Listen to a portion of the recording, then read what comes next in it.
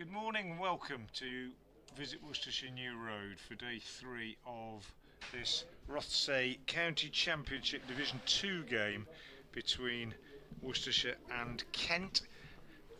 Play about to get underway on day 3. The weather is once again glorious here at New Road, and the situation in the game is that Worcestershire are 441 for 9 in their first innings. They are replying to Kent 196, and that means they lead by 245. They'll be hoping they can extend that lead just a little bit this morning, I would think, and then have the best part of 2 days to try and dismiss Kent. Matthew Waite is unbeaten on 52.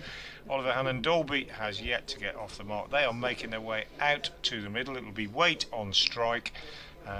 And I am Frank Watson from BBC Hereford and Worcester, BBC Sport generally, and alongside me is Dan Whiting, BBC Radio Kent, and just about every other local BBC station in the country.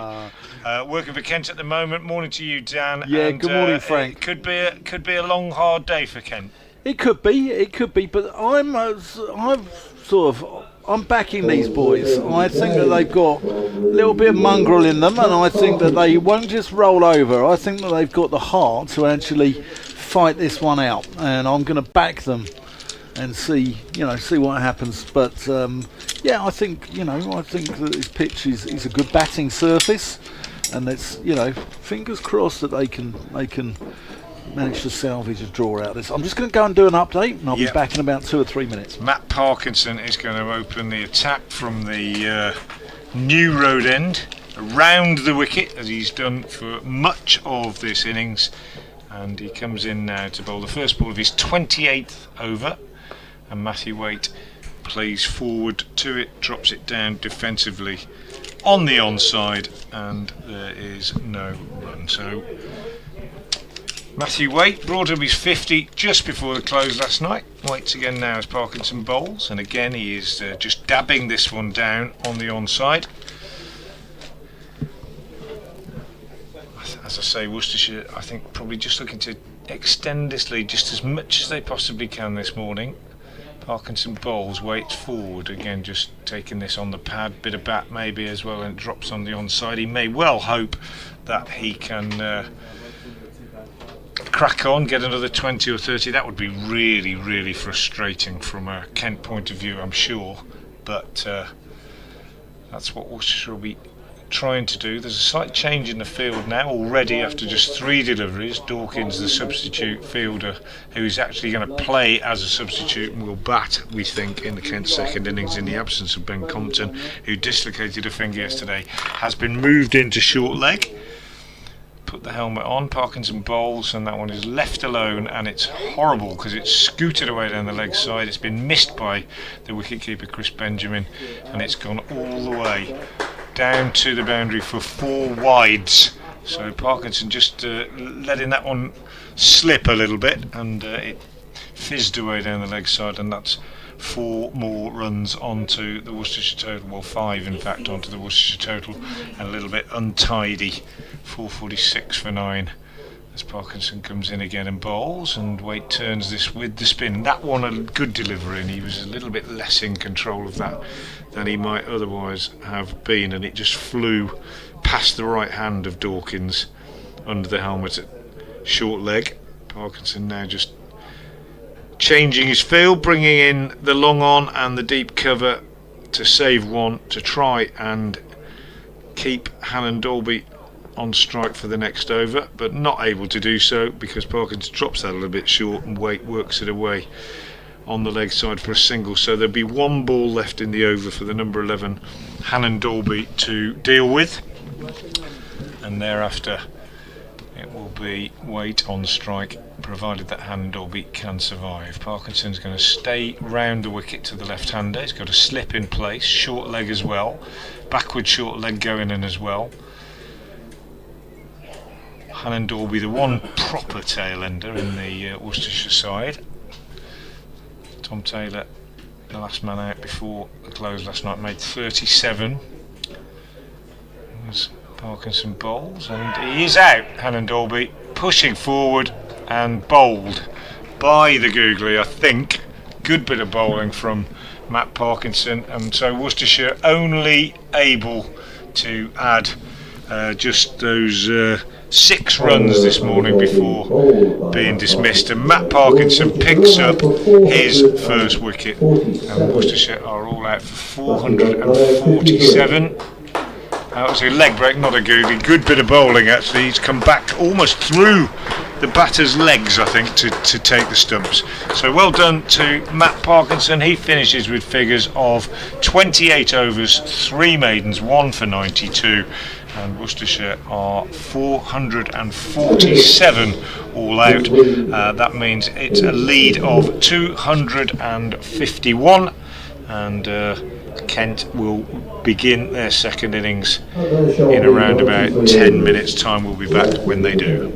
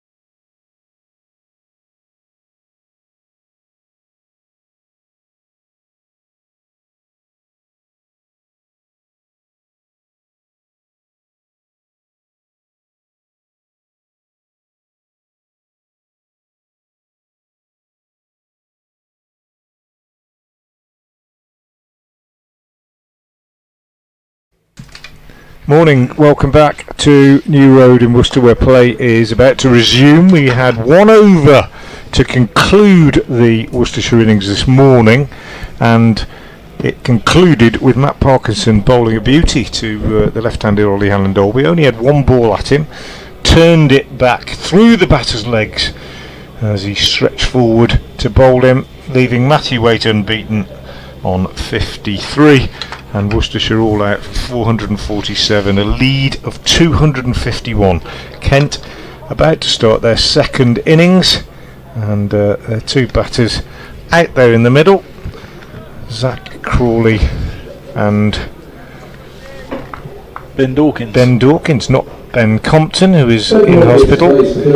Tom Taylor is going to bowl from the Diglis end, and Dawkins it is, the young man who I saw play here for the England under-19s last year against India, and he played very well. Promising young player to say the least, and he will be on strike as Tom Taylor comes in from the Diglis end to bowl to him with 3 slips in place. He bowls, and Dawkins is beaten outside the off stump by a good one. He didn't get very far forward, looked a good delivery though, right on line, just past the outside edge, and taken by Gareth Roderick, who appears to be fit to keep wicket, having had that back injury yesterday. These two are a commentator's nightmare. They're both using Gray Nichols bats. They're both of a similar stature. Other bats are available. Yes. Yeah, but they are very similar in stature. Dawkins is slightly more crouched in his batting stance. And he waits now as Taylor comes in and bowls to him, and he's turning this one on the leg side to mid-wicket, where it's fielded by Brett D'Oliveira, the Worcestershire captain, and there is no run. Good morning to listeners to 5 Sports Extra, with the news that we've had a wicket already here at Worcester this morning. Worcestershire resuming on their overnight score of 441 for 9, adding just 6 to that, 5 extras and a single to Matthew Waite before Ollie Hallandall was out to the first ball he received today, bowled through his legs by leg spinner Matt Parkinson. Worcestershire 447 all out, and Kent starting their second innings with a deficit of 251. The youngster Ben Dawkins, who is deputising for the injured Ben Compton, opening the batting with Zach Crawley. He's out there at the moment, and just pushing that one out on the offside. Yeah, he got nutmegged, didn't he, to Hallandall? He got nutmegged. It turned right out of the footmarks, bowled a lot of overs. Matt Parkinson round the wicket, and that finally got some reward. 28 overs, 3 maidens, 1 for 92, his figures at the end of that innings. But Worcestershire establishing a very substantial lead, just getting a little bit of difficulty with my headset, which I'm going to work on at the end of the over. Dawkins clips a fuller delivery from Taylor away square on the leg side, and comes back for 2 runs as Ollie Hallandall moves round the long leg boundary to do the fielding. Hallandall, I think, will almost certainly take the new ball with Taylor at this New Road end of the ground. It's a beautiful, beautiful day here at New Road, as I'm sure it is most of the grounds around the country, and we're hoping that the crowd will increase. We had a very good crowd on Friday, not so many yesterday, fewer today. It's often the way here at New Road as Taylor bowls again, and Dawkins is forward and pushing out on the offside. I'm going to let Dan Whiting of BBC Radio Kent continue the commentary while I change this headset. Yeah, speaking to Daniel Bell-Drummond last night, talking about Parkinson and him coming into the game, and that was their reason for batting first. They said that it was a drier surface than they'd ever encountered here at New Road, or at least in recent years anyway, and that is the reason why they included Parkinson, and why they're trying to sort of bowl last on this, as Dawkins just pushes this out into the covers, and ball goes out to Kashi Valley in a floppy hat, who fields and twirls the ball into Roderick. And Kent have negotiated the first over. They're 2 without loss, and I think Kent are going to have to bat for 5 sessions here, but I'm backing them to, because I think they bat better in the second innings, and secondly they don't like having the criticism, and they've had a lot of criticism from their fans on social media, and I know these boys. I've got to know them quite well over the last couple of years, and they're professionals, and they've got heart, and they will give it 100% to try and save this game. They don't just roll over, despite what people are saying on social media. They are professionals, and they will give it 100% to try and save this game. And I hope they do, and they can stick 2 fingers back up at a few people as well. Here's Hannon Dolby in from the New Road end to Crawley, who leaves that one alone. A tall figure of Zach Crawley. I'm wondering if it's your port, Frank, because we've tried 3 different headsets in that, haven't we? And I wonder if it's the actual port. No, I think it is the headsets. Is it? Yeah, that headset that I've just removed I've had problems with it before, and this one, which is new, appears to be absolutely spot on. Yeah. So no, I don't think it is the port. Hannon Dolby, Daddy Longlegs running in. That's just a little bit of nip away, and Zach Crawley leaves it alone. Has nothing to do with it, shuns it.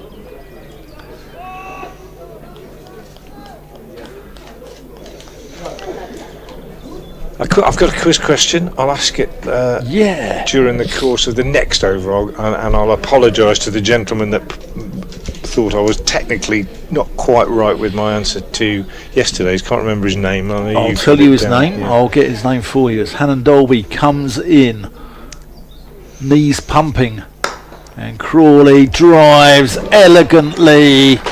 That's an off drive of test quality there from Zach Crawley. Lovely shot. Right, the chap's name is Philip Peter. He's at Cricket Archive. Philip Bailey, his name is. Right, well, Philip Bailey pointed out that there was a technical error in my answer, because I said Basil D'Oliveira and Neil Taylor shared the distinction of having made hundreds on their first class debuts. It wasn't Basil D'Oliveira's first class debut, it was his championship debut for Worcestershire, as Hannon Dolby bowls and Crawley defends.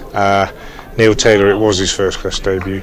I didn't realise that D'Oliveira's, some of the games that he'd played previously in South Africa were first class, so apologies for that, but nobody really got involved with that one yesterday. Much easier today. Here we go. I think Dan already knows the answer. You can get in touch with me at FrankWatson58 on X or Twitter, or Dan at the middle stump, capital T, capital M, capital S. Graham Dilley played 41 tests for England. How many of them did he finish on the winning side, as Crawley's beaten outside the stump by Hannon Dolby? So Graham Dilley played 41 tests for England, obviously played for Kent and Worcestershire, which is why it's the quiz question I've chosen. How many times in those 41 test matches was Graham Dilley on the winning side? That's my question today, at FrankWatson58 on Twitter or X, if you'd like to have a guess, or maybe you know the answer. One of our young men in the press box here, Ed Oliver, knew the answer straight away, and not only that, he told me which games Hannon Dolby they were in, and that's just goes for into gloves. Roderick, that completes the over. 6 without loss. Graham Dilley had a wonderful nickname, didn't he? Picker. Piccadilly. Yeah, he was a very, very good bowler. There's no question about that, and he bowled beautifully for Worcestershire in the 88 and 89 seasons when they won the championship, despite having a persistent knee injury. Bowled superbly in those teams. Just a brilliant operator. It's not my favourite nickname though. I mean, I think, go on, I'll come to it after this ball. Tom Taylor in bowls, and this is an inside edge down to long leg by Dawkins for a single, which brings him onto 3 and brings Crawley onto strike against Taylor for the first time. 7 without loss, Kent, with the first innings deficit of 251, remember. And Dawkins, if you're wondering why he's playing, it's because Ben Compton is off the field, injured with a dislocated finger, so it's a like-for-like replacement. He's not left-handed, but it's as near to like-for-like as you could probably get. One of my favourites was the parsimonious David Steele, who was wouldn't get his round in at the barn. He was known as Crime, because crime doesn't pay. Yeah, I've heard that before. Yeah. Fitzhall, that's my favourite one, the Yeah. footballer Fitzhall. Here comes Taylor, and Crawley drives at a ball which is a little bit wide of off stump, and he won't get 4, he'll get 2. It's a square drive. He's not really middled it. It's hit thickish outside edge, I guess. Outside half of the bat, wasn't really an edge. Steered away for 2 runs just in front of square. Jake Libby in pursuit. So Crawley looks fluent, as he always does, doesn't he, Zach Crawley? Yeah. So got his critics at various levels, and certainly people have, feel justified in questioning his continued inclusion in the Test side. But he always looks fluent as Taylor bowls, and he's watchfully forward to this one and pushing it out into the covers. And again, Kashif Ali under the wide-brimmed white sun hat comes in to do the fielding. When I used to work in the city, there was a girl who worked in our office who had a dreadful absence record, and she often didn't make it in on a Monday, and she was known as Boomtown Rats because she didn't like Mondays. Yeah. Famous Boomtown Rats hit from about 1978, 79? Yeah. Taylor bowls and Crawley leans into a glorious off drive, but he hits it straight to the fielder.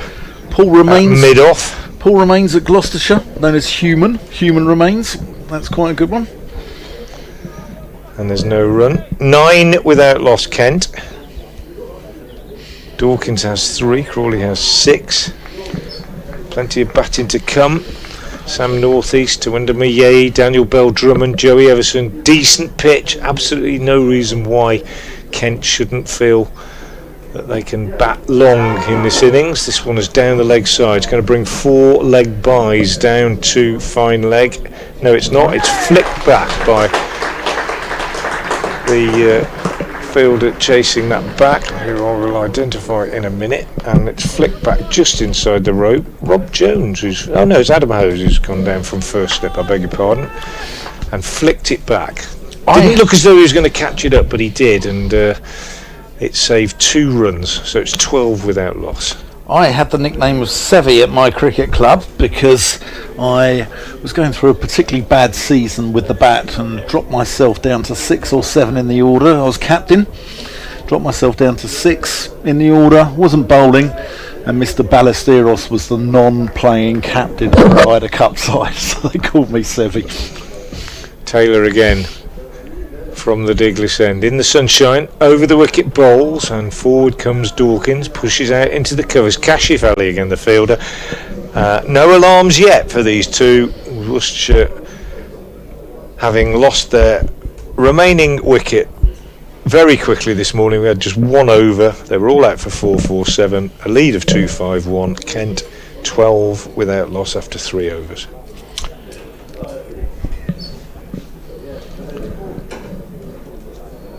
Yep, no alarms yet for those from the Garden of England. Will the garden be blooming? Or will the compost heap be taking over? Hannon Dolby in to Crawley, who, that's an on drive. I mean, it's like manna from heaven, isn't it? It really is. Beautiful shot. We had the elegance personified. Journalist George DeBell on with us yesterday, and not here today, but he is following along, and he has got the answer to the quiz right away. Said he was well aware of it, and he's often made the point about Dilly's career to other people. People might already be getting an idea of the fact that it's quite a remarkable number. Oh, that's dropped.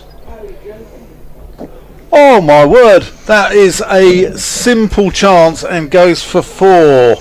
And that is a let off there for Zach Crawley. That is an absolute sitter there from Tom Taylor, who'll be bitterly disappointed with that. I mean, it was travelling at a reasonable amount, but you should take them at this level, shouldn't you? It was an on drive, and it was head height or just slightly above his head. Yeah, it was extraordinary. I mean, burst through his hands and gone for 4 runs. Completely misjudged it. Zach Crawley couldn't believe it, could he? Now he's got to make them pay as he leaves that one alone. Hannah Dolby was celebrating. I mean, he would have got a lot of stick if that had been caught. I think Zach Crawley, without a shadow.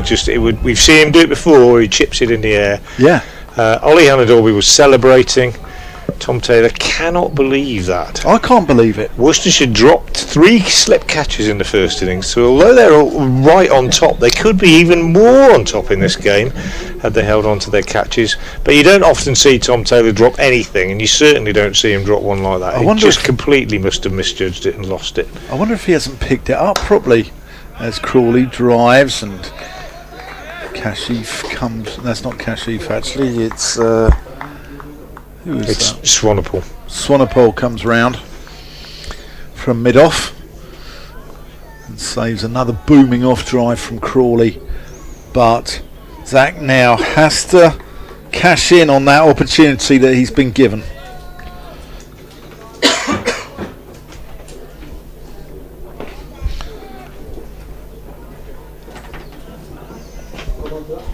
Here is Hannah Dolby. Again, Swanepoel comes round and covers that. I'm in shock. I'm discombobulated, Frank. Are you in shock? I've seen a lot of cricket. I've seen a lot of catches dropped. Yeah, so have I, but not that sort of simple at first class level. I mean, you'd be disappointed in club level if you'd put that down, wouldn't you? You'd be disappointed at any level, but yeah, it does happen. I mean, yeah, it does. Yeah. It's I don't want to give Tom Taylor too hard a time, but yeah, he'll be disappointed with that. Hannah Dolby to Crawley, who rocks onto the front foot, and that is the end of the over. An eventful over. Kent are 20 without loss, and I am going to make way for Rita Green, who's going to come and join you, Frank. Thank you very much to Dan Whiting. So yeah, a let off for Zach Crawley. Can he make Worcestershire pay? That's the big question. As I was saying, it's a good surface to bat on. It's got easier as the game has gone on. Maybe the odd one kept a little bit low yesterday, but not really too many demons in it as Taylor bowls, and that's beautifully driven by Dawkins out to Kashif at extra cover. I'm joined by Rita Green. Good morning, Rita. Lovely to have you here. And Dan made the point earlier that these two are quite difficult to identify, the batters, and indeed they are. Zach Crawley a little bit taller, but they're very similar in build. They're wearing almost exactly the same helmets, sweaters, etc. Same brand of cricket bat. Very difficult to tell apart. It's Taylor bowls, and forward comes Dawkins and pushes into the covers where Kashif Ali is again the fielder. A remarkable let-off in that previous over. Did you see the catch that was put down? Yeah, good morning, Frank. Good morning, everybody. It was extraordinary drop. Yeah, it was almost in the air way too long. Yeah, it was. He just completely misjudged it. Yeah, just one of those your mind just basically fell asleep just for that tiny moment. Yeah. Probably thought, gosh, what an easy catch coming my way. Here is Taylor, who was the culprit. He's made up for it partly by picking up the first wicket here as Dawkins is out, edging the ball to second slip where Ethan Brooks pouches a comfortable catch. Brooks caught quite well in the first innings. Worcestershire's slip catching in the first innings not good. They put 3 down actually. Kent could be in a more parlous situation had Worcestershire's catching been better in both innings, it has to be said, but certainly he's held on to that one, has Ethan Brooks, and Ben Dawkins has to go. His appearance as a substitute batter to replace Ben Compton ended by the Taylor-Brooks combination, and Kent have lost their first wicket second time around. 20 for 1. Tom Taylor had to wait until almost the end of the innings to get his first wicket in the first innings. Top wicket taker in the country, remember, in Division 1 last year. He gets first blood this time. Yeah, decent ball, and just pushed at it a tiny wee bit, and then a pretty conventional catch in the slip cordon. Yeah, just nibbled at it. Did Dawkins, probably wanting to make a good impression, but decent ball, decent catch, and the first wicket goes down 20 for 1, and it is definitely let off in terms of the Crawley drop a few moments ago, but the pretty much the batting twin, Dawkins, to your point, they look very, very similar.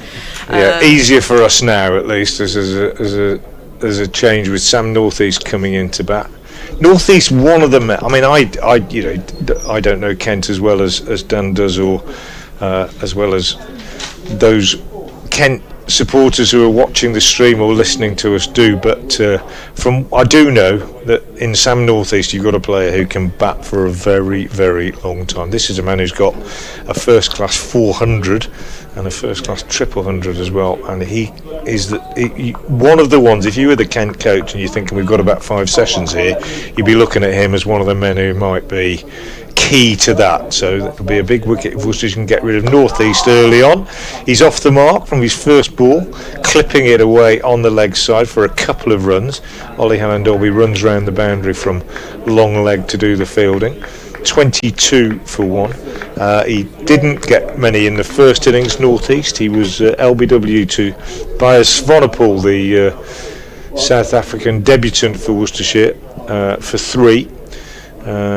But, as I say, we know his pedigree, and in terms of saving games, probably be in the top 10 of batters that you might look at around the country as being your man for that situation. Here's Taylor in again, bowls, and his forward is Northeast, pushing into the covers. Kashif Ali coming in to do the fielding. Worcestershire quite keen and noisy out there, as you would imagine. A little bit deflated maybe by having dropped Crawley as they did, but they've now picked up that wicket. They'll quickly forget that if they can get another 1 or 2 before lunch. And it's a substantial lead that they established in that first innings. And well, I don't know, you probably aren't aware of this, Rita, but just to give you an idea of how much better this pitch is than what we had here last year. It's Taylor bowls and Northeast defends out on the offside end of the over, 22 for 1. Worcestershire got 4 batting points yesterday.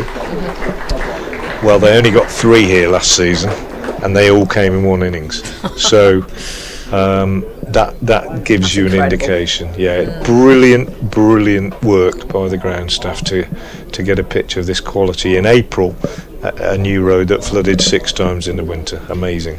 It is amazing to have a wicket at all, absolutely. And I know I actually try, if I can, to mention the ground staff at every time I have an opportunity to join you guys in the commentary box, because I'm always in awe of that. You know, they're very much a team that are there behind the scenes, do all the groundwork, especially in the off season. Right, a fresh new over. This is Hallandolby, who's in. This was left alone by Crawley and no run, but they do such a wonderful job. And what a deck this is. I think we were talking about this just before play. You'd think actually it'd be a pretty good deck right now. And Crawley, who I bumped into, not literally, before the day's play. What a nice chap. I'm sure he'll be looking forward to today's play, but also knows perfectly well that he's under pressure to get the runs. But I think he's quite a confident chap. I mean, he was described as argumentative by Ben Stokes once. Hallandolby in, defended, and there's no run. So I think he's a guy that really knows his style of play and where he can play his part. I'm always in awe of Zach Crawley in a few ways, if I'm honest. One of them in particular, and I appreciate this is more radio than TV, which is probably perfect for me, is his height. As someone that's a right diminutive batter myself, those long levers and that beautiful cover drive that, you know, when he's in his peak form, really lovely to see. Hallandolby in again. This one's defended, beautiful forward drive. More defensive stroke really to Tom Taylor, and there is no run. But yeah, beautiful sight here in front of Worcester Cathedral. I'm Rita Green, by the way. I'm surrounded by legends, including Frank Watson, who's alongside me, and loads in the commentary box area as well. Dan Whiting on the way pretty shortly. You're listening to BBC Hereford and Worcester, BBC Kent, BBC Sounds, BBC Sport, wherever. We're global, we're worldwide. Here's Hannah Dolby in. This one's left alone, and Crawley being incredibly watchful with his half sleeve jumper. He'll know perfectly well that he's had a life and a half. I mean, Frank, I don't want to bang on about it. We've all been there, haven't we? May I assume that you might have been there as well, where you drop a absolute dolly, quite frankly. Yeah, absolutely. I mean, I was a keeper, and obviously probably had more opportunity to drop than a lot of people. I remember dropping one bloke, and it was the first ball of the game. He got 150. So yeah, it happens. Straightforward nick as well. Tom Taylor will be reflecting on it as he walks in, I think. Hannah Dolby. This one once again a repeat. Push to short cover, and there's no run. Graham Walwyn's been in touch. He says, "Morning, Frank. How can the over rate be +2 after 2 overs?" I think it's over the whole game, Graham. I think that's the answer. So Worcestershire, their over rate was very good in the first innings, and I think it's carried on from that. Good question, Graham. Yeah. If not, maybe you haven't been that rapido in the in this innings so far, but yeah, maybe it's carryover. I think that's the answer. And then if you get done at the end of the game for your over rate over the whole game. Worcestershire did get done. They lost 2 points at Lords last week for a slow over rate. Bit of a change in the field. We've got a deep square leg, and a man goes round to a very sort of short mid wicket, really in the eye line of Crawley, Zach Crawley. Here's Hannah Dolby in, full delivery. Once again on the money there, Hannah Dolby. Really good line and length. And Zach Crawley wants none of that. And the end of the over. And a decent over, a maiden over here in Worcester. And welcome along to our coverage of Worcestershire against Kent. And day 3, I think it's day 3, yeah. I'm losing track of days. It is day 3. Some debate as to whether it'll go to day 4. Kent have got to obviously bat. But as I say, I genuinely, I know it can. You get the skids under a team, and things can change pretty quickly. But there's no reason why, if you're one of these top order batters for Kent, you don't think you can get out there and bat for a long time. And Sam Northeast, as I said, probably as capable of it as anybody of doing that, and he gets forward to this and pushes it out into the covers, and he's booking himself in, isn't he, for bed and breakfast here. Northeast, it's exactly what he's got to do. And Worcester will be thinking, won't they, with still plenty of time to go, hour and 20 minutes before lunch, got to be 3 down at lunch maybe, and if they are, get another 1 or 2 in the afternoon, and it could end today. Tom Taylor in again from the Digley Centre, bowls, and that's edged by Northeast, all on the ground. Good diving stop at third slip by Latigan, diving away to his right, gets a hand on it and keeps them down to a single. But moral victory for the bowler, found the edge, but it was all on the ground. And Zach Crawley now will face Taylor for only the second time. I think he's only faced a couple of balls from Taylor. Dawkins having faced most of Taylor's opening salvo, and perishing, caught at slip by Brooks in Taylor's last over for 3. Bright sunshine, and you will probably notice, Rita, there is one annoying windscreen which is being caught at the Digley Centre, shining right into our eyes. We've had this problem the last 2 days. Taylor is in, bowls, Crawley leans into this and drives up to mid-off, just at the end of that yellow sign there. It'll go away in a little bit as the sun goes a little bit higher in the sky, but for about half an hour or so now it could be quite blinding. Is that the coffee? Is that the coffee stand? I think it's the roof of the coffee stand, isn't it? I think, yeah. I initially thought it was a windscreen, but there was a time before that Basil Oliveira stand was built where all the cars had to have their windscreens covered in the afternoon. But it's a small price to pay for a sunny day. As Taylor comes in and bowls, and Crawley whips this one off his pads down to long leg, Hannah Dolby the fielder, single taken. Crawley head in hands I beg your pardon, Taylor head in hands, because he thinks he might have had a shout for LBW if he hadn't got a bat on it, but it was a perfectly good shot. You've got to love the enterprise of a bowler, of what could have been. You could tell I'm more of a batter.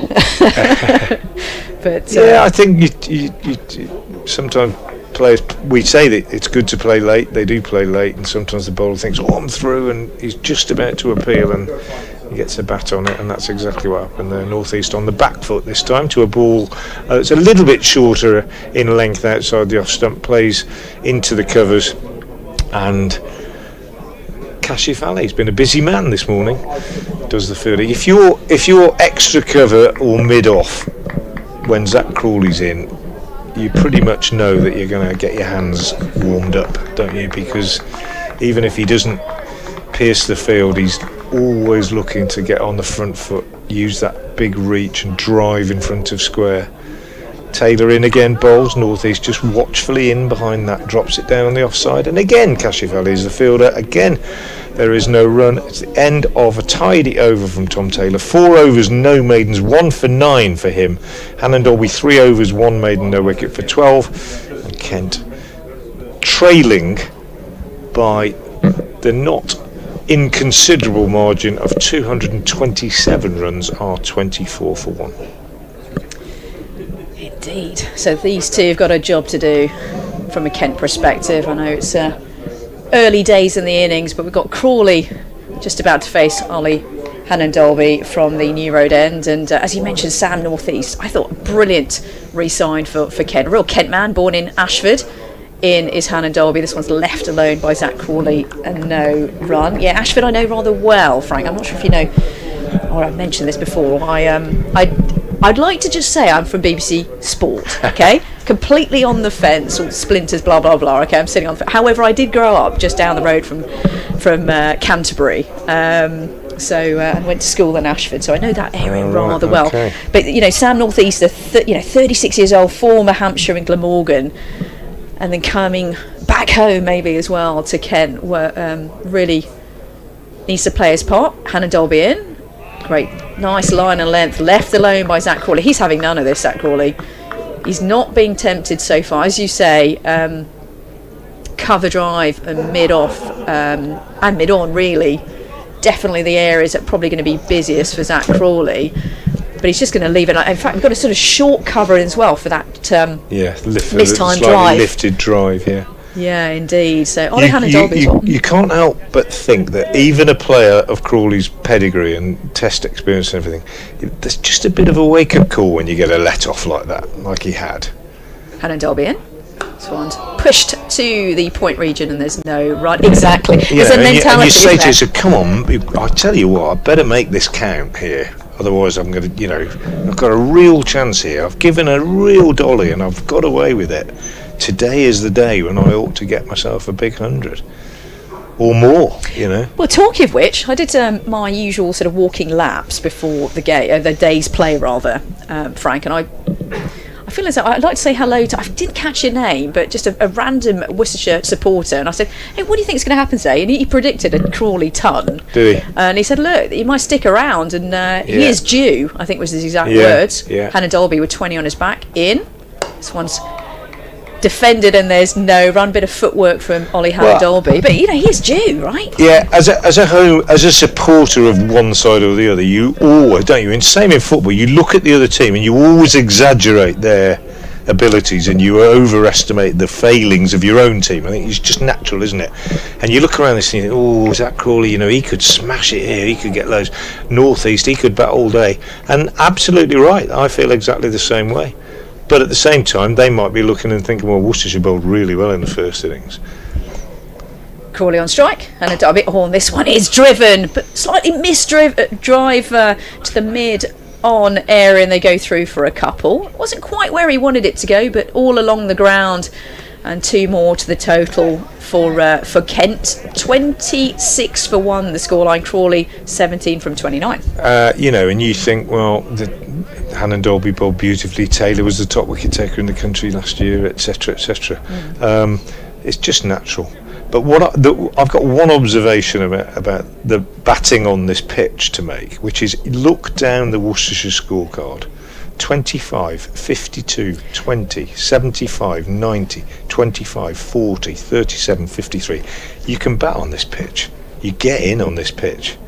Next delivery in, Hannah Dolby. Oh, lovely drive, but straight to the fielder at mid on. And there is no run. That's Tom Taylor, isn't it? Yeah, Tom Taylor. And they go through for, they don't go through for anything, Rita. End of the over, but you're spot on. I think it's you got all excited then about a single which wasn't there. 26 for 1 at the end of the over. That was actually you've preempted my question to you actually about how there's some real massive positives of that first innings for Worcestershire. So many, not just into double digits, but well into double digits. Okay, not a ton, so to speak, but isn't that consistency of batting something that Worcestershire will be really pleased about? Yeah, it's good, isn't it? You want your batters to spend time at the middle in the first few games, don't you? It's simple as that, really. Taylor comes in and bowls, and North East is pushing out on the offside. There's a real contrast between these two, isn't there? You've got Zach Crawley, who I don't think he could do anything inelegantly, really. Zach Crawley, he's just that kind of character, and he's tall, he's got long reach, he loves to hit down the ground, he's great to watch. And then you've got Sam Northeast, who's you know a brilliant player, don't get me wrong. I've already said what I think of his quality, but it's less elegant. It's more a sort of a method that works for him. He's sort of squat and gets down behind the ball. It reminds me of one or two players of old. And there he is again. It's efficient rather than elegant, is what I would say, as he pushes this one out on the onside. But it takes all sorts, of course, and quite compact in nature, isn't he? Yeah, it's solid, it's unfussy, I think, in a really good way, and as we know, hugely capable of scoring runs, big runs, and batting for a long time. He's the sort of player at North East that when he gets in, he doesn't give many chances. Crawley, I think you bowl at him and you think, well, there might always be an opportunity to come in along. Taylor finds the edge of North East's bat here, but the ball flies safely down to third man for 4, wide of the third slip Dan Latigan, and 4 runs added to the total. Goes up to 30 for 1. North East has 7, Crawley has 17. The man out is Dawkins for 3. You won't have seen Dan Latigan, Rita, I shouldn't think. Worcestershire's young left-hander, the man at third slip. South African, only 19 years old, really exciting prospect as far as Worcestershire are concerned. Came into the One Day Cup side last year and has started this season impressively in the Championship. Taylor in, bowls, and he's got him. He's caught behind, felt for that one, North East. Good delivery, playing maybe a little bit away from his body, outside edge, and a good low catch by Gareth Roderick, diving away to his right. So one of the big wickets that Worcestershire are hunting this morning goes, and Sam North East fails for the second time in the game. Good bit of bowling, good catch. Just going to watch a replay and question whether my assessment of the shot was correct. And I maybe could have left it. Didn't move his feet much. Bit of a fiddle. Be annoyed with himself, but good bowling from Taylor. 30 for 2. Exactly what Worcestershire wanted. 2 wickets very early on in the innings, 30 for 2, and exactly what Kent didn't want. And Sam North, it was just that corridor of uncertainty. And there've been a couple of thickish edges down to third man that we've seen, haven't we, Frank? And that one just maybe came up a little bit at him. And yeah, you're right. He could have left it alone. It was just a little bit too wide probably to play that type of shot, but he didn't feel as though he was settled into his innings there.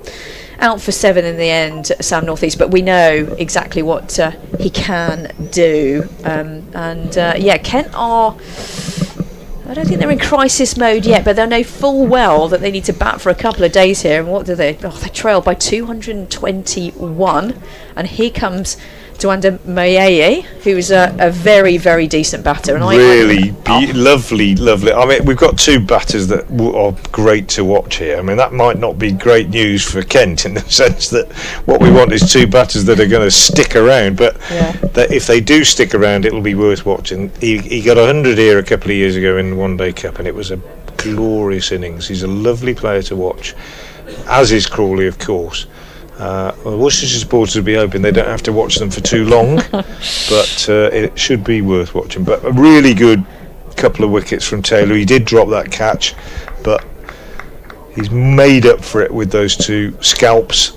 And Kent, I mean, they're still trailing by 221 runs, and they are staring down the barrel at the moment as Taylor comes into bowl to Mayeye. And there you go, what a lovely shot. That is a great way to get off the mark, no messing around. Half volley's a half volley if you're a professional batter whenever you come in, but even so, it was in the slot and he just accepted the invitation and hammered it through extra cover for 4. Lovely. He will feel much better. I'm not saying, I don't know, he doesn't look a nervous starter, doesn't look nervous in anything he does, but I think any batter go out and feel one in the middle like that first ball is going to have enjoyed it. Show some real intent there. First ball. Beautiful. None shot. of this. Let's stick around for a little bit and see what happens. And great, lovely cover drive there. Taylor again is in and bowls, and this time it's down the leg side, and a good diving stop by Gareth Roderick away to his left, one-handed. Roderick caught 5 in the first innings, caught 1 this morning, good catch, but he is, as I say, and I said yesterday, one of those keepers that doesn't really catch the eye. He's not flamboyant, he's not a particularly histrionic stumper, he just gets on with it, Gareth Roderick, and he's efficient is the word, and picked up another one there. 34 for 2, Mayeye has 4, Crawley has 17.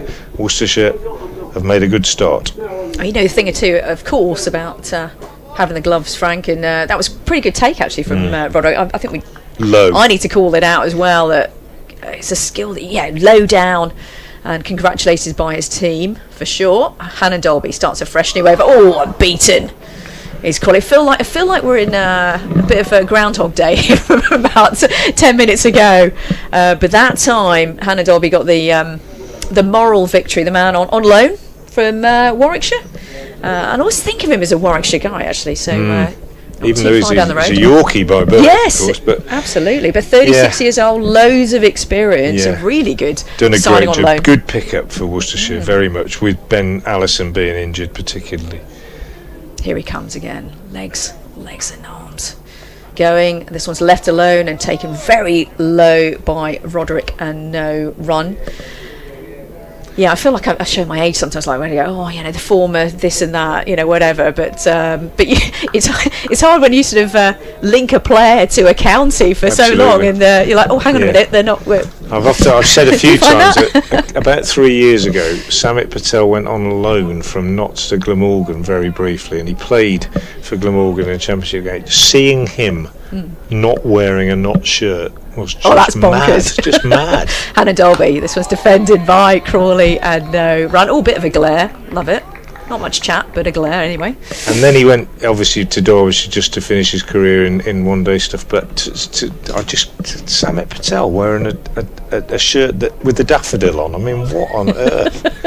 What on earth? He probably found it a bit odd as well. So I'm thinking, you played for a side for so long. He probably wouldn't admit that. I'm sure he's a real pro, of course. But that's right.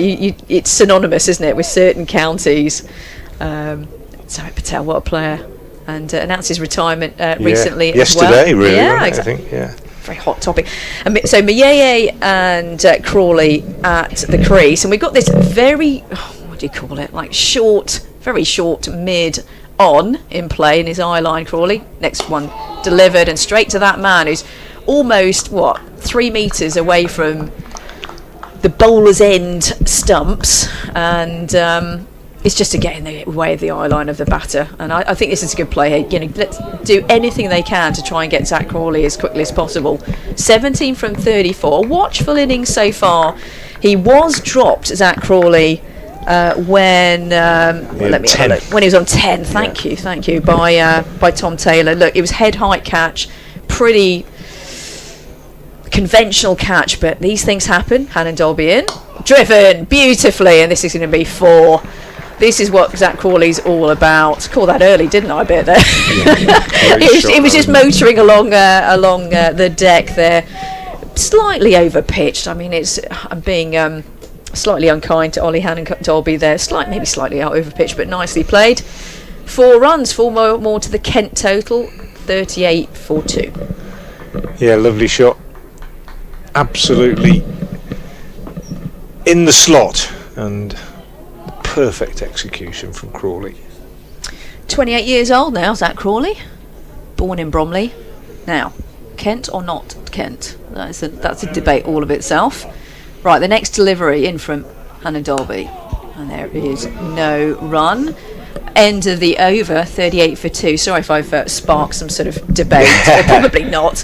My brother lives not too far from there as well. He's like, no, it's London. It's London. Right. It's not. No, it's Kent. Well, it's like London's not a county. Anyway, one for another day. But a decent over apart from that 4 delivery. So maybe Zach Crawley's thinking, look, if it's in the slot and it's there to be played, we need the runs. We need to keep the pressure on Worcestershire. We need to make sure it doesn't build too much.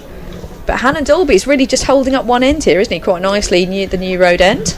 Yeah, he bowled beautifully in the first innings, Hannon Dolby. His economy was extraordinary. He bowled 18 overs, 6 maidens, 3 for 27. So he's just fulfilling that role perfectly as Taylor bowls, and he's got the LBW. Looked a good shout. Absolutely walked across his stumps, and then maybe it kept a little bit lower than he expected. And he almost didn't play a shot at that. It was remarkable. He got pinned by Taylor, and that is a big wicket. And Miei goes, and Kent are now in real trouble at 38 for 3. But that really was an unusual LBW dismissal. I'm just going to watch the replay of it again. He seemed to me to move right across his stumps, and almost gave up on it. Looking at it, maybe thinking it might have just been drifting down a little bit. Rita, what do you think? Yeah, a little bit maybe. Little bit drifting down, a little bit high as well. Maybe got a bit lucky. The shout was pretty loud from every single quarter. Miei trudges off.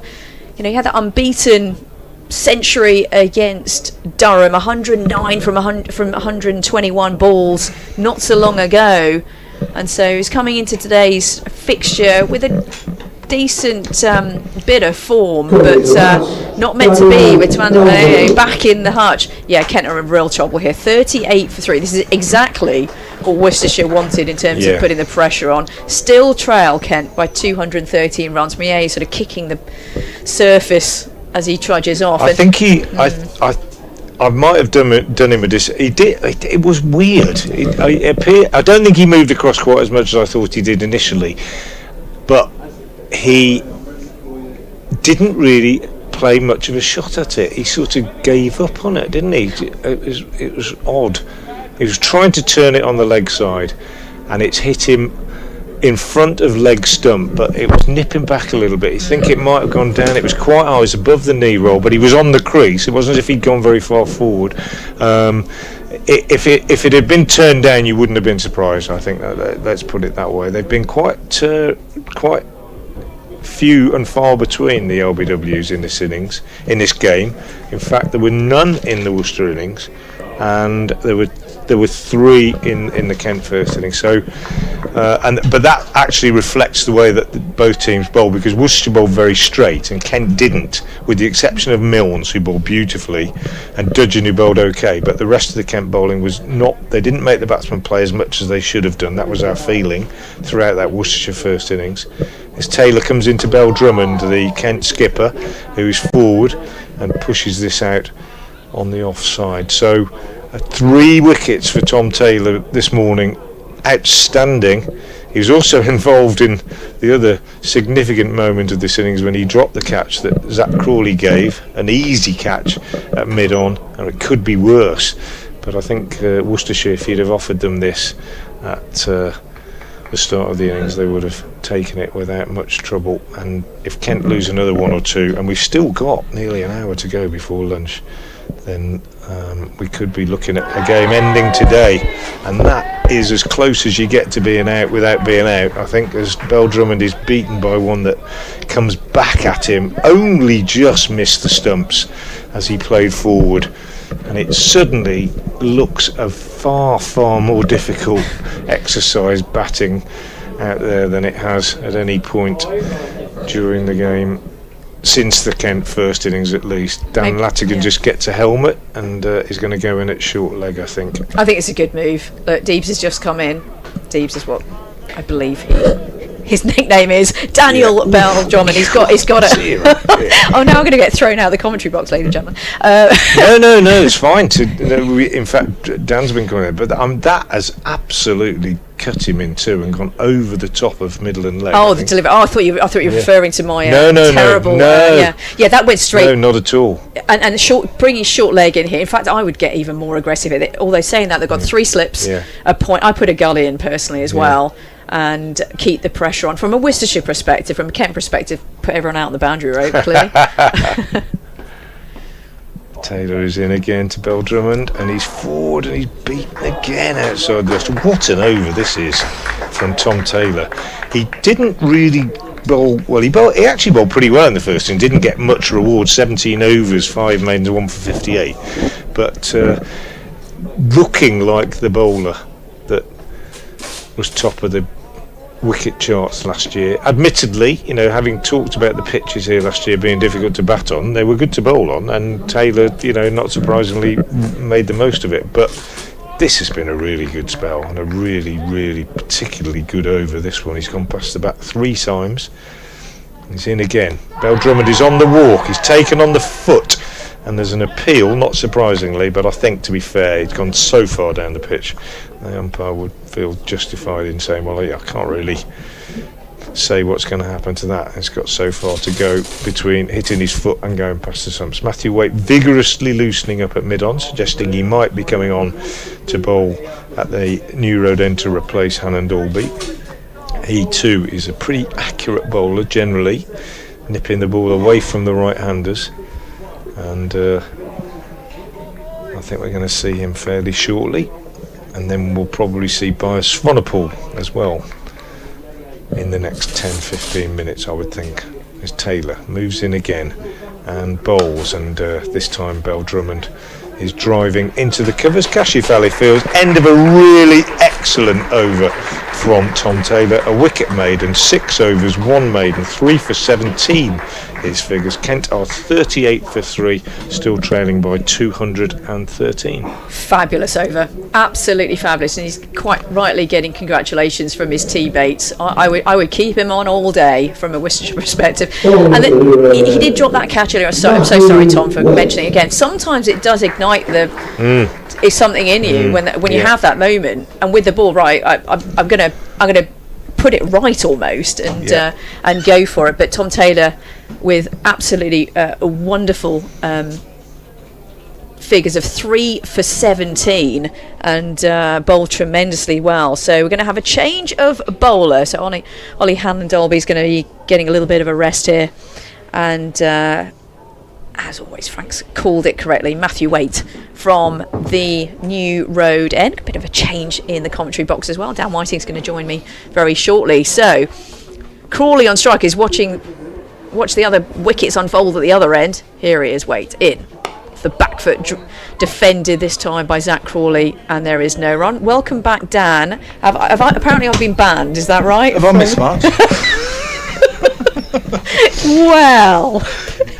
Yeah, when Kent hadn't lost a wicket half an hour ago when I left you, and you come in, Rita, and all of a sudden they're 3 down. I mean, I just told the update on BBC Kent that I'm the voice of doom, but it's not looking good for Kent. Deep trouble. Wait, in. This one's defended once again by Zach Crawley, who's 21 from 38, yes. So he's dropped on 10, but he continues. As I like to say, Kent at the moment are Mark Knopfler. They're in dire straits. Oh, boom. Yeah, Yeah. They really are. Look, they're absolutely under the cosh here. A wicket maiden for the last over and still trailed by 213. Look, Zach Crawley knows pressure, that's for sure. We've got this as a short mid-on in play in his eye line. His weight in. Oh, and a drive! And no nick on that one, and pretty much the whole team have got their head on their hands from a Worcestershire perspective. And Zach Crawley just comes down the wicket and prods the bit. He does a bit of gardening, prods the bit of the wicket, and trying to drive a ball that probably didn't need driving. 38 for 3. He can garden all he wants. He can be like Percy Thrower, Monty Don, or Alan Titchmarsh, but you know. Yes. The next delivery from Waite is coming in. Medium pace. Or is that being unfair? Defended by Zach Crawley, and there's no run. Compared to Ollie Hannon-Dolby, my fellow players always moan at me when I sort of say that you're certain bowlers are fast or medium, etc. Yeah. They're like, no, hang on a minute, I'm deceptively fast, Rita, etc. I'm like, whatever you are, it doesn't matter. The wickets column is probably all that you care about, probably. You've got a part to play, no matter how you bowl. Yeah. But the state of play, right, forget about how my teammates, 213 is a state of play. I mean, look, they knew they were going to have a big challenge here, Dan, but goodness me, here's a challenge. A bit of a hold up in play. The umpire has his arm out, just asking the bowler to hold on. Zach Crawley, quite rightly, is taking his time here. That's the prerogative of the batter. Next delivery in from Waite. This one's front foot. Perfect defensive stroke there from Zach Crawley, and no run. He looks like he's batting a long way out of his crease here, Zach Crawley. Looking to negate the swing. But a lot rests on his shoulders now, along with Daniel Bell-Drummond, because after him you're into the all-rounders, you're into Everson, Benjamin, Milnes, Dudgeon, who can bat, but... Can he bat for 2 days? Yeah. Waite in. This one pushed to mid-wicket, and there's no run. End of the over, 38 for 3. As you say, yeah. I mean, look, I think Kent can bat quite a way down. I was lucky enough to be in the commentary box a couple of weekends ago over the Easter weekend. Yeah. The Great Escape, I think, as it may have been called, against Northants. The weather did play its part as well. Not as much as up at Durham, where Storm Dave came into play. Oh, yeah. No. Oh, you were there, weren't you? I've never seen anything like it. It came in sideways. Like, I was in Sunderland, I was out, just being a cultural attaché, having a drink or two and ingratiating myself to the locals with my Cockney wit and repartee, and it came in sideways that day. Anyway, here's Tom Taylor, 3 for 17, the man who's doing the damage, and Daniel Bell-Drummond rocks onto the front foot and pushes that back to him. Deebs could do with a big one here. Yeah, I saw him in the nets this morning with Adam Hollyoake, just taking a few throwdowns, just getting him in the mood. But yeah, back to Storm Dave. I saw him on tweets or whatever they're called now, posts or whatever. Yeah. I was in Leicestershire that weekend, and there was myself, Adrian Harms, and Richard Ray. We had 20 layers on indoors, but I think you had it way worse. Yeah. Oh, that's an edge. It's just short of Ethan Brooks at third slip, and it's gone away for 4 runs. In fact, it's not Brooks, it is... I'm trying to see who that is. Brooks has just gone to fetch the ball. I can't see who that is. Is it Libby, perhaps?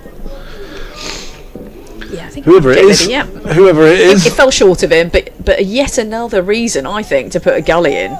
I'd put a gully in, personally. Yeah. That short leg's in play as well, just to try and get in the slight eye line of... Well, if you just want to push it into the onside, well, there's a short leg there, guys. Bell-Drummond forward. Kent needing all of his experience here. There's Twilson's Rob Jones just going for a little trot round the ground, going to give some giving a libation round to... I think Waite's down there. Waite, I think. yeah. It's quite warm. It's reasonably warm out there. I think it's going to get up to 20 degrees today. Yeah, I believe. It's been gorgeous Beautiful here the last couple of days. I mean, today's a bit more cloud cover. That's a lovely shot. Daniel Bell Drummond, take a bow. That's gorgeous. Elegance personified. Yeah, lovely four. Anything you can do, Zach Crawley, I can do as well. But Deeb's on the drive there and beautifully timed. Nothing like, I mean, gosh, a cover drive and on drive. Oh. I'm in awe of those. I do love a Brian Lara cut shot as well. I'm a bit of a fan of that. But Deeb's, let me call him his problem. Bell Drummond. 8 from 9 now. He knows what he needs to do. I'm a sucker for a pretty player. Style over substance for me. Never mind getting yourself an ugly 70. I'd like a flashy 30 for me. As that's just pushed into short leg on the bounce. No run. Could stop, but it was never in the air.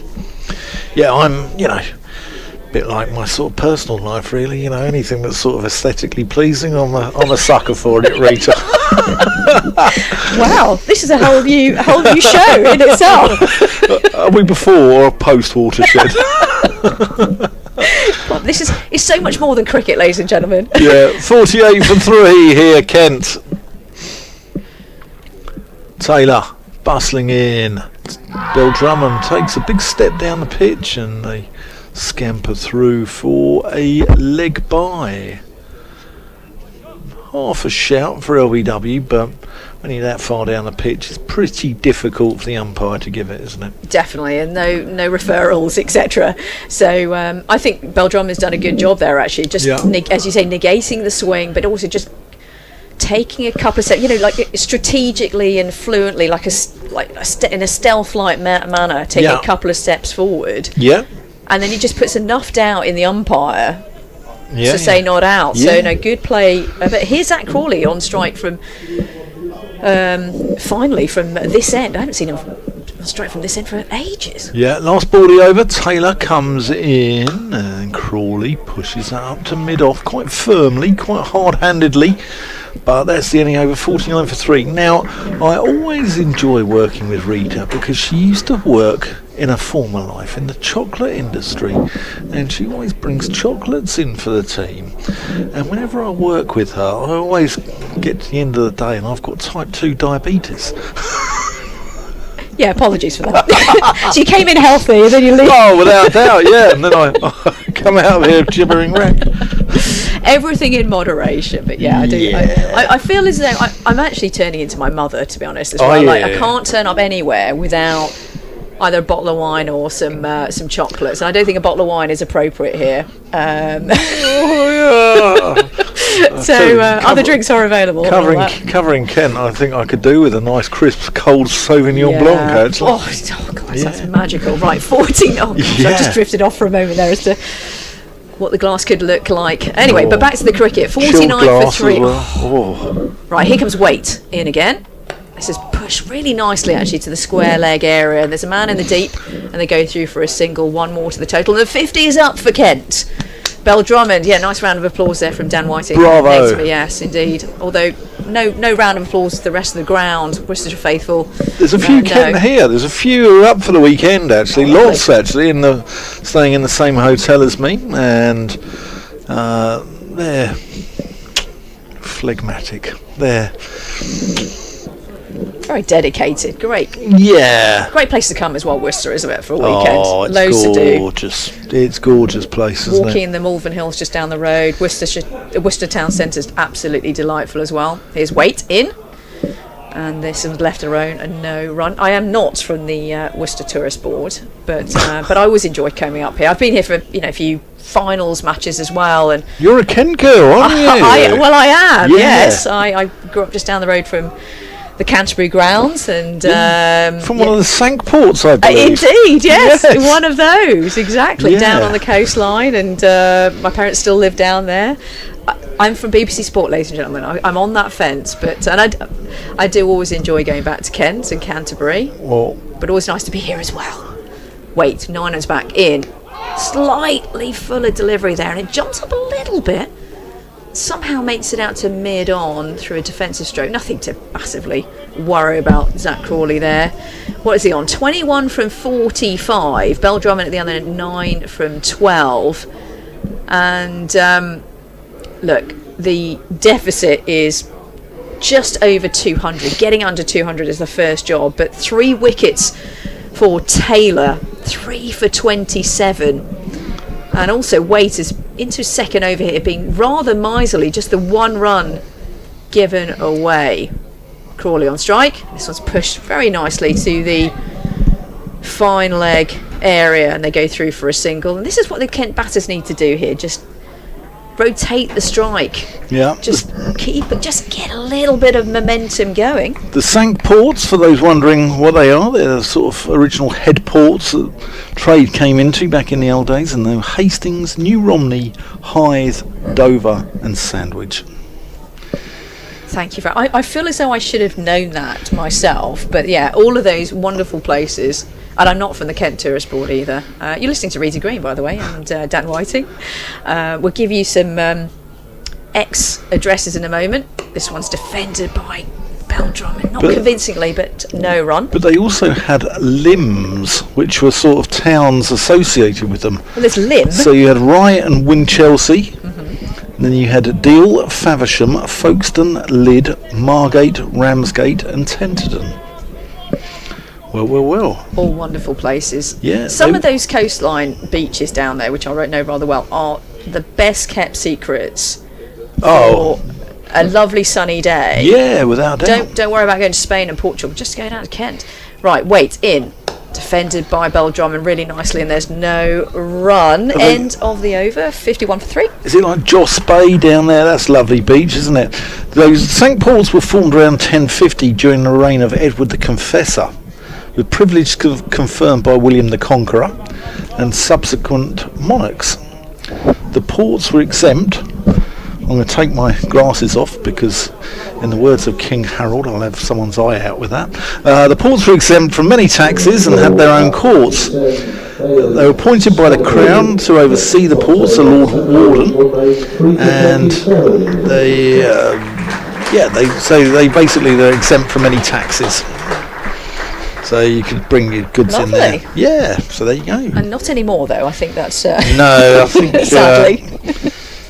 The rise of a formal Royal Navy rendered the port services less vital by the sort of 16th century. Henry VIII got a lot to answer for, hasn't he? Leeds Castle, another good place to go. The Catholic Church, Talking all that sort of stuff. Hever Castle was Anne Boleyn's place as well, I believe. Think so, yeah. Yeah, very nice as well. Anyway, we're going to see Bayers at Swanepoel. Into the attack for Tom Taylor. Bowling to Crawley, who just opens the face and runs this one for a single through point. Swanepoel was rather cavalier in his attitude to batting yesterday. In fact, so much so we christened him Swing the Pole, and he was looking to put it somewhere into the grounds of Worcester Cathedral over the other side of River Severn. Well, that's free-flowing cricket. Yeah. And put on some very useful runs, didn't they? You know, just when Kent wanted to skittle them out. Yeah. There's nothing more annoying than the lower order just hanging around very nicely. Left alone by Bell Drummond. Swanepoel's probably the quickest of the Worcestershire bowlers. Skiddy, slippery. Yeah, I really like his action, actually. Yeah. He's a very bustling type of bowler that gets some pace. He's not the tallest of fast bowlers, but I think his attitude as well, you know, is there to see. Former Kent player as well in 2024. So Kent know him. Does your mum listen in, does she? Always. Yeah. Oh, that's a lovely shot. Meets it on the top of the bounce there, Daniel Bell Drummond, and just punches it through the offside for 2. But that's a really pleasant shot. Nice pick up there from Roderick. Well, if you're listening to this and you're one of these people who always does take a bottle of wine somewhere, when am I coming round for dinner? Anytime. Yeah, next time you're in Canterbury, you're down the road. Yeah. Well, I'm there Friday. I'll see you Friday night, all right? Booked. Kent have got Derbyshire on Friday. Yeah, the games come thick and fast, and they Derbyshire, Gloucestershire and Durham, next 3 fixtures for Kent. This one's driven. 4 runs from Bell Drummond. Square, well, thick outside edge, but it was all along the carpet, wasn't it? Sorry, that was your that's ball. All right. That's all right. And I just nicked the commentary from Mo. I'm It's sorry. all right. Yeah, big thick edge. We're not proud here. We'll, Sorry about that. No, it's all right. Lovely stroke there. Yeah, it was along the ground. It wasn't quite where he had hoped it would be, Bell Drummond, but that'll do the world of good, to have take a 4 wherever you can. 58 for 3 now. It's just ticking over, isn't it? Yeah, I'd like to see him get a big one here, Daniel, because I interviewed him last night and he was down, and he's a good guy, Daniel Bell Drummond. He's one of the good guys around the circuit, and I'd really love to see him get some runs. As he leaves that one alone from Swanepoel. And he was, Worcestershire said they would have bowled first on this surface, so I asked him why he batted first, and he said, well, it was drier than he'd ever seen New Road, or in recent times anyway. And he sort of, the thought was Parkinson comes in for the 4th innings, but you've got to bat well in the 1st innings, and but Daniel's honest, and he speaks from the heart. As that's just defended up to mid-on, end of the over, 58 for 3. Bell Drummond on 15, Zach Crawley on 23. Listen to me, Dan Whiting and Rita Green, live on BBC Hereford and Worcester, BBC Radio Kent, and live on the BBC Sport app. And Matthew Waite's going to continue from the New Road end. Yeah, I love this ground. By the way, Elton John's been here as well. Who? Elton John? Yeah, back in 2006. It's been a while. There were 17,000 people here on that day. That would be great. under the shadow of Worcester Cathedral to listen to a bit of Elton John. Yeah. Love it. Right, fresh new over. Waite in to Crawley. And beaten. Well, I've woken up in a bit of a sore throat this morning, which is probably more candle in the windpipe rather than candle in the wind. Oh, really? No karaoke last night then? No karaoke last night, but I have you know that I'm still standing. Oh. I always enjoy being with you, Dan, because you keep me on my toes. Love it. Well, he's got a song also about myself and Mr. Bell Drummond, which is Daniel is travelling tonight on a plane. Right, this short mid-on is still in play here. Waite in, and no run defended by Zach Crawley. It somehow makes it to mid-off, and there's no run. Kent can't afford to lose another wicket before lunch, can they? These two are absolutely key. Yeah. Hold out till hold out. Play till lunch and just keep it ticking. Well, the partnership's now 20, if my maths is correct. Yeah, 20, and get it up to 3 figures. We're under 200 in terms of the trailing runs. So Kent trail by 193. Waite in, left alone and through to Roderick. No run. Roderick took an excellent catch earlier on. Yeah. Really nice. Low down, and as a keeper, that gives you the world of confidence, doesn't it? Yeah, he was struggling with his back a little bit yesterday, Gareth Roderick, and there was talk that possibly Henry Cullen, the youngster from the second team, the wicket-keeper from the second team, might come on as a substitute, but Roderick looks all right, doesn't he? And he looks in fine fettle. Yeah, got rid of the dangerous Sam northeast earlier on. Waite in. It's pushed really nicely to the mid-wicket area. And square leg airing over the boundary rope for 4. Just lent into that one. Wasn't that effortless in terms of Zach Crawley, if I get my words out. 4 to the total, 62 for 3. And these two ticking along okay at the moment. Yeah, wristy, wasn't it? Wristy. Yeah, beautiful. Lent into that. Yeah. And he's actually showing a few signs of sort of very conventional strokes. Lovely cover drives as usual. Whisper it quietly. I know, maybe I'll whisper it. I don't want Kent fans to think I'm the voice of doom. That's our job as a commentator. Please say Frank will be back soon. This one's driven. A lovely drive. In the air though for a little while it seems actually, but lovely on drive. And that's why a couple of the Worcestershire players have still got their heads on their hands on their heads rather, because Zach Crawley had that in the air for a little while. I'm going to look at the replay. Orgasmic. I think it would have been ankle height. Okay, Dan liked it clearly. Wow. Yeah. Well, that good? That good. Blimey, I'm learning a lot about you, Dad. But a lovely on drive there, and in the air for a few moments. And he did go past the bowler's arm. It would have been the most extraordinary catch if Waite would have taken that. But a confident drive. What's Crawley going to do next? Waite in. Oh, and a little nibble. This is a good contest, this. Yeah. Good contest Past between the Waite Oscar. and Crawley. Who won that one? Who knows? But end of the over, 66 for 3. And Zach Crawley, the England Test opener, on 31 from 53. I'm just getting the debate going on that one. And Bell Drummond, the skipper for Kent, 15 from 19. Yeah, you can drop us a line at the middle stump, at Frank Watson 58 or at Rita Green UK. And let us know, can Kent save this game? Or is the candle blowing in the wind? Is Swanepoel to Bell Drummond, who pulls that one through mid-wicket. It's a good half stop there by D'Oliveira. I mean, that had 4 runs written all over it, but he's got reasonable hand on that, and although Bell Drummond scampered through for 1, he's definitely saved 4 there, hasn't he, D'Oliveira? Yeah, definitely. Nice stop, nice half stop, and a single taken. He's basically covering most of Worcestershire out there, isn't he, D'Oliveira? So actually he did really well. If it got past him, that was 4 any day. Yeah. Crawley lunges onto the front foot and plays that to D'Oliveira. Sorry, and I just saw the replay there. Bell Drummond took that from probably like the 5th stump on the offside to pull it. You know, he's on it here actually. I think. Yeah, Bell Drummond. In terms of anything slightly short, I'm gonna put my arms through that. Slightly dangerous. Obviously, you could have a thick inside edge or through the gate, but actually, probably a low risk shot. So Bell Drummond, anything short, he's looking to pull.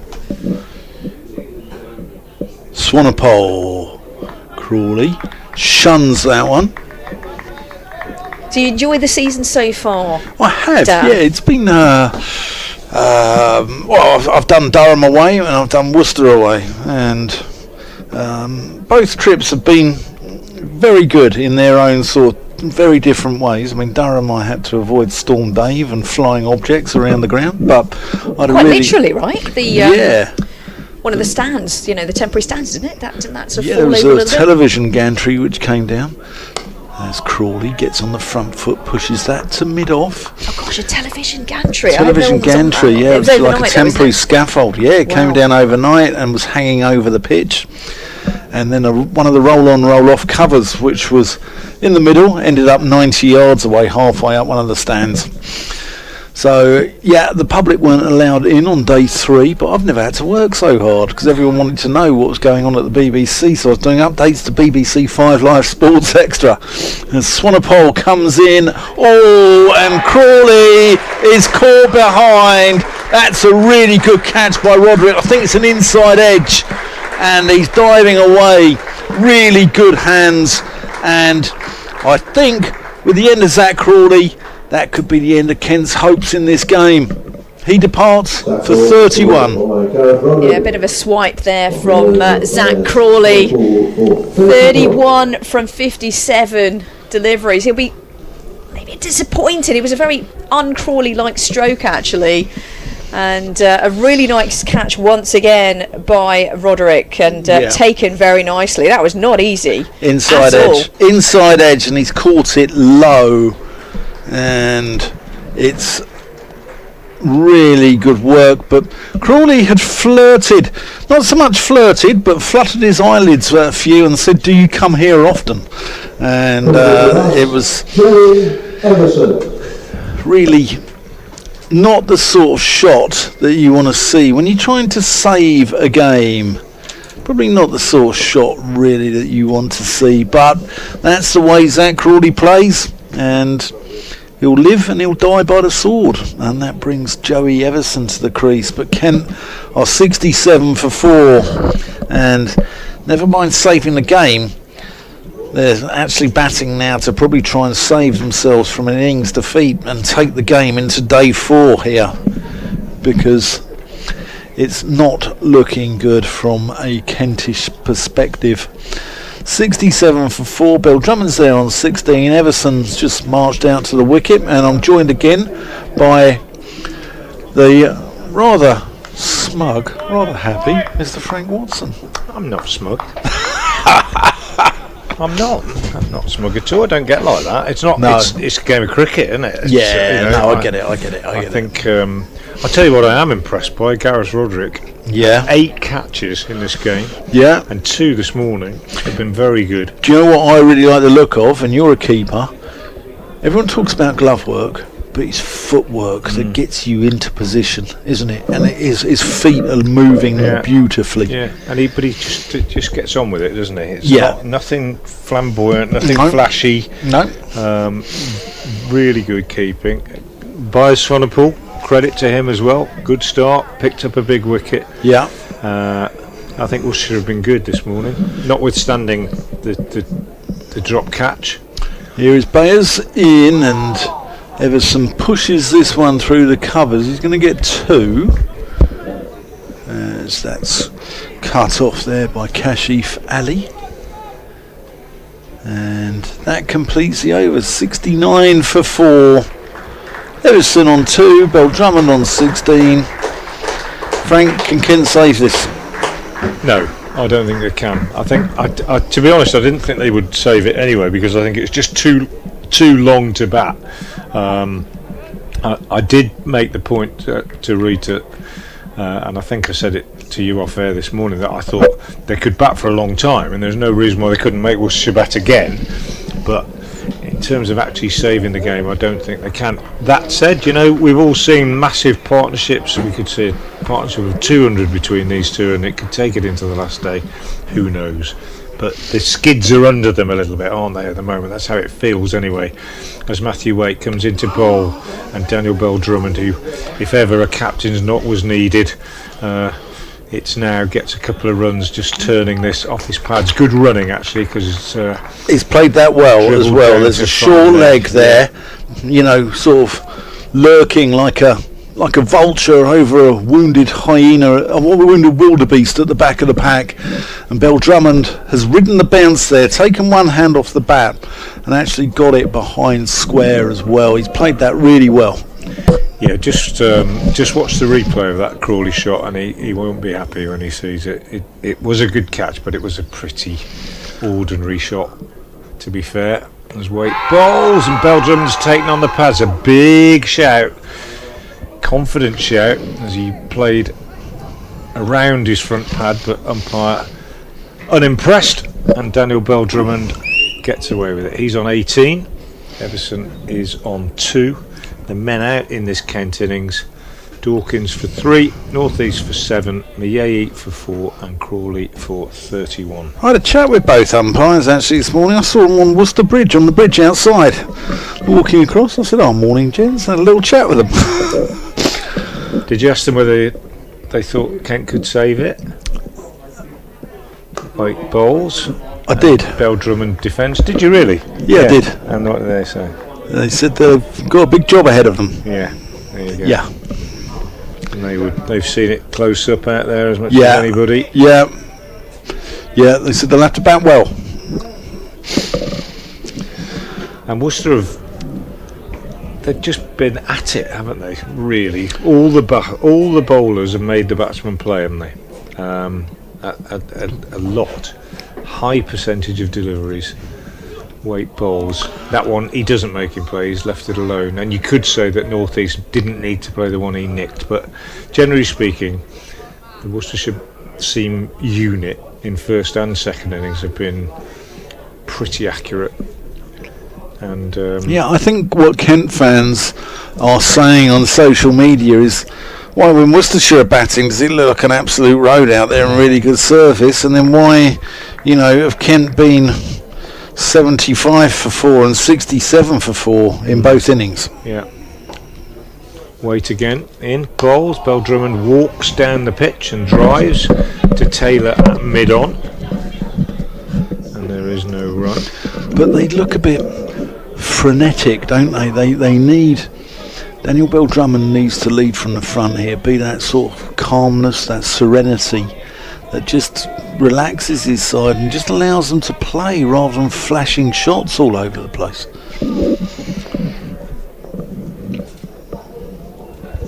Three slips waiting then, as Waite moves in to complete the over. And Bell-Drummond is working this one away on the leg side past Latigan at short leg. There's a bit of a minority, but you're not going to hold on to anything as quick as that, I wouldn't have thought. He gets consoled by his captain Latigan lying on the ground. A single taken, the end of the over. Bell-Drummond has 19, Kent are 72 for 4. Yeah, it's they really cannot afford to lose any more before lunch now. It would be curtains, wouldn't it? It really would be curtains. In fact, I think Kent might be even struggling to take this into tomorrow, if I'm honest with you. I think Frank Watson could be having a day off tomorrow. I think he could be pruning his magnolias. Your rhododendrons, Frank? I leave all that to... I only do the grass. To Mrs. W. Yeah, I do the grass and then I prune whatever I'm told to prune. Swanepoel in from the Diglis end. Bell-Drummond just drops this at his feet, but Cashy Valley cuts off the one. But there could well be a bit of gardening tomorrow if it comes to it, I think. Yep. Monty Watson here on the BBC. You're on to Monty Don's job, aren't you, Frank? I wouldn't mind his money.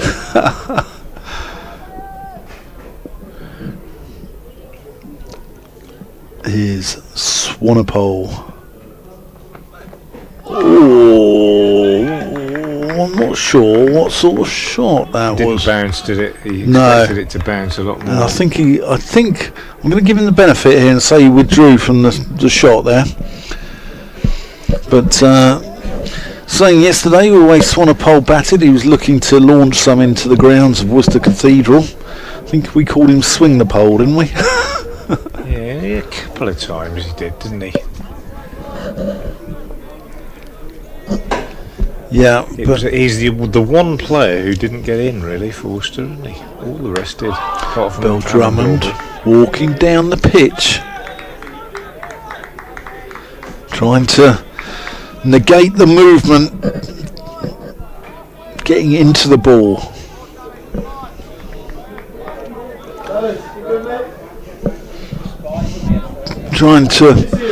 The closer you are to where the ball pitches, the less it will deviate, or the less chance it has of deviating, the less room it has of deviating. As Swanepoel comes in and Bell-Drummond whips him with a hint of bottom hand and weight down at long leg. That's real commitment there. You know, they're what, 170 odd in front and still throwing himself about. Yeah, they're about 176, I think, aren't they? Is it on the scoreboard anywhere? I'm trying to have a look. 170. No, there's four more of them. Yeah, 173 now. 173 as Daniel Bell-Drummond deliberately opens the face and runs that through the vacant sort of third, fourth slip area and down below us for 4 runs. Bell-Drummond's not hanging around here. He's in the mood. He wasn't in the best of moods when I interviewed him last night. I think he'll be even more fuming now.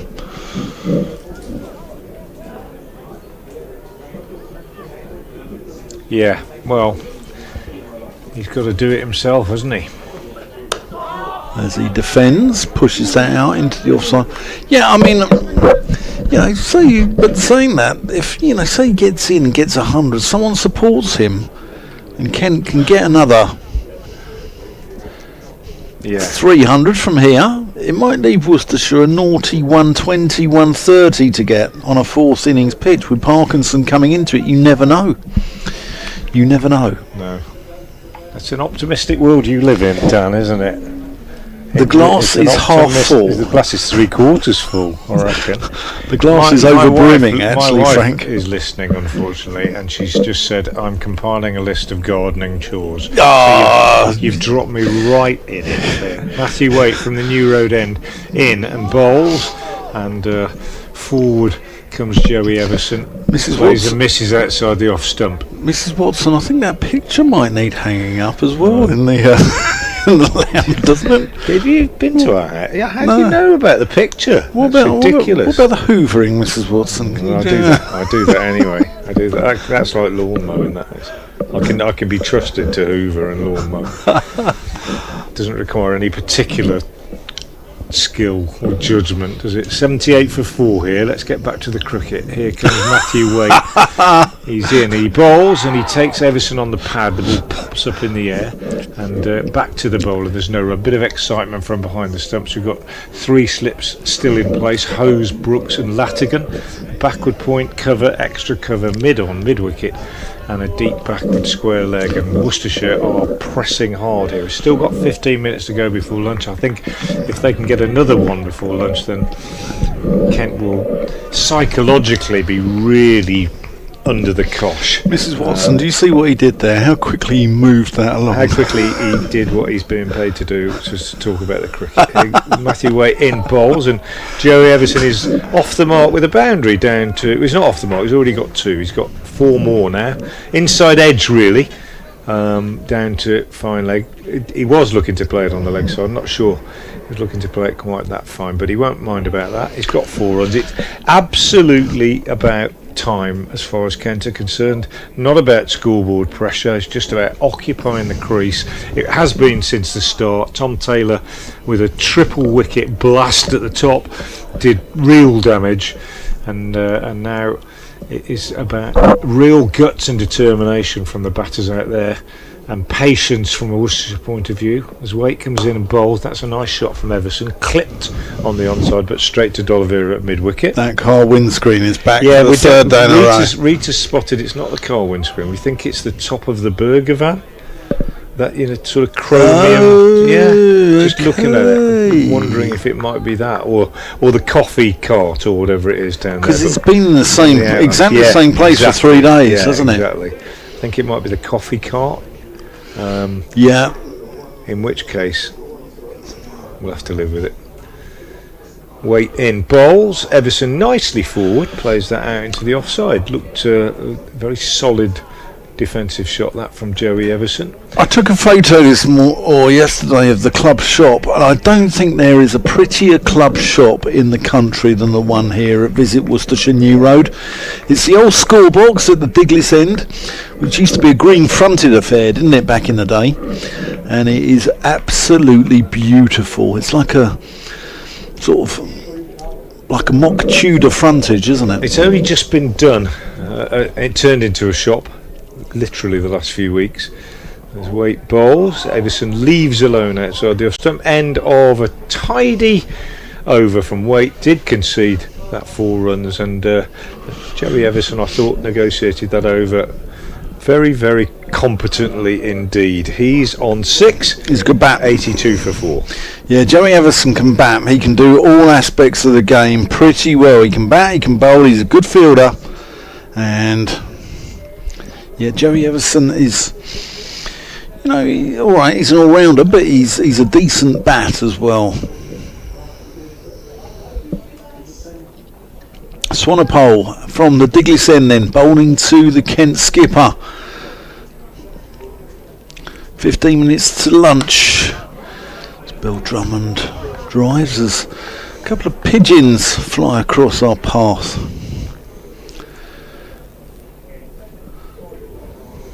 Been a lot of bird life around. There's a lot of swans on the river over to our left hand side with the River Severn, which flows past the ground.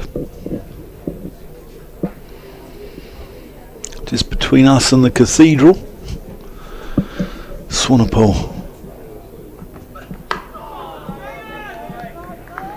Somebody called Cassocks has been in touch. He's a Kent supporter. Yeah. He says bowling depth not good enough. Batsmen can't exert scoreboard pressure. Crawley's shot selection is horrendous. Doubt he gets picked by England again. Well, yeah, it's easy to see why people say that. He plays some great shots, but also plays some loose ones. Could have been out twice today. Pushed on the front foot, no run. And the bowling depth thing, well, I think there's quite a few teams in Division 2 that feel like that. Worcestershire certainly looked that way in the first game at Derby. You've just got to keep working on developing your accuracy. Cassex points out that Mikey Cohen is unable to sort of sustain his accuracy for perhaps as long as he would like. But you just got to keep working at it, haven't you? As simple as that. Short and hooked. Roll his wrists over that, Daniel Bill Drummond, and good bit of fielding. Good bit of work out there in the deep by Oliver and Dolby. It's a long way down for him, but he certainly got down there. Yeah, I mean, Kent are... What's obvious in this game is they've really missed their overseas who came over. Glenson Stearman, I mean, he'd have made a difference to the attack.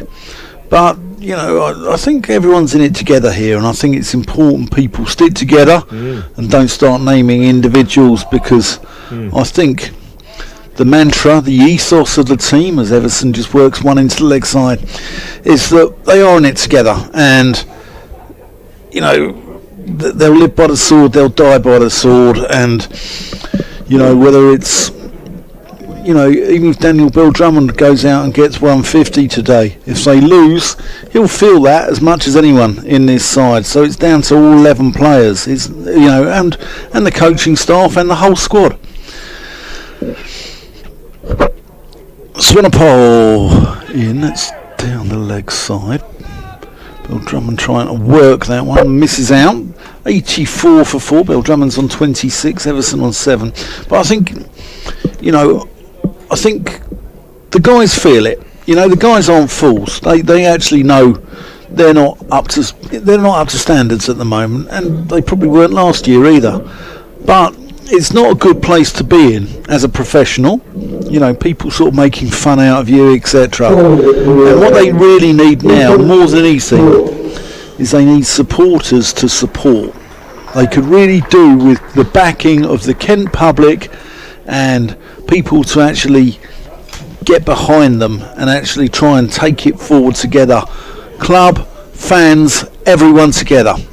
Ethan Brooks from the New Road End places Matthew Waite, very much the fifth seamer. His first ball is pushed away on the onside and Oliveira Fields. Did pick up a wicket in the first innings. 8.5 overs, 1 maiden, 1 for 25. He got Mikey Cowan out for 11. And I think he'll just have a couple of overs from this end before the lunch interval. Worcestershire should be more than happy with their morning.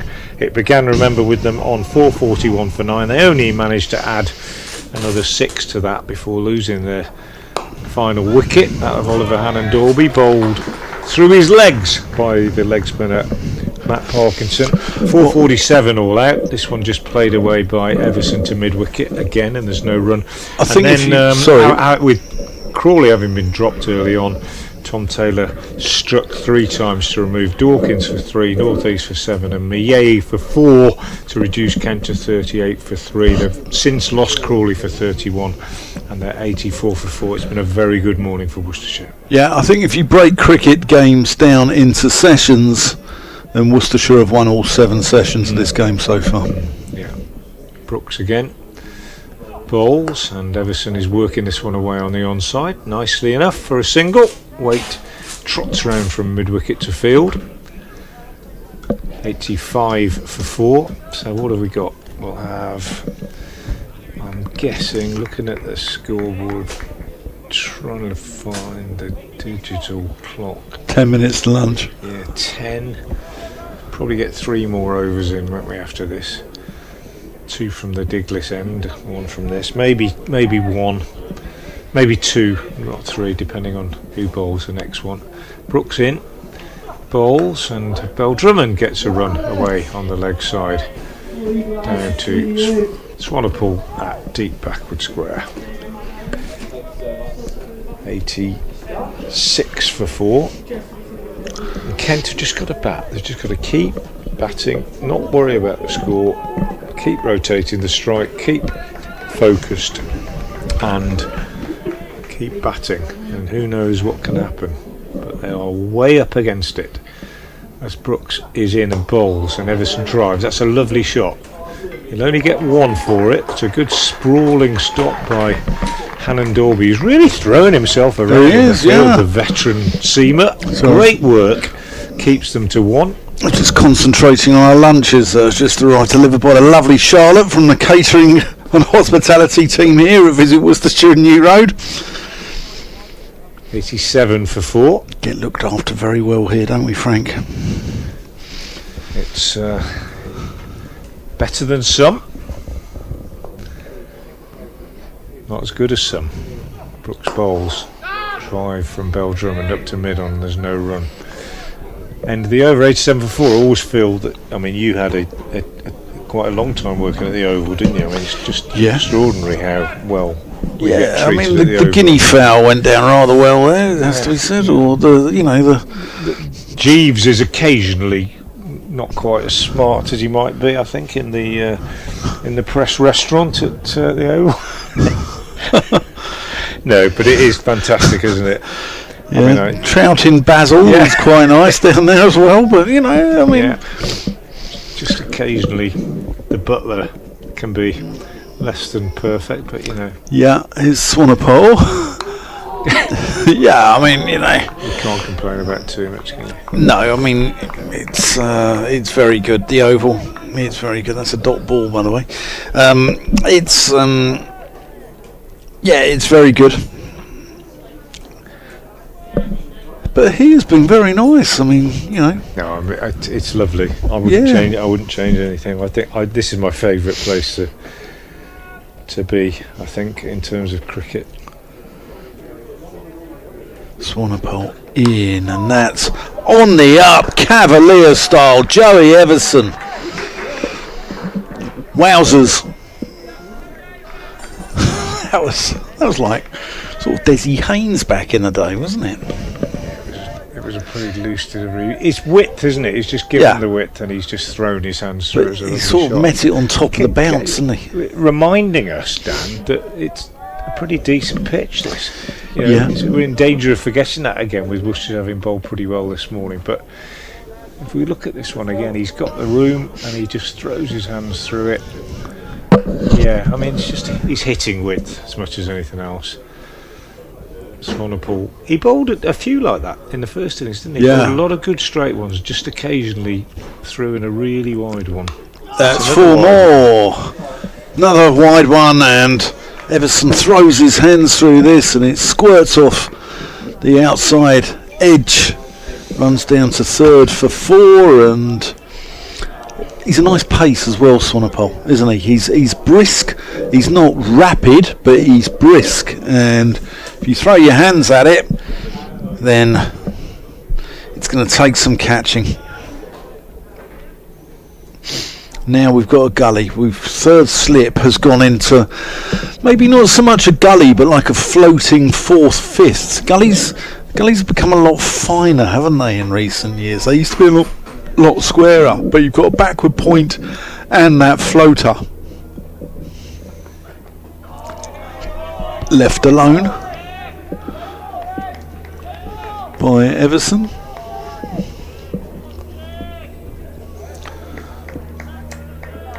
Just going gardening. I'm not saying a word, Frank. I'm not saying a word. Don't use that word. He's tending to the pitch. He is.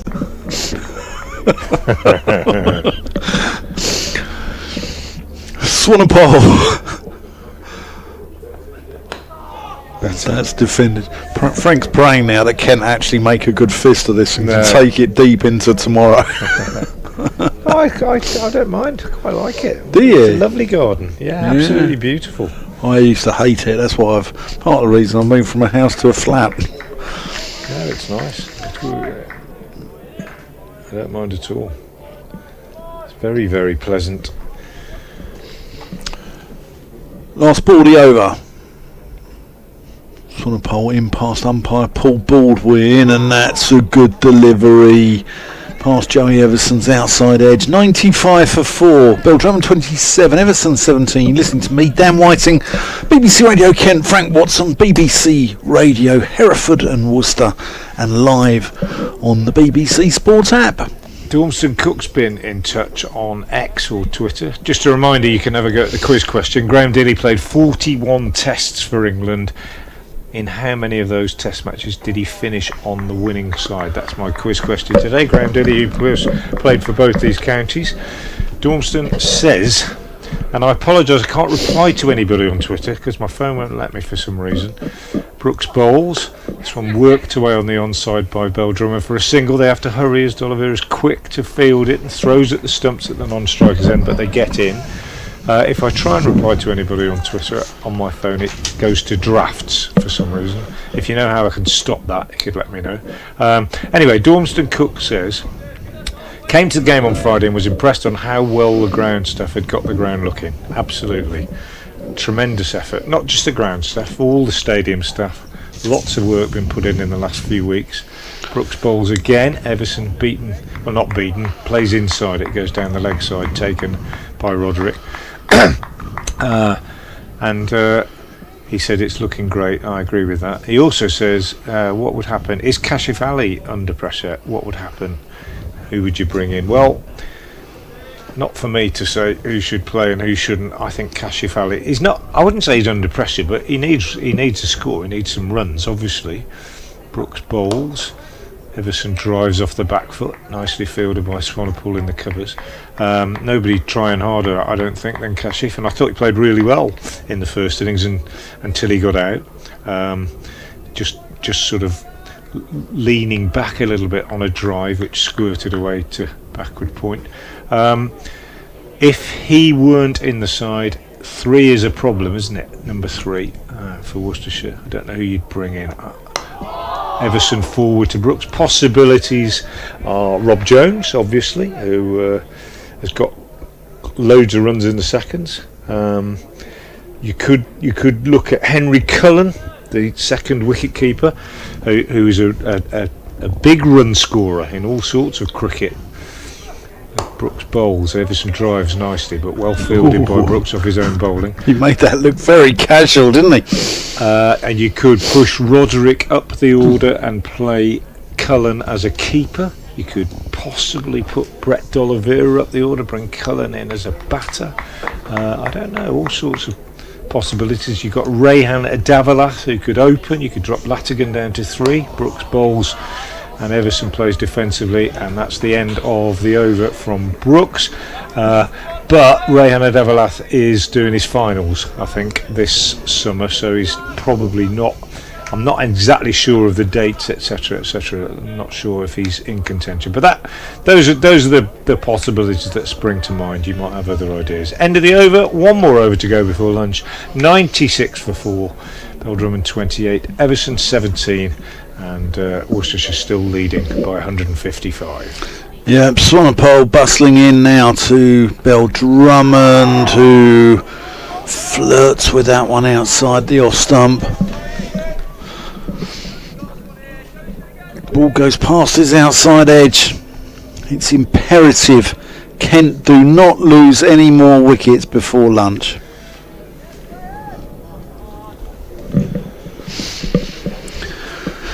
It's very nice here though. I had my breakfast overlooking the ground this morning.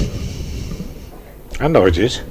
Did you? Yeah. Yeah, you did. In here. You did, indeed, yeah. You mean in the restaurant and the hotel? And the yeah. No, it's very, very pleasant.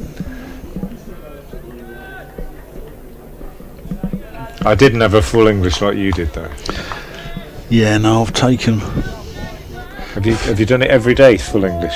Yeah, I've only been here 2 days though. Yeah. It's difficult when you're away to resist it, isn't it? It is, yeah. My cardiologist is fuming, but as there's one just tucked into the offside, Everson has to be quick, but shy at the stumps.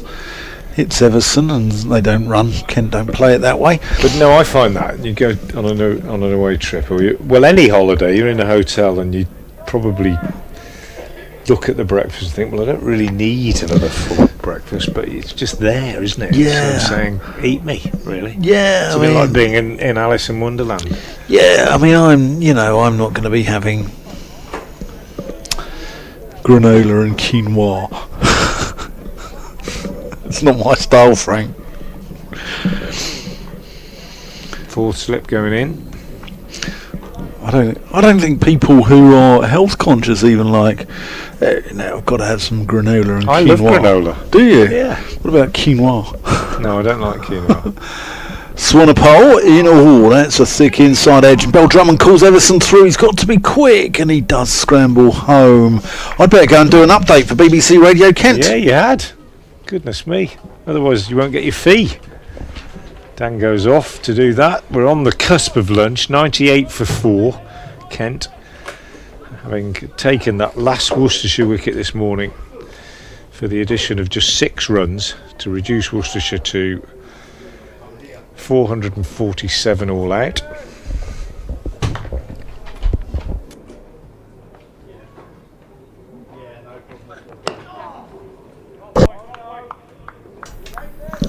A single here for Bell Drummond, just clipped away off his pads.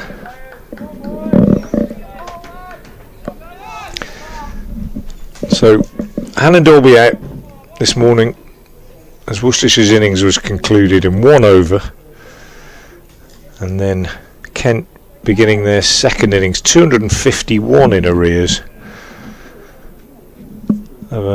Crawley dropped when he had 10 before a wicket had gone. Swanepoel bowls, Everson drives beautifully through the covers. That'll be 4. That's a lovely shot from Joey Everson. I'll take him to 22, and the total to 103 for 4 at lunch. So Crawley dropped on 10, but shortly after that Taylor striking 3 times in quick succession to remove Dawkins for 3, Northeast for 7, and Miei for 4. The first caught at slip by Brooks, the second caught behind, and the third LBW. 38 for 3 at that point, 67 for 4 when Zach Crawley was eventually out for 31, caught off an inside edge by Gareth Roderick off the bowling of Bias Swanepoel. And then since then, Bell Drummond, the captain, who is 30 not out, and Joey Everson have taken the score on to 103 for 4 at lunch. So the deficit remains 152 runs, and that's how many Kent need to make Worcestershire bat again. For Worcestershire, the wicket takers, Taylor 3 for 27 and Swanepoel 1 for 29. Ollie Hannon Dolby and Matt Waite also bowled pretty tidily. Both bowled 5 overs, and been a good effort by Worcestershire. They're right on top as lunch is taken on day 3 of this game. I hope you've enjoyed our coverage. If you'd like to get in touch and have a go at the quiz question, at Frank Watson 58 on X or Twitter. Graham Dilley played in 41 test matches for England. On how many occasions was he on the winning side is my quiz question. If you'd like to get in touch, as I say, at Frank Watson 58 on X or on Twitter. Anyway, we're going to have a break. We're going to have our lunch, and we'll be back just before 1:40 when play resumes. Until then, thank you very much for being with us, and we will speak to you later.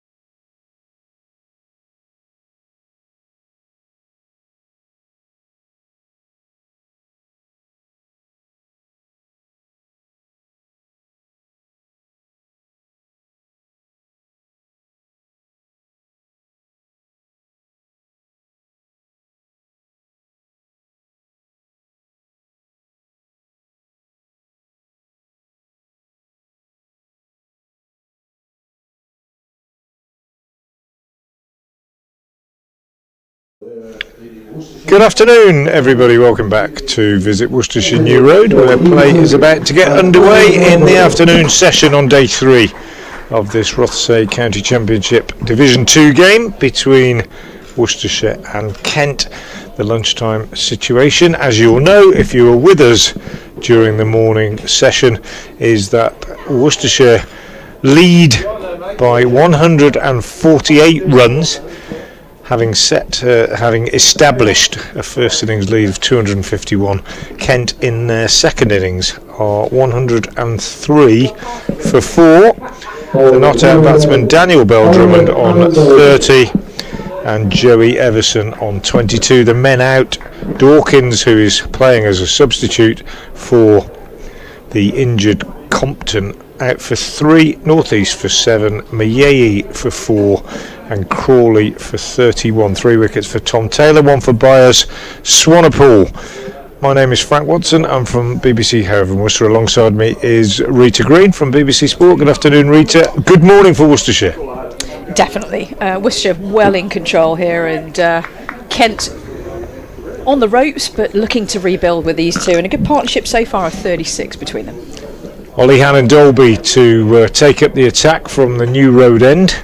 Wicketless so far in this innings. His first ball nips back and takes Daniel Bell-Drummond on the pad and runs away on the offside, and there's no run. 103 for 4, as I say.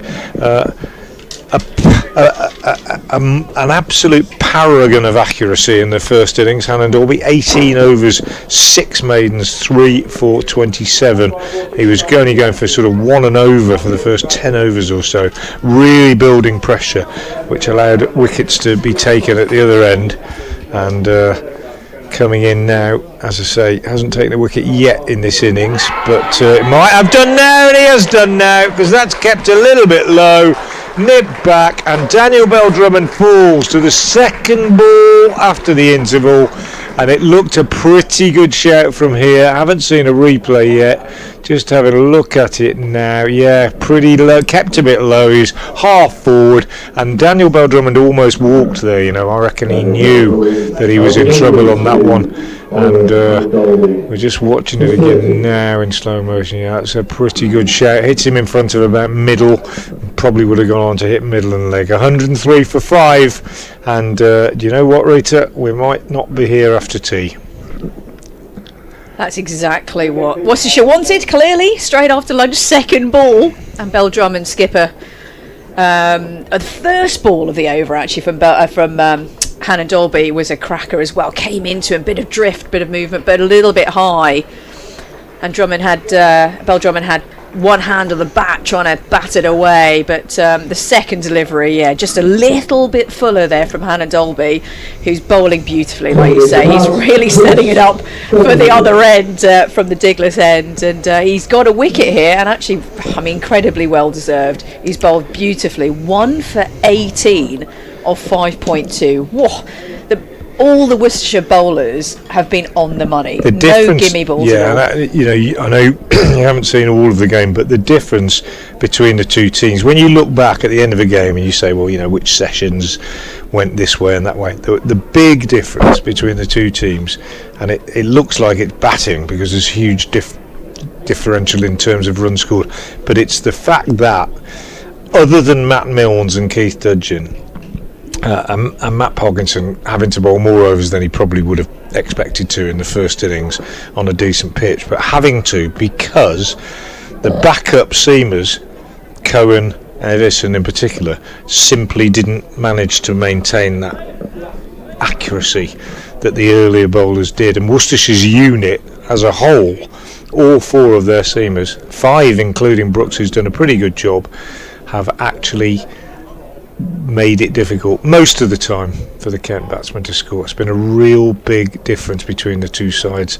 as Hannon-Dolby comes in and bowls first ball to the new batsman Chris Benjamin, who I think he got out in the first innings because we were talking about them being former teammates of Warwickshire. Indeed, he had Benjamin caught behind by Gareth Roderick for 4 in the first innings, and as I say, I'm not trying to be triumphalist or anything in terms of my leanings, because I try to appreciate good cricket whichever side plays it, but the way this game's going, Worcestershire could hasten Kent's demise if they pick up another wicket or two in the next hour, I think, and we might well not just be having a fourth day, we might not even be having a third session in this third day. 103 for 5, a dot ball there as this one is played to mid-wicket by Benjamin, but 3 slips waiting, man on the drive at short mid-wicket, and there's an expectation, isn't there, at the moment with that early wicket after lunch that Worcestershire are going to press home this considerable advantage as Hannah Dorby bowls, and Benjamin is walking into this one and playing it up to mid-on where Matthew Waite does the fielding. It's been a good performance by Worcestershire from start to finish. Yeah, I'm struggling to understand actually which sessions Kent would have actually won. They haven't. I don't think not. they have. No. I mean, completely, unbiased here, but that's the difference. And you go back to that decision to bat when they won the toss as well, which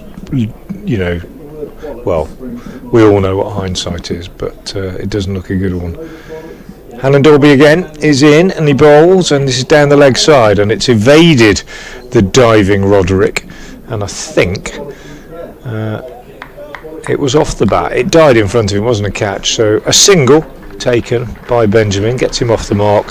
Hannah Dorby collects his cap from the umpire. Applause from the Worcestershire faithful for their adopted pair. Just had to change one letter. It's 104 for 5. No, brilliant point, Frank. I mean, I'm very lucky that I get to dip into various county grounds around the country, both Division 1 and Division 2, and for me, the difference is that Ben Compton? No, it's not. It's a Ben Compton lookalike, I reckon. But there we go. I know I'm making stuff up because I think he's still in hospital or been discharged. But there we go. Anyway, but back to your point about the second, the first switch rather, bowlers. So you have your frontline bowlers, and then you have your second switch. That's the difference for me between Division 1 and Division 2. Yeah. And Worcestershire were Division 1 last season. From I was right here, wasn't I, with you? Indeed. For the Surrey game. Right, next over started, left alone by Benjamin, no run. And I think that's the difference, from my observation of the difference between Division 1 and Division 2, is who are your first switch bowlers and the quality and the pressure that's administered. And you could say that of any cricket game, actually, whether it be county or village or anything like that. That's the difference. But this is what Worcestershire have got. They've still got that, absolutely got the quality throughout, and you need everybody to perform. Well, they've been boosted by Hannah Dorby's signing, because obviously Ben Allison's out injured at the moment, and he bowled very well last year too. Taylor in from the Diglas end, who's been the pick of the bowlers, but there's been quite a few. 3 for 27 so far. No dot ball, no run. But you're right, and I've got another theory on this, which I've occasionally expounded over the last couple of games, which is that the demise of the finger spinner. So because most sides 20-30 years ago would have had an off spinner or a left arm spinner, or maybe even both, who would be able to bowl tight, set their field, bowl to their field, and keep things tight at one end. Taylor in. This one's pushed to cover. They think about a run. Don't think about it too seriously. No run. And now there are very few such bowlers around. So whereas the captain in the old days would have chucked the ball to here at Worcestershire a Richard Illingworth or a Norman Gifford or Dipak Patel or somebody like that, it rarely happens these days. You've got Jack Leach at Somerset, you've got Archie Vaughan coming through, you've got occasional spinners, but most teams had one, and he would bowl at 2 and over at one end and keep things tight while the seamers rotated at the other end. They don't do that anymore. Taylor to Benjamin. Oh, and beaten. Beautiful ball there. And 104 for 5. Why is that then? Is it they're just not around, are they? Is it not just that cool anymore, quite frankly, to be a case of finger spinner? In the women's game, it's far more prevalent. It's really hard in the men's game, isn't it, to be a finger spinner coming through. There are one or two around, but we know who the good ones are. Simon Harmer's been doing it for ages for Essex, but where's the next one coming from? Sherab Bashir has been promoted early because he's got that ability. Taylor in, driven, but straight to mid off and there's no run. Worcestershire took Amar Verdi on loan a couple of years ago for a couple of games from Surrey, and they won one of those games at Chelmsford on a turning pitch where he played a massive part in tying one end up. But you've got Fateh Singh now, left arm spinner, who was signed from Notts when Josh Baker so tragically passed away, but he's had few opportunities. And he hasn't developed perhaps as much as they hoped he might because he's had so few opportunities. It's just a very difficult situation. Taylor. Oh, and what extraordinary delivery. It was, everybody's still got their nick on it. Yeah. Head on their hands. Head on their hands, hands on their heads. I've done that twice now. Little nick, wasn't it? Little nick down leg side. The keeper did his very best there. Gareth Roderick. He's had a fantastic on the ground, game. Actually. Yeah. It's gone bottom edge and it's just scooted along the ground. Okay, I'm gonna be fair here to Benjamin. He probably played it the best he could there. Yeah. If he hadn't nicked it, it probably would have been one of the greatest LBW shouts ever. A P-roll essentially into the stumps. From what I saw in the first replay, maybe down, slightly down leg, but it would have been close. Yeah, I think we're all surprised that he actually got something on that, but there's no signal. Maybe some gremlins. Maybe there was a signal because he's only on one on the board now. Oh, okay. We got all excited about nothing there. Benjamin, 1 from 10. Everson. So it was 4 leg buys then. And a fresh new over, 108 for 5. I didn't see a leg buy signal. I'm mystified. Anyway, it doesn't really matter whether it was leg buys or not. Here's Hannon Dorby in to bowl to Joey Everson for the first time. He's forward. Everson playing that very solidly. I thought he looked good before lunch, Everson. 22 off 25. Couple of cracking shots off Swanepoel through the covers when he was basically given width and accepted it. But he's a good, promising all-round cricketer. Probably a bit more experienced than just promising, but didn't bowl particularly well. He was one of the ones that was a little bit guilty early on. He bowled a bit better later on of not being accurate, but solid again here as he comes forward to Hannon Dorby and plays that back up the pitch. And going back to our talk about finger spinners, it's just that there's a huge amount of white ball cricket being played now, huge amount of limited overs cricket, and if you look in the county age group setup and you look down through the schools setup and so on, it's just so difficult to be a spin bowler because you just get whacked out of the park, and nobody enjoys that. Therefore you've got to be mentally very strong. I think it's difficult. And it's a bit of a Hannon Dorby again and pushed out on the offside, no run. Sorry, Frank. It's a bit of a vicious circle as well. If you don't have those absolutely formidable role models in the game at the international level, then the young'uns don't go, okay, great, I want to be just like him or her. So it's a bit of a vicious. So as I say, in the women's game, actually, finger spin and leg spin plays a massive part, but. Not so much so in the men's game. There's a few around. Farhan Ahmed's very good, isn't he? Ryan Ahmed's little brother. He's a very, very good off spinner. In comes Hannon Dorby and bowls. This one is turned by Everson behind square on the leg side for a single. Bit of a collision between the two South Africans, Latigan and Byers Swanepoel. Both so keen to do the fielding. Yeah, it's so keen. Love it. Thankfully, no damage done. Worcestershire had a horrendous injury a couple of years ago when a skyer went up in a pre-season friendly and 2 bowlers, Ben Gibbon and Tom Taylor, went for the same ball and both were hospitalised and out for some considerable time. Tom Taylor's debut for Worcestershire delayed by about 6 weeks as a result of the injury. There's Hannon Dorby in, bowls again to Benjamin, who is forward, pushing out into the covers. It must have been leg buys because he's still on 1. Yeah, I think you're right. 11 deliveries, 109 for 5. I think most of the disappointment was that he just did a bit too much, I think, going down leg, and therefore the shout was more disappointment maybe than anything else. Yeah. 1 man out since lunch. Bell Drummond, LBW to this man, and Dolby for 30. It's clouded over a bit. It's the worst weather we've had of the entire game so far. Sorry, have I brought the clouds with me? Well, it's not unpleasant, is it? But it was a lot warmer. Not much breeze. If you look at that St George's flag on top of the cathedral, hardly moving. As Hannon Dorby is in and bowls, and forward is Benjamin, steering this down to the gully where Jake Libby does the fielding, and that is the end of the over. 7 overs, 1 maiden, 1 for 20 for Ollie Hannon-Dolby. Tom Taylor, 8 overs, 2 maidens, 3 for 27. And the other wicket taker, Byers Swanepoel, 6 overs, no maidens, 1 for 33. A little bit more expensive, but he did get the big wicket, that of Zach Crawley. And this wonderful sight that we have here in front of the cathedral, Worcester Cathedral. Lovely day. I've got to tell you about my luncheon chat. I'll tell you about that in a moment, Frank. But you went walking around, did you? I went walking around, and then I hung out with some lovely gentlemen in the stand. Right, fresh new over. Oh, and beaten. Beautiful ball there from Taylor, who's bowled beautifully from the Diglis end. For sure, and causing all sorts of problems. 3 for 27, his figures. Yes, I'd like to say a big hello to Mr. Mackey. Oh, right, okay. I'm not sure if you know Mr. Mackey.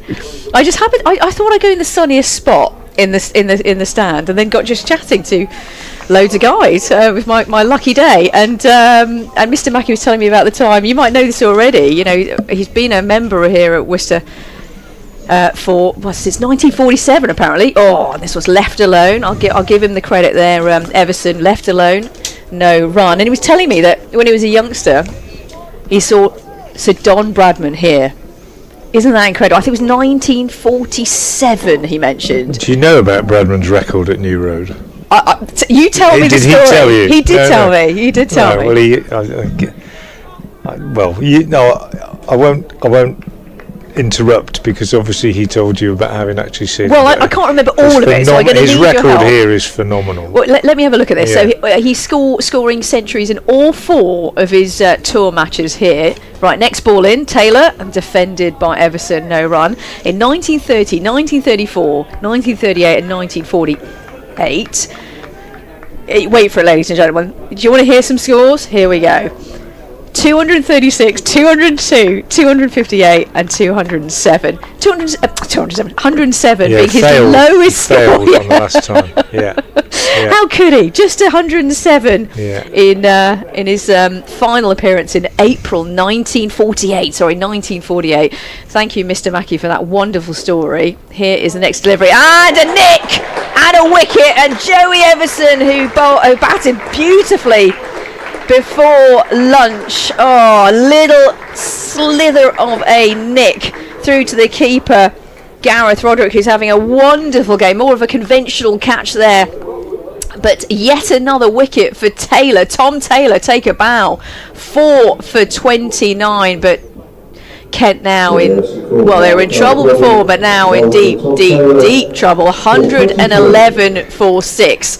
Here at Worcester. Worcester are well and truly on top, and they're looking for the next 4 wickets and getting this done and dusted. Gareth Roderick, that's his 9th catch in the innings. I think that equals the record. I think he's on the verge of breaking a record if he gets another one. Going back to Bradman, the joke is that he failed in his last game here. They always began the tour here. Every tour began here. And they always stayed in a hotel called the Diglis Hotel, which is just across the river by the cathedral, newly refurbished actually, still there. And I've got a tour diary that Bradman wrote of the 1948 tour, and the foreword is written and it's signed off Diglis Hotel, Worcester, April, whatever, and it's on the eve of the first game that he wrote it. And the tour always began here, and it was often the first game that the BBC showed any footage of in the season. I can remember in the days of black and white TV. Huge crowds as well. There are pictures in the pavilion of the crowd all sitting on the grass right up to the rope edges and so on. Fascinating. But yeah, Bradman's record here, absolutely amazing. It really is. And you might have seen that the gentleman you spoke to was Alec Mackey, and his son Phil. It's a BBC News presenter who does a lot of BBC Midland stuff, always on when there's a flood. If there's a flood, you're going to see Phil Mackey on the TV. Yeah. Gosh, you're right, absolutely. There's a BBC link there as well, coincidentally. I just went over to the sunny spot, and just behind the bowler's arm, that was... You got cracking seats there, chaps.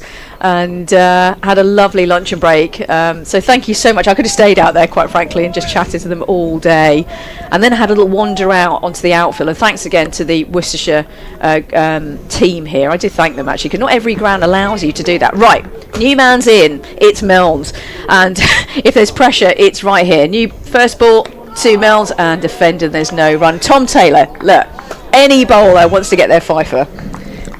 I know he'll be thinking about just the victory, and that's what it's all about, but I'm sure Tom will be wanting to make it 5. Absolutely, yeah. And he'll feel, I think, that he probably owes the boys a bit after dropping that catch, which is so unusual for him this morning. When he I think he's made up for it an a little absolute bit. dolly. Oh, absolutely. Yeah, I mean, it's just been an exemplary bowling performance, isn't it, from a man who was, as I said, the top bowler in the country last season. Tom Taylor, and beaten is Milnes, and a beautiful delivery there through to the keeper. Whew, how did he not nick that? Wow. He's really, He's on fire. this is an examination by Taylor, isn't it? Absolutely tremendous performance. Matt Milnes is He quite got an 50 in the experienced first guy. innings, played really well, Matt Milnes, actually. Yeah, definitely 15 Yeah. not out, I believe, as well, from Played very my well. very notes. And rejoins Kent, so he's got a Kent affinity, but the former Notts and Yorkshire man, born in Nottingham, but looking to do the job for Kent here. Milnes are driven, but straight to cover. And I can't remember the last time that there was a little bit of pressure eased here, and you can hear the ripple of applause quite rightly. Tom Taylor, wonderful over there.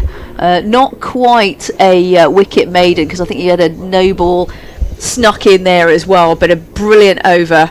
And 4 for 29 is numbers so far. Benjamin 1 from 12. Milnes yet to get off the mark from 3. I mean, pressure.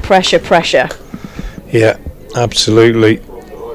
I'm just trying to check the Gareth Roderick record. I'm fairly certain that it's 9, and he shares that record with Ben Cox and maybe with Steve Rhodes. But I think 10 in a match would be a new record, but I'll check again to be definitive about it, as Hannah Dolby concedes a boundary with a wide delivery. First one he's bowled that's really given the batsman chance to get his arms away, and Benjamin just threw his hands at it and sliced it, shall we say, down to third for 4 runs. Clatters into the board down there, and is pursued by Ethan Brooks from second slip, who is returning now to the cordon. Applause, encouragement from Adam Hose at first slip for Ollie Hallandorby, who is in again now and bowls, and Chris Benjamin is forward pushing out on the offside. So Hallandorby, a bear on loan to the pairs, Chris Benjamin a former bear, and Adam Hose at slip, another former bear, and Ethan Brooks at second slip, another former bear. So it's not all one way, the movement between the two counties, I say, as Ed Barnard, now Warwickshire captain, made a magnificent 170, I think, at Trent Bridge yesterday against the champions. Still regarded as one of our own. In comes Hannon Dolby, and Benjamin's going to get another couple here, just punching this one away square on the offside. Libby Fields running back from backward point. 115 for 6. Benjamin goes to 5. 2 men out since lunch. 2 men who batted so well just before the interval. Daniel Beldrum and LBW to Hannon Dolby for 30, and Joey Everson caught behind by Roderick, his 9th catch, I think, of the game. Actually, it might only be 8, I think I'm getting ahead of myself. I'm going to have to check. Here's Hannon Dolby in again, bowls, and forward comes Benjamin.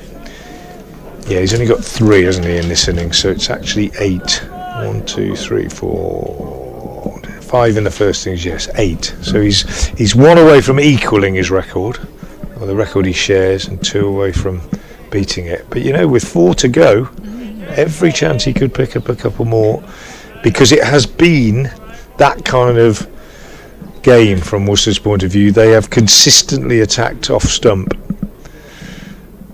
and that is why we have had so many nicks, and there's a good example as this one turns Benjamin round, probably just pitching outside off and nipping a little bit further away, and Benjamin turned round by it, fortunate not to get a nick as it went through to Roderick. Lovely piece of bowling. Yeah, just exactly as I described it. It's always reassuring when you check on the replay and what you've said is... It's a nice moment, isn't it? Yeah, it is. It doesn't always happen. In fact, it very often goes the other way.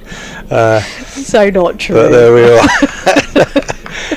That's a beautiful Got ball that there one from right. Anadolu. It was a beaut. Yeah, maybe could have been a tiny bit fuller and he would have been more tempted to get a nick. Let's this one go outside the stump. Another good over from Alan Dorby, who's done a great job for Worcestershire in the games that he's been with the county on loan from the neighbours up the M5. 117 for 6 at the end of the over. Matt Waite's nipped off for a bit of a comfort break, I think, and Fateh Singh is on as a substitute for Worcestershire. That will just be a brief one, I think. Waite might even have gone to change his boots or something, so he's going to have a bowl.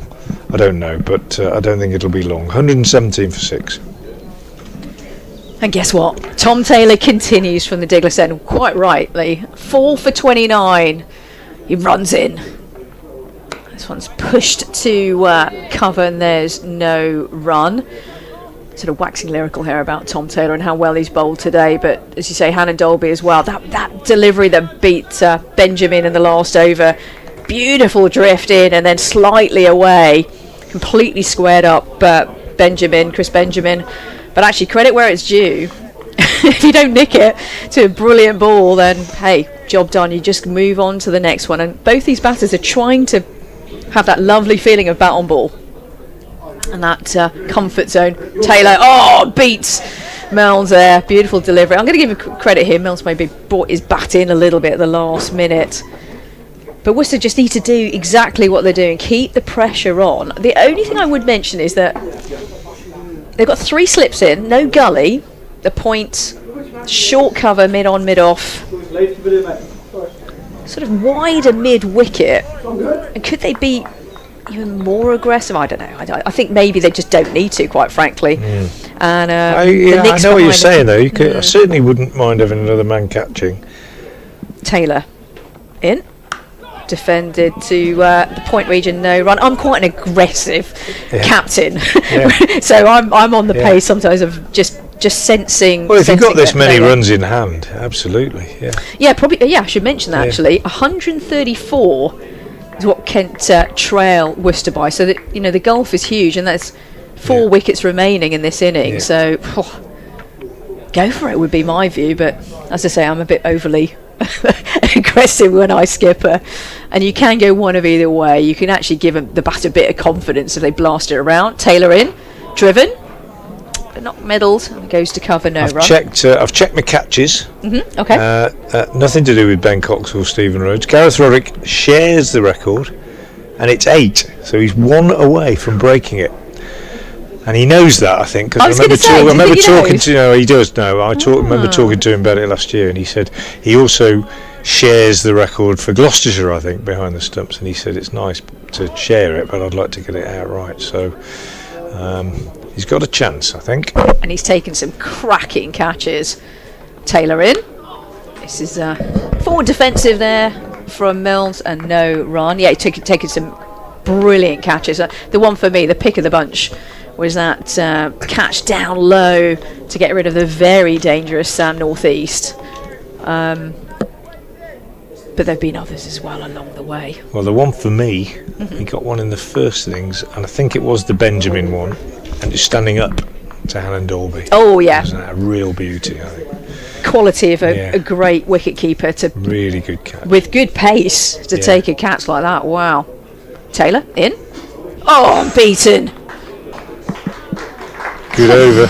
Brilliant, wasn't it?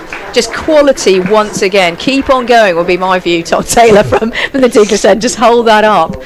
And what are they going to do from the new road end? Who knows? Well, maybe Hannon Dolby is going to be trooping round. Why not? These two keeping the pressure on. End of the over, 117 for 6. The sun is peeping out again, and it is awfully warm out there. I'm not great in warm like overly warm conditions, Frank, but I'm making out like it's 40 degrees out there, but I think it's in the 20s, and that's fine by me. It's pleasant, absolutely. It's perfect, isn't it? But April cricket, doesn't get any better than this. That was a maiden, by the way, Taylor. 10 overs, 3 maidens, 4 for 29.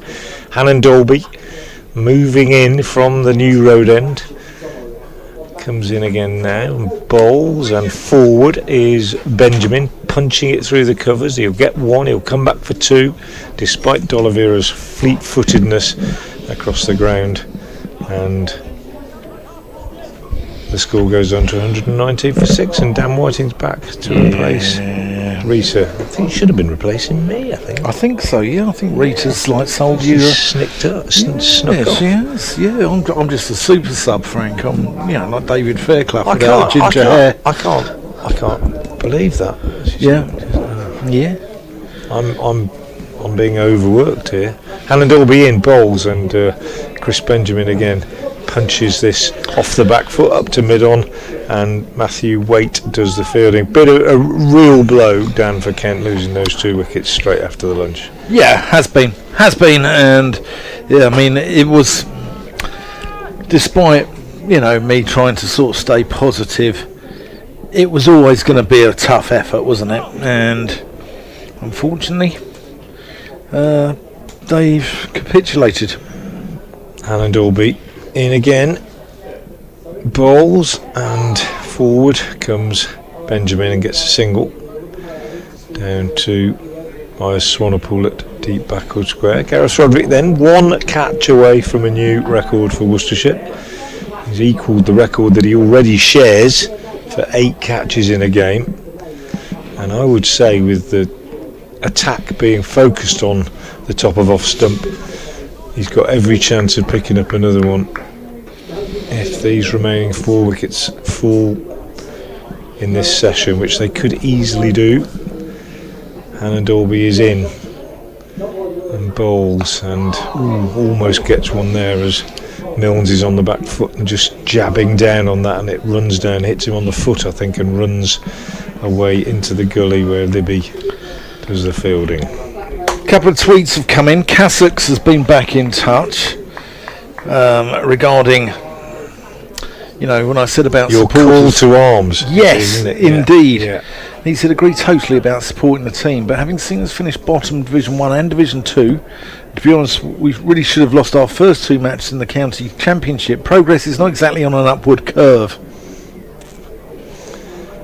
Hannon Dolby again bowls and pushed out on the offside. Stuart Bailey has been in touch. He says, listening and watching the pairs, sat in my garden recovering from my own game of cricket for Cartmel yesterday. Best wishes, Stuart. Cartmel, that's Cumbria. Cartmel and beautiful place, Cartmel. Yeah. There's a race course there, isn't there? Yeah, there is, and they race on Bank Holiday Mondays, I think. It's just glorious, so you must be loving it up there, Stuart, and I hope we're making your afternoon a bit brighter with our commentaries.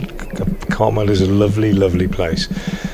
Hannon Dolby in bowls, and on the back foot, standing up tall, is Milnes, pushing out on the offside. End of the over from Ollie Hannon Dolby. 9 overs, 1 maiden, 1 for 29. His figures: Worcestershire 120 for 6. I've been through it on the train actually to Barrow in Furness. You go over like Lancaster Bay on the train. The train actually goes over the water, doesn't it, from Lancaster?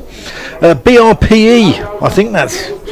I'm not sure. Is it Brookput? I don't know. It says, indeed looking grim for Kent, even at this stage of the county championship. Any ideas why Finch is not preferred behind the sticks? I've seen nothing impressive from his replacement yet. Well, Chris Benjamin's out there. He's on 10 at the moment, as that's pushed through the covers for probably 2. Cashy Valley in pursuit, and keeps them down to 2. Yeah, Benjamin's out there at the moment. He's on to 12 now, so yeah, let's see what happens. And I'll put out a picture because the ladies' pavilion is 70 years old today. Happy birthday, ladies' pavilion at Worcester.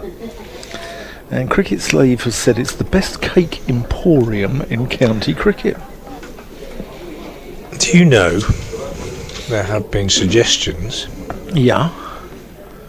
defended. that the Ladies Pavilion shouldn't be allowed to be called the Ladies Pavilion anymore. Oh, really? What should it be called? We can't differentiate between genders. Well, it's because the seats at the top are for ladies only, aren't they? Yeah. I don't think you can have such seats anymore. Seriously, it's not. I'm not making it up. It's Some people are saying it can't be called the Ladies Pavilion. Yeah. If you can't have third man, no. That's driven to a sprawling mid-on. Sport Shop Boy has been in touch, and he said he once made the mistake of entering and asking for cake before they'd announced they were open. A serious breach of etiquette. Yeah, when does his lifetime ban? He was suitably scolded and appropriately admonished. Yeah. Left me standing like a guilty schoolboy, as Paul Weller once sang. Banned for 2 years. Yep, Carl Ferguson said he's a little bit sort of in trepidation about sort of stepping into it. So that's pushed out to mid-off. He always sends somebody else over for his lemon drizzle at 2:30. And Sausage Fingers has responded to Sports Shop Boy. Said it was brilliant. First time I've ever seen you speechless.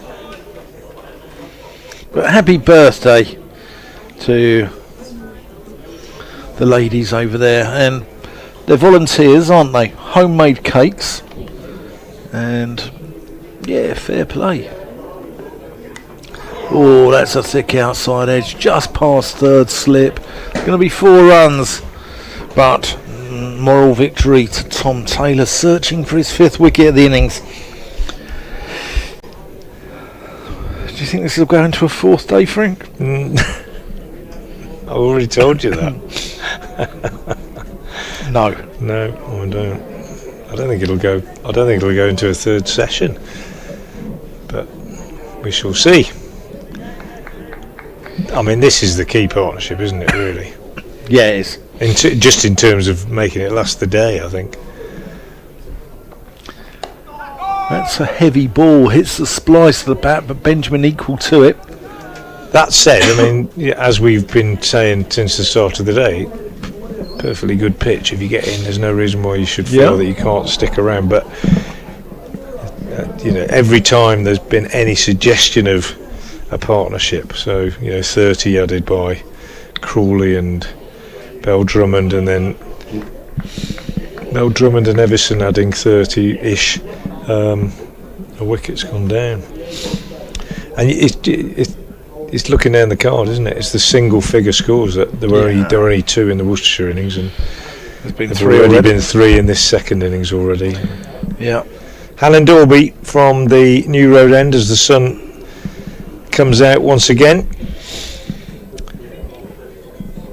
Bowls, and that's short and wide and cut for 4 by Milnes. A gimme from Alan Dorby, easily the worst ball he's bowled.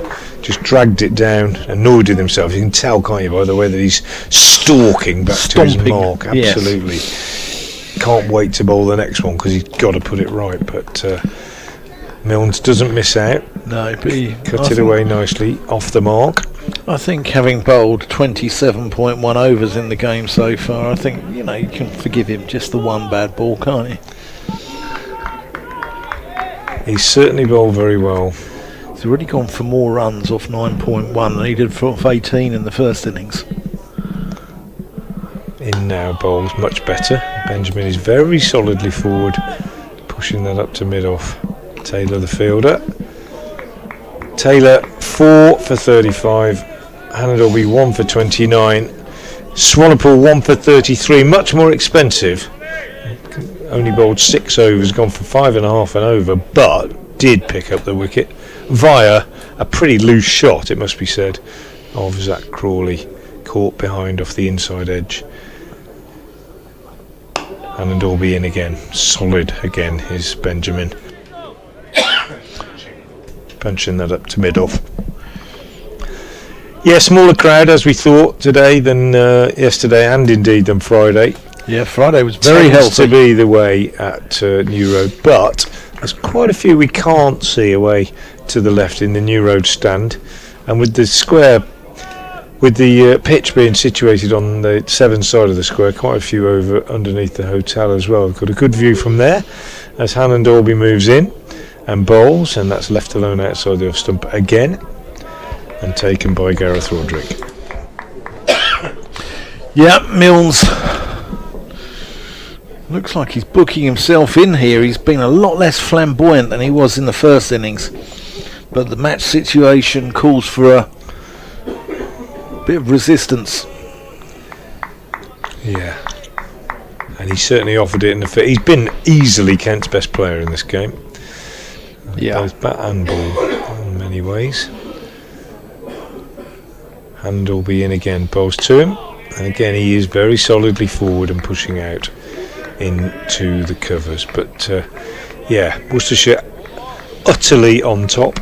Just need to be patient now, take their chances when they come along. Kent still trailing by 121 runs.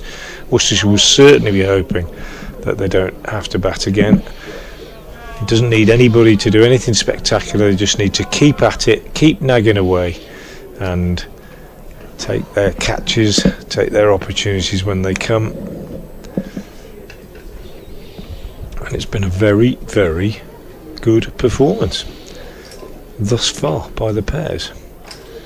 Hannon Dalby in again, bowls. Milnes again is forward defending this, pushing it out on the onside this time at the end of a very tidy over from Hannon Dalby. 10 overs, 1 made, 1 for 33 the score, and Kent remain 130 for 6 with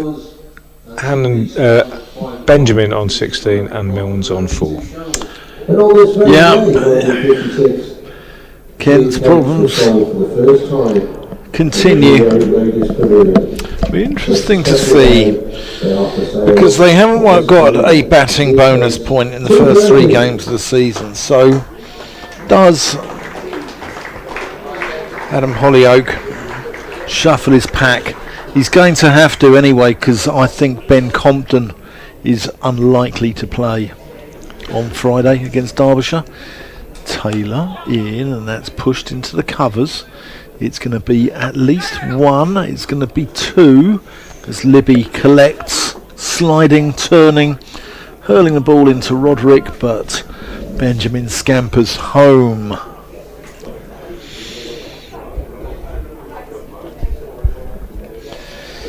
The London Marathon has won in under 2 hours.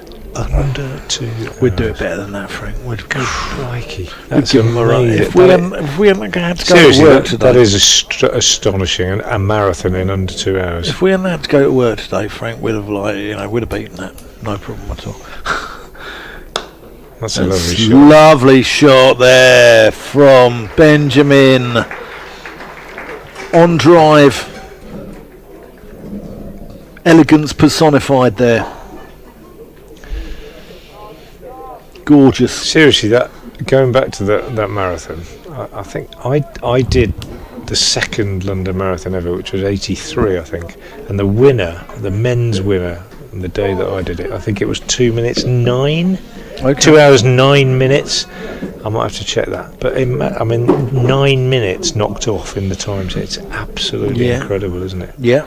9 minutes. Goodness me. I mean, that's a mile and a half.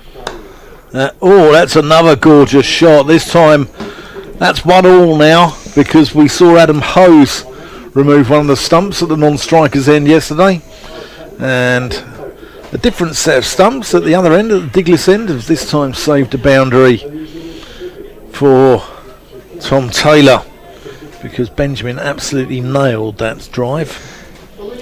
Yeah, 2 hours 9 minutes in 1983. So 40 years later, 9 minutes knocked off, and 9 minutes at that kind of pace is you're getting on for 2 miles. Aren't you? So it's absolutely uncanny, isn't it? Yeah. What a performance! Benjamin forward, defensive out to mid-off. And in a desperate attempt to drag it back to the cricket, Dan, I'll say, when people talk about how fast bowlers bowl, do they bowl faster now than they used to? and I know the speed guns are more sophisticated and everything else, and I know that Sylvester Clark was very quick, and I know that Larwood was very quick, and so was Frank Tyson and so on. But logic tells you, doesn't it, that we swim quicker, jump further, throw further, run quicker, probably bowl quicker than we ever used to, I think. Let's just run off the open face. I think he's going to get 4 runs here. Yes, he will, Benjamin. Then moves on to 26 with that. Kent on to 140. 110 behind now. Where'd you stand? 111. Where'd you stand on that? Do you think it's logical? No, I think you're right. I think, sort of advancements in health as well has probably come into that. And you wonder if it's things like, even from women taking folic acid when they're pregnant, perhaps might even come into it. I don't know. But the logic suggests, doesn't it, that if other physical... I mean, there are exceptions, aren't there? There are some records in athletics and so on that have stood for a very long time. Oh, that's a little fiddle there from Benjamin. Didn't need to play at that, and he's suitably admonishes himself. A little bit like Sports Shop Boy got in the ladies' pavilion that time. I was only joking earlier about Frank and I being able to run a marathon under 2 hours. I mean, I think, I don't know about Frank, but 2.5, wouldn't it? Well, I don't know about you, Frank, but I can barely run a bath these days, I tell you. Right, change of bowling at the new road end. Expected Matthew Waite to come on with his right arm seam. His figures so far very tidy. 5 overs, 1 maiden, no wicket for 17. He's another one who will be attacking the off stump, top of off stump, trying to nip the ball away from the right handers mainly. 2 slips in place. Comes in and bowls, and Milnes is forward very correctly, driving with the full face of the bat. Really lovely shape to that shot as he plays it defensively, or firmly defensively, up to Hannon Dolby at mid-on. Under the sun hat down at long leg, that's Fatty Singh, isn't it? Yeah, he's on as a sub. Yeah. Actually, he might have gone off now because it was Waite that went off. So I'll just break off for a minute and Waite bowls, and again Milnes plays up to mid-on. So I think that is by Swanepoel. Okay. No, it's Fateh, you're right, it's Fateh Singh, so he's still on as a sub, I think, by the look of it. Morrissey have a song saying, "You're the one for me, Fatty." I think it was spelt different. Actually, yeah, and when I've asked him about it, he says that's close enough when you say Fateh. Okay. Wait in bowls. Is it Fateh? It's Fateh or something like that. The way he says it is very. I can't do it, and nor could Dave Bracegirdle apparently. Okay. So I'm told. So it's not actually how we say it, but he said that's close enough. It was a kind of, I'll settle for that sort of thing. Yeah. 140 for 6 as Matthew Waite turns again. Comes in, and there's a great catch. That is a great catch. Second slip, Ethan Brooks diving away to his right, ankle height. Milnes is gone, and that's probably as good a catch as we saw Mayei take yesterday as well. That is a really, really splendid catch by Ethan Brooks, and his celebrations tell you what he thought of that, because he set off running away in celebration with huge joy. Nice little bit of drift from Waite. It was a really good delivery. Possibly you'd say he didn't have to play it, but it's drifted away from off stump, and a beautiful catch taken, and the Kent 7th wicket goes down. 140 for 7. Yep, credit to D'Oliveira for his bowling change as well. Shuffled his pack, brought Waite in, and he does the trick. So good captaincy there. Good to see. Keith Dudgeon is the man who's going to replace Matt Milnes. And see what he can do. But I think the end is nigh. Because after Dudgeon you got Parkinson and Cohen. And I think it's a matter of time. And it's not just that, is it? It's the it was low as well, that catch. It was about an inch off the turf. It's the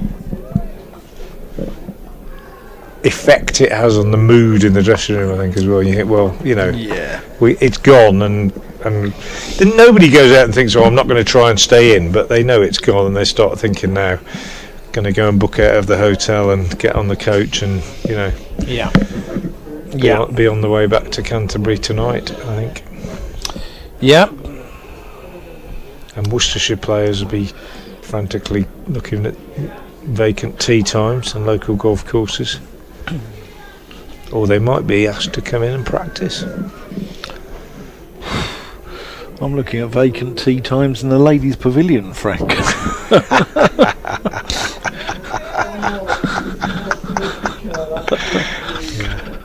Can I come to the ladies' pavilion all afternoon on Monday, please? Yeah. Because you probably made the cakes already. Yeah. Matthew Waite to bowl to the new man, Keith Dudgeon. 140 for 7. He's in and he bowls. Oh, and Dudgeon almost nicks that through to the keeper as well. Waite, that was a good one to give him first up. Made him play just outside off stump. And nearly got a second in the over with that one. Ooh, yeah, he's getting nice shape on it now. Wait, getting that shape away from the right-handers. I'd have a third slip in, I think. Yeah, he's certainly hooping it about. Cannot understand why he hasn't got a third slip in.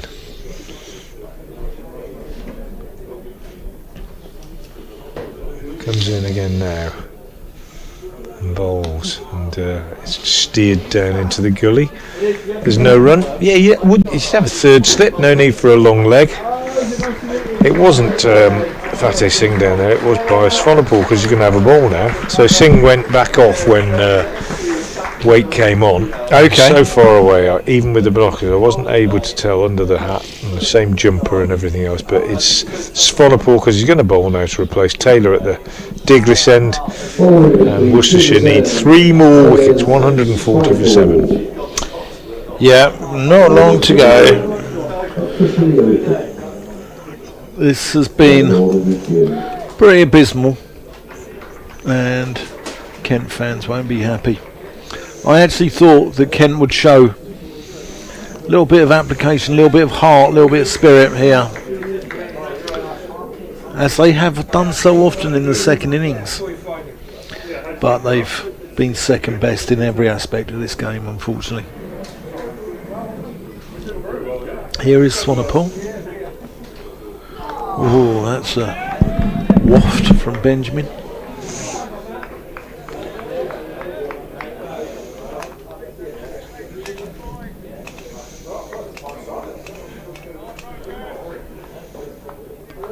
Just that hum around the ground. Do you know what? There's quite a few fans from Gloucestershire here. I believe there's a reciprocal membership, isn't there? Yeah. So a lot of Gloucestershire fans who live in the north of the county, as Swanepoel comes in, and that's driven square off the back foot. So a lot of Gloucestershire fans who live in the north of the county, in places like Cheltenham, Gloucester, they're only half an hour up the motorway to Worcester, so they'll come here. It's probably easier to get here than it is to Bristol. There's also a reciprocal membership, isn't there? So if you're a fan of Gloucestershire, if you're a member of Gloucestershire, you can get into New Road for nothing, and likewise if you're a member here at Worcestershire, you can get into either the Seat Unique in Bristol or Cheltenham. That's a pleasant shot there from Keith Dudgeon. Might even get 4 for that. No, it's been hauled in just before the rope. Good commitment from Libby. Dudgeon's got to be quick here. Almost flat to throw there. He might have been struggling. Anyway, he's off the mark with 3. Yeah, so you can either go to Neville Road in Bristol, or you can go to Cheltenham, where Gloucestershire have got, I think, their 154th Cheltenham Festival this year. But a lot of fans just go for a game of cricket. They're cricket fans, not necessarily fans of one county. That's tickled into the leg side by Benjamin for a couple.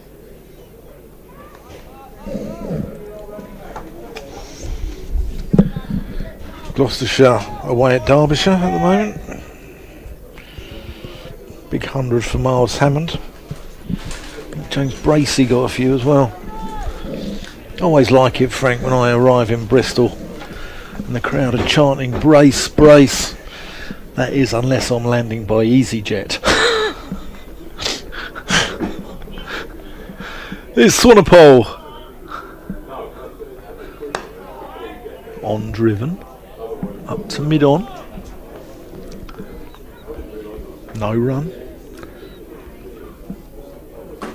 There's absolutely no wind. The leaves on the trees are completely still. The flag on the cathedral is hanging limply. There's just nothing in the air at all, is there? No breeze at all. Oh, that's a good delivery from Bayers. Big bad Bayers. Yeah, he's more expensive than the others, but every He's a now and strike again, bowler. He's a different type of bowler, isn't he? yeah, every now and again he gets one to do a little bit off the straight. Yeah. And he was unlucky not to get a wicket there. I think Rob Jones has gone out there now as his 12th match. I think Kent have really missed Glenton Stearman in this game. I think he would have been a real handful. Yeah, Rob Jones is out there.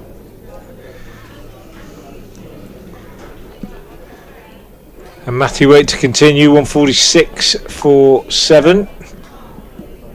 Just changing his field slightly. I still don't quite get why he's even got that man by a Swanepoel at deep backward square. He's not going to drop one in short, I wouldn't have thought. I'd have a third slip in there, definitely. He comes in bowls, and that's driven nicely into the covers, but well stopped by the substitute fielder Rob Jones. Well, I think we spoke yesterday about a rather disparaging article, didn't we, in the Cricketer? And I think Worcestershire have answered it wasn't that. in cricket, it was in Wisden. Oh, it was in Yeah, Wisden, yeah. sorry, I do apologise, but Yeah. I think they've answered that one emphatically, haven't they? They've been good in this game, I think, yeah, to be fair. And at Lords last week, they were pretty good as well. It's been a team effort. Another dot ball here. I think they're in the promotion mix. I think that 2 out of Middlesex, Durham, Lancashire and Worcestershire will go up. I think, yeah, I mean, Lancashire and Durham are very strong, aren't they? I think, in terms of depth. Don't always perform that way. Lancashire look a little bit more business-like this year than they have previously, I think. Yeah. As long as Sir Jimmy keeps churning the wickets out as well, and Keaton Jennings getting runs. Weight bowls, defended again by Dudgeon. Middlesex, though, have, since changing their coach last year, they've improved, and they've got Peter Fulton in charge there now, haven't they? Old 2 metre Peter. Well, as he was known. Worcestershire beat them last time, of Yeah. course, last round down at Lords, which was a good win. But yeah, I think for me, Lancashire and Durham have just got depth and strength and resources. But that obviously, as we all know, that doesn't always win the day. Weight balls, and this one steered behind square on the offside. Look at Leicestershire coming up last year, for example. And Northampton aren't a bad side now that the coach has got them licked into shape a bit. Darren Lehman, I think it's quite a competitive second division. You could argue that County Gloucestershire, and that's no reflection on your good self, of course, Daniel. You could argue, couldn't you, that they're a little bit off the pace, or so it looks at the moment. Anyways, Weight bowls. and this one is clipped away on the onside for a single. Tumbling stop by Helen Dorby at I'm the Jonah, aren't I? I'm the Jonah. Well, I'm as it happens, but I'm the voice of doom. yeah, as it happens. But genuinely, I think that's the way it looks, isn't it? As it's panning out. But Yeah. injuries will have an effect, and 100 call-ups and goodness knows what else. Yeah. But at the moment, Worcestershire hoping that they can wrap up a second win in 3, and they managed to escape with a draw, having played pretty badly for most of the game at Derby. Waite bowls, and that's wide. And that's a cracking shot from Benjamin. What we have seen today is that when width has been offered, everybody has taken on the challenge. Joey Everson hit a couple of cracking shots just before lunch through to the cover boundary when he was offered width, and Benjamin doing the same there. Goes to 33 off 39. It's 151 for 7, and it's time for me to give way to Rita Green. Yeah, Benjamin absolutely piling in there. Brings up the 150 for Kent. Just 3 second innings wickets in hand. They're exactly 100 behind to make Worcestershire bat again. There's still 55 overs remaining in the day. So unless we have some Dudgeon delights and a miracle from Benjamin, then it's going to be a tough old ask as Dudgeon misses a wide ball from Swanepoel, and it is an absolute pleasure to introduce the wonderful, the mercurial, the magical Rita Green. How are you, Rita? Dan, that's the most magical welcome I've ever had. Well, Thank you. there you go. Swanepoel in, Dudgeon pushes it out to the covers, no run. Wow, that's a privilege and an honour to have that type of welcome. I better live up to that welcome now. Well, yeah, I mean, I don't want to be the one that provides doom. Doom-monger. Doom-monger, thank you. Yeah. For Kent fans, I'm neutral. No, that's me, I've got that title. Oh, really? Oh, Yeah. good. Okay, you've got it rather than me. Yeah. Good. Yeah, But yeah, gosh, Kent up against it here. Wow. certainly are. Swanepoel in, short, wide. Shot from Dudgeon, 4 runs. Lovely, lovely back foot punch. I tell you what, Keith Dudgeon, I think, could bat a little bit higher up the order. I've been impressed with him. So, nice lunch, Rita. It was lovely, yes. Yeah. Had a lasagna. So What did you did I. go for? Did you? Lovely. Yeah. It was yummy. Yeah. I picked mine up a little bit late, so it was a Right. little cold. But that was on Okay. me. That was on me because I got chatting to Schoolgirl error. Mr. Mackey in the stand and about 5 other gentlemen. Okay. Don't tell my husband. I was just chatting to loads of other guys in the stand Ooh. about cricket. You fluttering your eyelids at it. Here's Swanepoel. Thick outside edge, and that's good commitment. They'll scamper through for a single. Dudgeon moving on to 9 with that. So Mr. Mackey then. Yes, Mr. Mackey. Hello. Second mention of Mr. Mackey, dad of Phil Mackey, who is the BBC Midlands correspondent on the Okay. telly. Yeah. Does a lot of flood reporting, etc. Anyway, but I just basically decided to sit down, and you know when Yeah. you just get chatting to people around you. Yeah, It yeah. was wonderful, and he was listeners. Sorry, you're going to hear this again, but telling me about it when he was here as a young lad. I'll tell you in a second what happened. Swanepoel in to Benjamin, who plays it into the ground, back to the bowler. And he saw the magnificent Don Bradman here Yeah. at Worcester in 1948. Yeah, Bradman's Incredible. 48 Australians. Yeah. Amazing. And we just talking about the ground, and actually we got started chatting because we were hearing the announcer mentioning the luncheon scores, and the Lancashire score was mentioned, and Mr. Mackey was pleased how they were going. Oh, that's nearly sneaked through Benjamin's defences. Do you think the view over to the cathedral's changed much since 1948? I think the cathedral's been there a little bit before. You're right. I mean, no. I don't know if the commentary box has always been here. Did it used to be over there? I don't know. I dream that somebody mentioned when I said this is great radio? I'm pointing over to my right. Is that the ladies' pavilion over there? I believe it might have been over there before, but yeah, in the main, I think this view has been here for quite a while. Yeah, I mean, I've always, wondered. Tintern Abbey down the road. It's sort of on the Gloucestershire, Worcestershire, Wales border, and it hasn't got a roof on it. And you'd think, being such a tourist attraction, they'd put a roof on it these days, wouldn't you? Yeah. Right, freshen you over, and this one's punched to the cover area. Back foot drive by Dudgeon, no run. There's so many magnificent places to go in this wonderful country, isn't there? And you get to travel around the country quite a lot, don't you? So yeah, just the 14,000 miles of summer. Yeah. Really?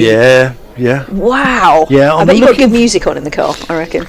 Yeah, I like sort of the indie stuff from sort of fan of the Smiths and stuff like that. Yeah. How Soon Is Now. One of my favourite tunes. Is it? Yeah. Yeah. Genius. Right, next ball in. Driven. Nice drive, but didn't quite middle that one. Or I think the bowler got a hand on it. No run. Dudgeon, you're right. Look, I mean, these two are just going for it, quite frankly. Why not? They're not blasting it around every ball, but they just play good intelligent cricket here. If the ball's there to be hit, we haven't got see ball, hit ball. Yeah, absolutely. Yeah. And the wicket is still decent, but quite a task ahead. Wait, it's in. It's tucked down to. In fact, it's going to get all the way to the boundary. A little nick round the corner. Didn't quite get his line right there, Matthew Waite, and 4 runs to Dudgeon, who's up to 13 from 15 balls, 160 for 7. Dudgeon's going to get a ton. Wow. No, you heard it here first. You won't. Well, the trail, but I mean, the thing is now below 100. So in terms of 3 figures, the trail by 91. Look, stranger things have happened, but look, let's be honest here. To get Worcestershire to bat again is the first mission. Wait, with this extraordinary start to his run-up, in and bowls, defended nicely by Dudgeon, no run. I picked up on this the other day. He sort of stumbles like a pub drunk, doesn't he? There's a certain brand which sells cheap alcohol, which I'm sure we're all aware of, which tends to have like a solitary drinker on a Monday afternoon having his 6th pint and talking to himself, and Waite stumbles like him at the beginning of his run before the rest of it's quite smooth after that from Waite, isn't it? But it's that sort of initial first he leans over quite nicely, and then he throws himself into his run up, nice up straight, and then bowls. And this is a big thick inside edge that goes somehow to the deep mid wicket area, and there's one more to the total. And it's fair to say that it's an unusual action that he has, but very effective. Oh, without a doubt. Yeah, there's no doubting. I mean, he was superb in the first innings, 2 for 32 off 12 and 1 for 27. He just does that job for his side, doesn't he? He doesn't bowl much rubbish. And I think that this is where Worcester have just been on the money throughout. I was just saying to Frank earlier on, I'm struggling to remember a session. I've been watching the game from afar, but which Kent next ball comes in, driven and no run. Which sessions Kent may have won in speech marks? Yeah, and I don't think there've been any. No, they haven't won, Worcester have been well on top. Yeah, Worcestershire have won all 7 sessions in this game, and that's why. They're looking like winning by an innings plus. And you chat to the Kent team after each day's play, and did you speak to Adam Hollyoake last night? I imagine. No, Daniel Bell Drummond. Oh, Daniel Bell Drummond. So he philosophical, I think, is probably fair to say, isn't it? And wanting to put up a fight today, but yeah, it's been a tough one with pressure both ends, and certainly that first switch bowl in partnership as well has certainly kept the pressure on Kent all day. Yeah, it certainly has. I mean, they're never sort of going to tell you, I know we're going to roll over and get stuffed by an innings or whatever, are they? But Swanepoel in, thick outside edge, 4 runs to Dudgeon. Just past the outside, stretched arm of, I think that's Rob Jones on his 12th as there actually. Yeah, I mean, I feel for Daniel because he did have a game plan here. I mean, everyone's saying, what are you doing batting first, what are you doing? And I can see why he did, because he thought it was a dry pitch. But, he although he's a batter himself, he can't it's not his fault that his side have been skittled for 196. And once you're behind the 8 ball, it's very hard to bounce back. That's just pushed to point by Dudgeon, but no run. So I do feel for Daniel, and Daniel's one of the good guys. He's honest, and he doesn't sugarcoat it, and he'll say it how it is. Same for Adam Hollyoake as well. And Kent fans just need to get behind their team, because I know it's hard when the team are getting stuffed, and they finished 18th last year. Kent fans could do with just getting behind their team. That's played off an open face down into the ground and well fielded by Jones in the gully. But yeah, it's tough, and they've really missed their overseas who was signed, who went home after one game, Glenton Stearman. He'd have been a handful on this wicket, and I think he'd have done the job that Hannon Dolby or Tom Taylor's done, just back of a length on the money and putting the ball in the right areas. That's glorious from Dudgeon. There's a touch of the Vivian Richards about that one. Just whipped it with a smidge in the bottom hand, and that's a lovely shot. Yeah, lovely stroke, and I think Dudgeon's just playing his game here. 22 from 21. Why not? Yeah, you're right. Just lent into that one really nicely. It was pretty safe. There's a man at mid wicket. Bit of whippage. But yeah, exactly. I love it. Yeah. I love a wristy batter as well. I love an on drive and the cover drive. It was beautiful, and you can wax lyrical about that. I do love a square cut though. Oh Dan, yeah. Yeah. I'm such a geek. I think I'm in good company here. Oh, without a doubt. I mean, my hero growing up was David Gower, and the David Gower, yes, he'd have a waft and nick off to the slips, but 2 inches towards the middle of his bat, and it hit the middle, and the ball was crashing against the advertising board. It wasn't hit; it was stroked. It was pure timing. Joy. Yeah, it was. He's got a silky smooth voice as well. Yeah. Ooh, sounds like you're a bit of a fan of David. Yeah, as well as Mr. Mackey. I understand. That's a dot ball to finish the over. 169 for 7. Who was your hero then, growing up? For me, Brian Lara, actually. Okay, yeah. I know I'm a right-handed batter, but the left-handed square cut, and that's the way that he's not the tallest of batters, but the way that he used his. And Tendulkar as well, Sachin Tendulkar. I mean, that kind of goes without saying. Yeah. Those sort of batters that maybe I relate to more with my height, of being able to beautifully caress the ball around, and what a player he was. In fact, my daughter is called Lara, actually, and part of the theory behind that was Mr. Brian Lara. Right, fresh new over. Wait, into Benjamin, pushes this to fine leg, and there is 1 to the total. I was always a fan of Wayne Daniel. Because as an 8-year-old I went to Lord's, and all the kids are queuing up for their autographs, etc. And this big hulking West Indian had just come back from the nets, and he asked me my name, and I've gone, Daniel, like that, as an 8-year-old. He said, that's my name too, Wayne Daniel, and signed it for me to Daniel from Wayne Daniel, and from then he was my hero. Oh, that's so lovely. So I had 2 heroes. Wait. In. Big thick edge into the same area, fine leg, and there is 1. Oh, did they take a single? Yeah, they did take a single. Sorry, they look quite similar. They do actually. Yeah, they do. But 1 more to the total.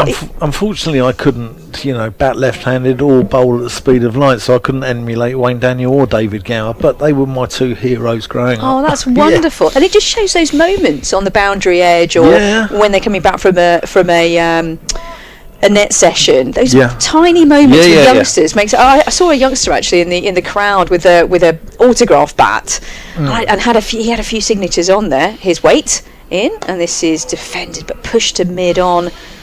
Think about it. No, they don't think about a single. I'm overdoing the drama here. There's no run.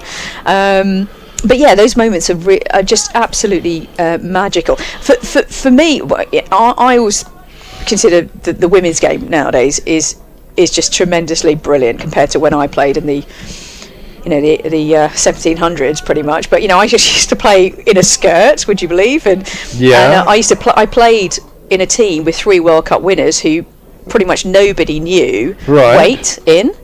This one's draw driven and an inside edge that could have gone absolutely anywhere. For the 3rd time this over, it goes down to fine leg. They go through for a single, playing slightly dangerously there. Benjamin 35 from 45, but still going, still trying to be positive. But the day will come when asked that question, who's your sort of favourite player, or that player growing up that you had a moment with it inspired you? One day that boys and girls will mention a female player. I'm sure that will happen, and I don't know, I think I might have to cry, have a little weep and a cry over that one. Wait, in. Oh, big thick edge goes to Gully, and there's no run. I'm not going on about how the women's game are going to emulate the men's game. No, but it plays a part for girls and boys to take part in this wonderful game that we love. Without a doubt. And, a game of cricket to me is a game of cricket. As long as you've got 2 sides who are sort of competitive and in the same ballpark, whether that's men's, women's, whether it's the 3rd 11 down at your local cricket club, you can still get good quality cricket at whatever standard or level there is. Definitely. It's an individual sport within a team sport, isn't it, as well? So you can shine. Wait. Oh, tried to tuck this to the onside, did Dudgeon, but ended up going straight back and down and hit the stumps at the other end, but all very, very safe. There's no touching it from the bowler. End of the over, 172 for 7. I used to love going down to watch village cricket in my village, and I didn't know any of the players there, just watching random cricket when all my other mates were going shopping and doing all sorts of other stuff, and I was the boring one on the boundary edge. But yeah, this wonderful game, it doesn't matter where you watch it. Doesn't make you boring. I'll tell you what, shopping's boring. Oh, isn't it just? Oh, I hate shopping. I hate shopping, I me hate too. shopping. There's nothing Christmas shopping worse. especially. Don't mind food shopping, Yep. but other shopping. Oh, give me Chris Tavaray dotting balls up. Is Swanepoel. That's 4 more to Benjamin this time. Past the outside edge. Is it 4? Yes, it is. Brooks in pursuit. Can't quite stop it, despite a valiant effort. And the ball dribbles over the rope. Benjamin moves on to 39 now. But yeah, I'd rather watch Chris Tavaray blocking out a draw than going shopping. Absolutely, I'd rather do absolutely anything. The dentist, even. I think, I'd rather do that. But yeah, exactly. I'm just looking at the state of play here. 2 slips, a gully, points being taken out, or like a deep point, etc. Yeah. Trail by 75 now. I mean, these 2 have really brought the game together. Oh, there's 4 more. Thick outside edge. I'm not saying that Kent are out of the woods here with that. Well, that 4 was tremendous. What he's doing here is relying on width, though, and Benjamin moves into the 40s with that boundary. But any width, they're just throwing their hands at the ball, and you never know. You never know. Well, they've put 40 on this pair, and good on them. They're just playing intelligent cricket, like you say. If there's any width, I'm just wondering whether Worcestershire. Look, who am I to suggest that they should be more aggressive in the field? But maybe 3 slips, a gully and a point, just because they are, as you say, putting their arms through anything that's got a bit of width. But yeah, there's a bit of a chat going on here about the field, actually, Dan, as well. But I think Kent. I mean, all right, they might get Worcestershire to bat again, but I think they've got 3 hopes of winning this game, and the first is the Cape of Good Hope, second one is Morris Hope, the ex-boxer, and the third is No Hope. Swanepoel in. That's hit him somewhere. That's caught him around the Benjamins somewhere, isn't it? I'll keep quiet on that one. He doesn't look to be wincing in pain. Thankfully. No. That's Rick, good your to see. notes are very, very sort of in depth, very fastidious. Thank you. Yeah, I do like a little bit of a. Yeah. I'm still old school with a pen and a piece of paper. Yeah. Driven. No run. But I'm also a bit of a. God, that's the third time saying geek. Just looking back at previous games as well, it's quite a nerd. Yeah, I mean, one of those. But that's why we love this game so much. I mean, I tend to dip in and out of games, as you know, and it's just nice to see where how the players have progressed over the years. And I do love a notepad and whatnot. So, and also my memory's terrible. Defended there by Benjamin. Goes out to. Back to the bowler. Swanpod's got some pace here, though, isn't he? He's slippery, isn't he? Yeah. He's skiddy. He's but the quickest bowler on display in the game. But yeah, he's not a big guy either. He's just he's sort of like the Darren Goff style bowler. Quite quick, short guy who skids it on a little bit.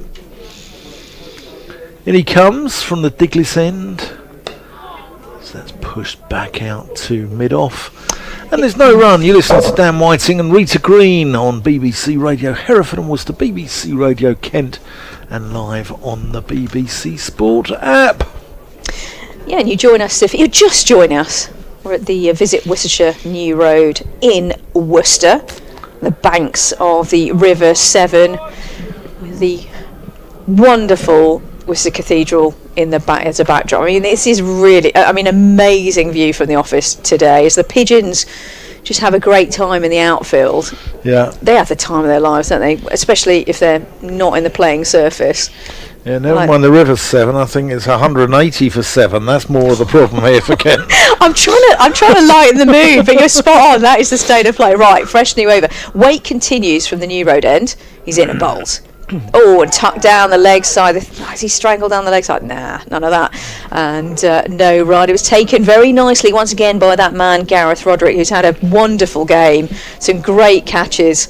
And I think Worcester have just been on the money, haven't they, the whole time? Apart from that Tom Taylor drop. Sorry, Tom, to mention it again. It just seems so extraordinarily out of character when Zach Crawley was on 10. Crawley out for 31 in the end, so not the most enormous damage. Matthew Waite in. This one's pushed. Oh, nice thick edge actually. Soft hands there from Dudgeon. Is he going to go all the way for 4? Oh no, just dragged in from the boundaries edge. They go through for 2. Yeah, good work from Libby down there. Yeah, very nice work in the deep and just. But these two just kept it ticking over. What's the deficit now? They trail by 69. Come on, you got to get Worcester. I just turned to look at Dan, and he's still looking a little bit down in the dumps. But you just got to get Worcester to bat again. That's got to be the mission. But I always enjoy listening to you chatting with Adam after games, and even before. His honesty is incredible. Yeah. Waite, full delivery. Waite's getting a nice bit of swing. He even sledges me, Adam Hollyhoke. We saw that video earlier, didn't we? Where he's I messed up an interview and had to start it again. It's the only time I've ever been sledged. I've been sledged all over many cricket pitches in my life, but never whilst holding a microphone in my hand. It's a sign of friendship. Yeah, no, he's a good man. But I might have to ask him 1 or 2 awkward questions later on, I'm afraid. Matthew Waite, full delivery, push to mid-wicket, which is vacant, so there's deep mid-wicket, and they go through for a single. Right, today, London Marathon. Yeah. As you all probably know, amazing times from the women's record, the world record, gone today. Yeah. Amazing. And under 2 hours for the men's as well. Yeah. My mate and fellow BBC Sport colleague of mine down at BBC Berkshire, Isaac Farnworth, 2 hours 29. That's pretty incredible, isn't it? Oh, yeah. He'll be completely chuffed with that. But I've got to tell you, after the next delivery, there was an amazing person. I'll come on to the cricketing link in a moment. Here's Waite in. Oh, big shout and appeal. Oh, not given, not out. I think he's hit that. I heard two noises. I don't know. Quite possibly, because the bowler, he appealed loudly to start with and then thought, nah, Just not good enough. Naked eye. It looked quite high as well. Let's have a little look. Yeah, just sort Oh, had some things going for it. But just... Maybe height? Yeah, possibly. Possibly. Okay, and back to my completely random link between cricket and the London Marathon. The fastest marathon in cricket, in a cricketing uniform, so full helmet, gloves, the lot. Right, wait, in, driven, really nice drive, and it's going to dissect the cover and mid off field, and they go through for a couple. Didn't quite time that completely to the boundary rope, but 2 more to the total. The time was 3 hours and 20 minutes and 46 seconds. Okay.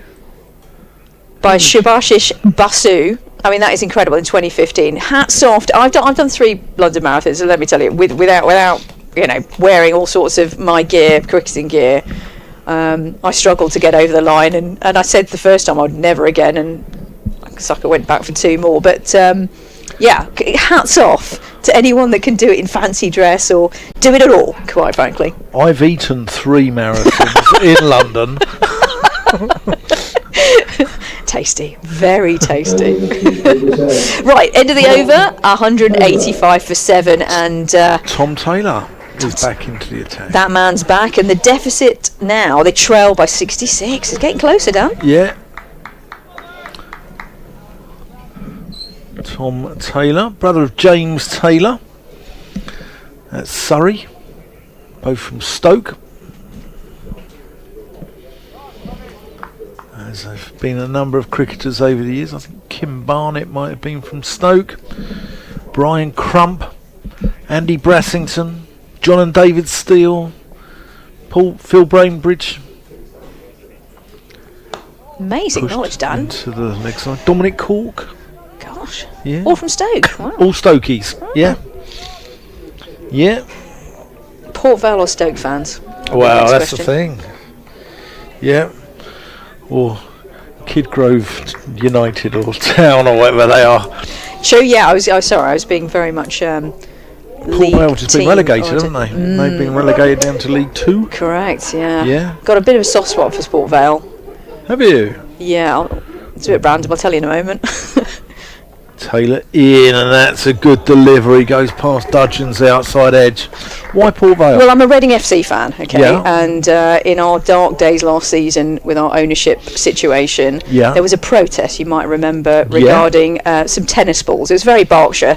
Yeah. Tennis balls being thrown onto the pitch. That game was a home game against Port Vale. Right. And the game was eventually abandoned. And all Reading fans, not just me, have a real soft spot for Port Vale because they took it so graciously. You know, it's really annoying to go away to Reading or anywhere and then a whole heap of people throwing tennis balls.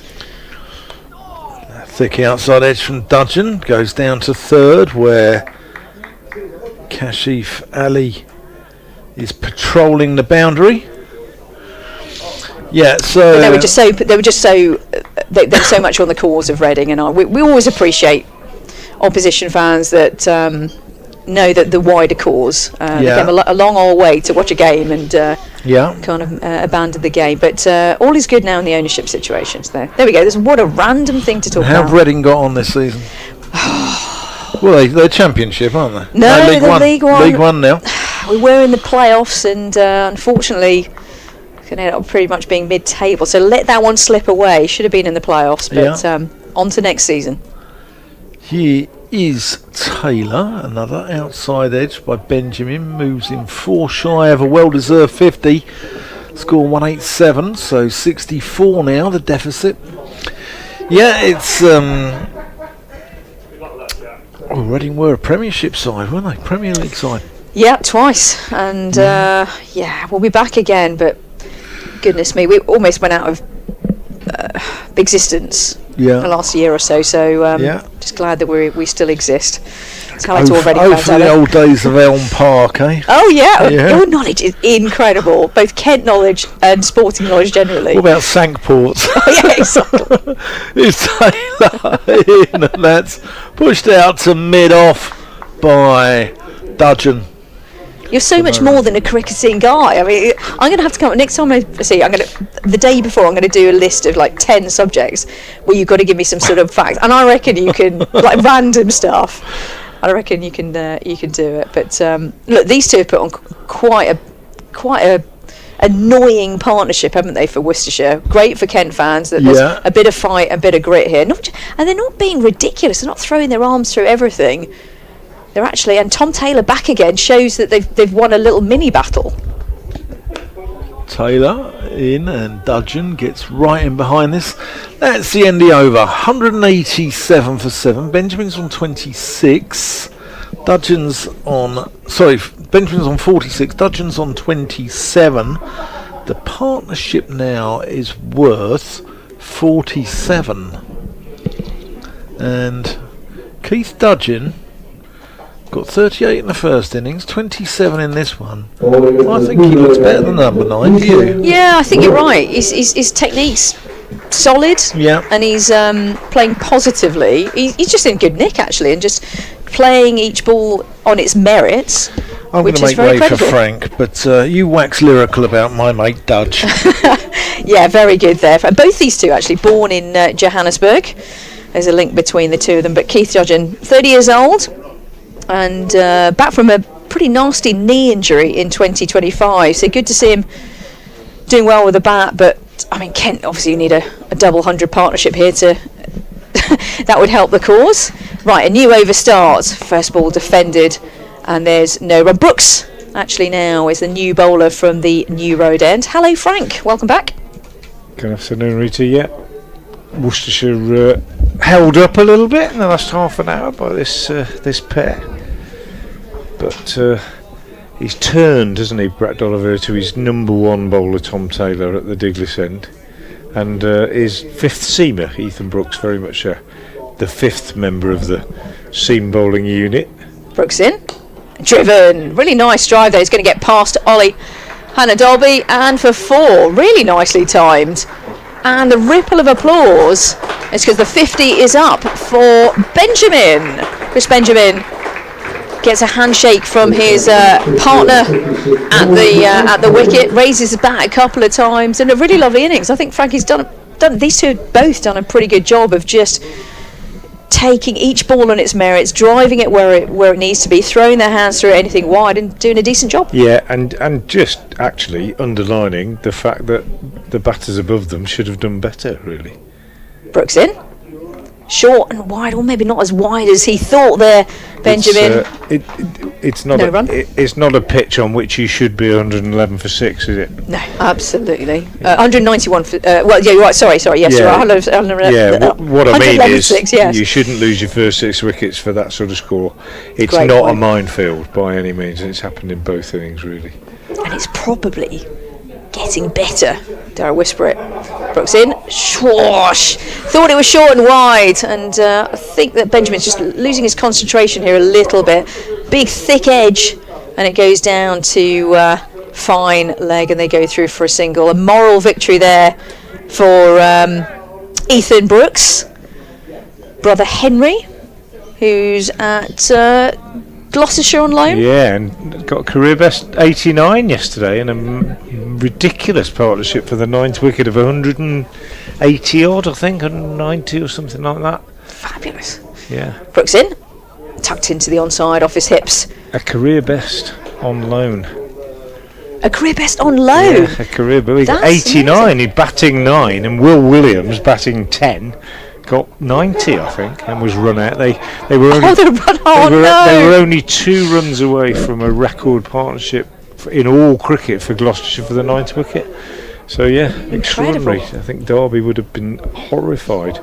I mean, a 9th wicket partnership of 190 is really going to upset the fielding team, I think. Brooks in, and a miscut by Benjamin, no run. 193 for 7. Right, let's have a little look at what's the what they trail by. 58. It's just slowly but surely being cut away. I think 190 for the last wicket partnership then. Isn't that the definition of annoying from a fielding perspective? Just get one more wicket. Absolutely mad, wouldn't you? And no, it's all right. I'll just reaching across my mind. But you go absolutely mad, I think. The whole nature of the game changes. And it's an opportunity to have a look. We can have a look at some scores elsewhere, can't we, during this over? I'll start with that game actually and see what's happening on day 3 of Gloucester and Derby. And well, yeah, there you go. The extent to which that has changed the game shows as Taylor bowls a half volley outside the off stump and Dudgeon smashes it through extra cover. Batting suddenly looking a whole lot easier than it did about an hour ago. So Gloucestershire in that game made 498. Before that partnership, they were 301 for 8. So, you know, Derbyshire would be expecting to get them out for 325, something like that. Ended up getting 498. And Derbyshire now are 273 for 9. So, Henry Brooks has only bowled 5 overs, so it looks as though he might have an injury there, actually, which is a bit unfortunate with him being on loan. But they're 225 behind, and they're 1 wicket remaining. Taylor bowls again, bouncer, a bit irritated by that shot from Dudgeon, I think, and ducked underneath it through to the keeper. So really, if they're 225 behind and that partnership was 189, you can see that in terms of the state of the game, it's the defining factor, really, that partnership. A remarkable effort by a 9th wicket pair. Elsewhere, just having a look, might as well go through the others now while we're on. Lots of cricket going on today. Minor counties, women's cricket. Worcestershire women have already won. Taylor in, bowls, and Dudgeon is forward, pushing into the offside. So back to County Championship. Lancashire against Durham at Chester Street. Lancashire leading by 207 with 4 wickets remaining in their second innings. So 132 for 6 second time around. High scoring game at Headingley. Sussex got 502. Yorkshire are 394 for 5. Banking on a draw there. Glamorgan 440, Leicestershire 380 for 4, banking on a draw there.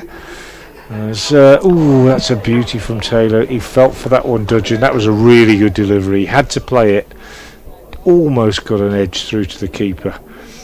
So yeah, Gloucestershire and Derbyshire we've done. Warwickshire and Notts. Warwick's got 459. Notts following on 279 in their first innings, but making a very good fight of it second time around. Hasib Hamid is 70 not out. Ben Slater was out for 48. Ben Duckett 13 not out. They're 144 for 1 in their follow-on innings, and think that's it as far as the men are concerned, as Dudgeon steers this one down to third man where Kashif Ali fields, and they get a single. No, there's one more, isn't there? Because there's the big game at the Oval. Again, I'm not betting against anything but a draw here. Essex 409, Surrey 371 for 6. Dom Sibley making a breathtaking 100 down there. 101 off 283 deliveries with 8 fours at the Oval. So that's very much a Dom Sibley good type effort, of innings, a really good effort. Taylor is in again and bowls, and this one nips back and takes Benjamin on the thigh pad and drops down on the offside. Good over from Taylor, apart from the half volley that went for 4. 198 for 7 at the end of it. Yeah, and it's fair to say the Worcester women, I think, had a tremendous result earlier on today. There was a ripple of applause when the announcement came out. 100 plus run victory. Yeah, they bowled out the opponents who were Northumberland, I think, for 40 odd, I think, or something like that. I'm just trying to see if I can find the great innings. So just to finish off that over, actually, Tom Taylor just varying it up. The last delivery, lovely in swinger. And Tom Taylor will be delighted if he gets a fifer and beyond. Right, short and wide, and given the treatment here. There's a man in the deep, a sweeper in the deep now, and they go through for a single. Nice looking stroke though. We haven't seen those type of strokes that much in this innings. But one more to the total, 199 for 7. 200 coming up shortly for Kent. Gosh, didn't think that would be a possibility potentially earlier on today. I would go back to what I was saying a few minutes ago. It just shows you that it's actually a pitch on which perfectly possible to get yourself in and score runs. Brooks into Benjamin, just tucks us down into the onside, and they go through for a single. Yeah, you're spot on. It's a wicket that is there for the runs. By the way, the heads groundsman.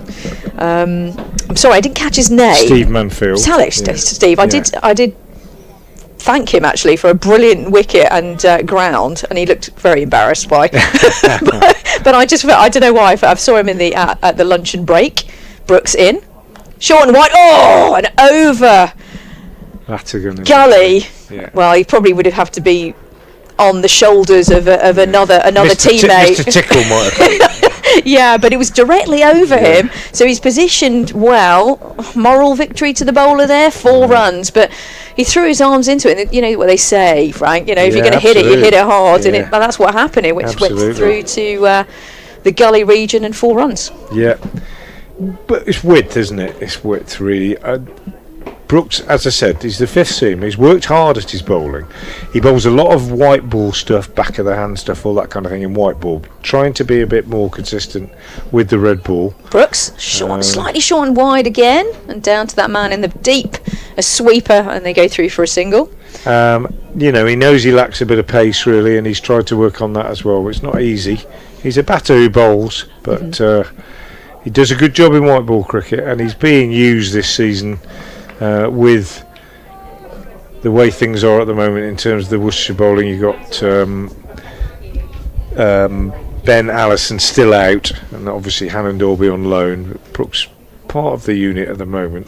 Brooks, and this one jumped up a little bit at Benjamin, but no run. He's still a young lad, young guy. I think everyone's young to me. 24 years old, born in Solihull, former Warwickshire player as well, so he's got some pedigree behind him.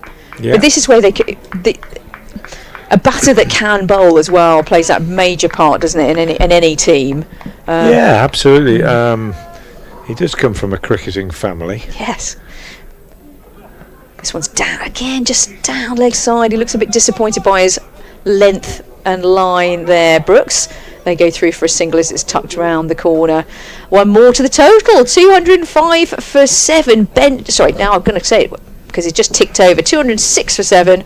Benjamin on 53, Dudgeon on 39, and these two, dare I say it, are going along very nicely. Yeah. And Kent trail now by 46 in this Rothesay County Championship Division 2 match between Worcestershire and Kent, and looks as though Worcestershire will probably have to bat again. Yeah. They might not have fancied at one stage, but long time to go in the game. Just got to be patient, I think.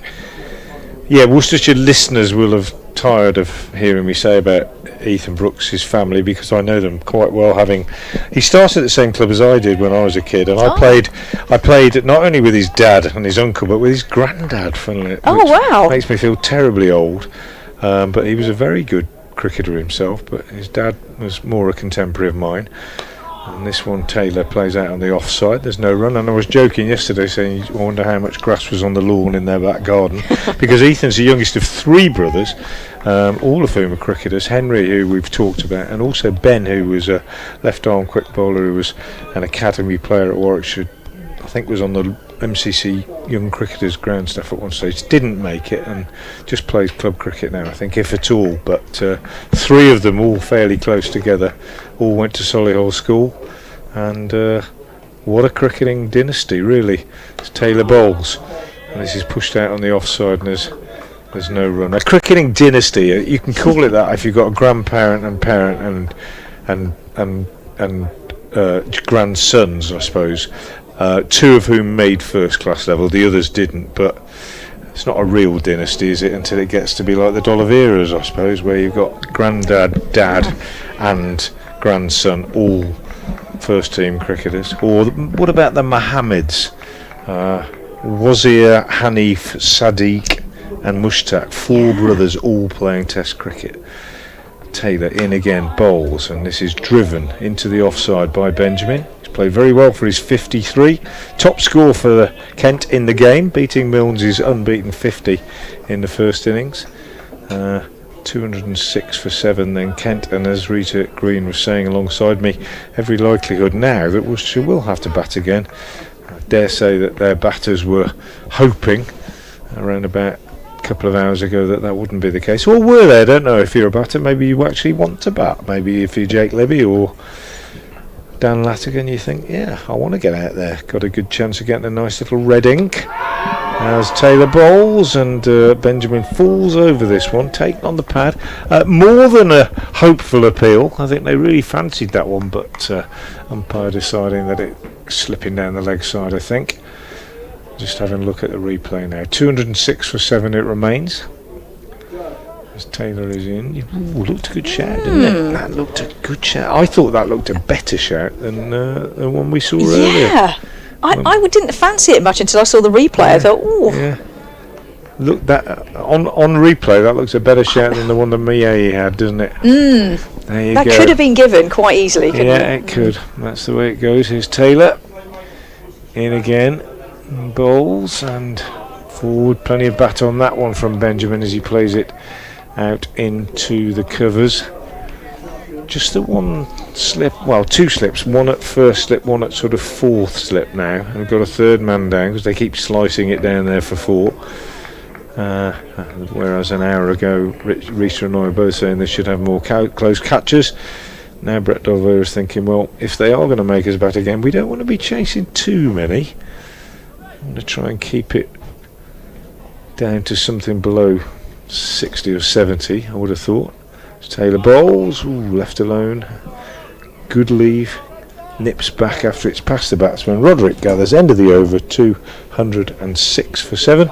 I'm going to give the answer to my quiz. I think I normally give it after tea, but I'll give it now. Not many people have bothered responding. It might be because it's too difficult, or maybe because it's too easy. Graham Dilly played 41 Test matches for England.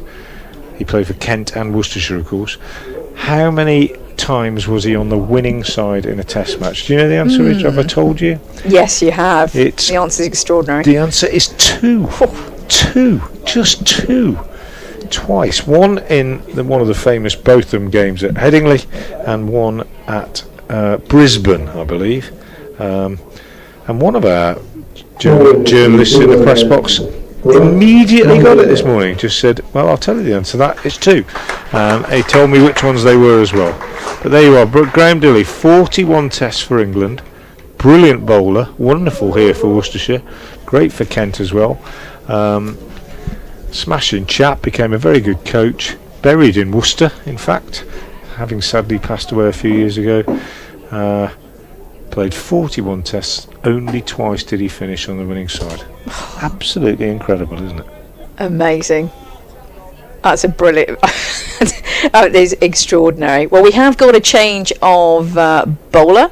Had a quick drinks break, and Brett D'Oliveira is on from the new road end. This one's slightly down leg and left alone. So a little bit of spin, something a little bit different. So the skipper's thinking, look, we need a breakthrough here. I'll bring myself on. Comes up to the wicket and bowls.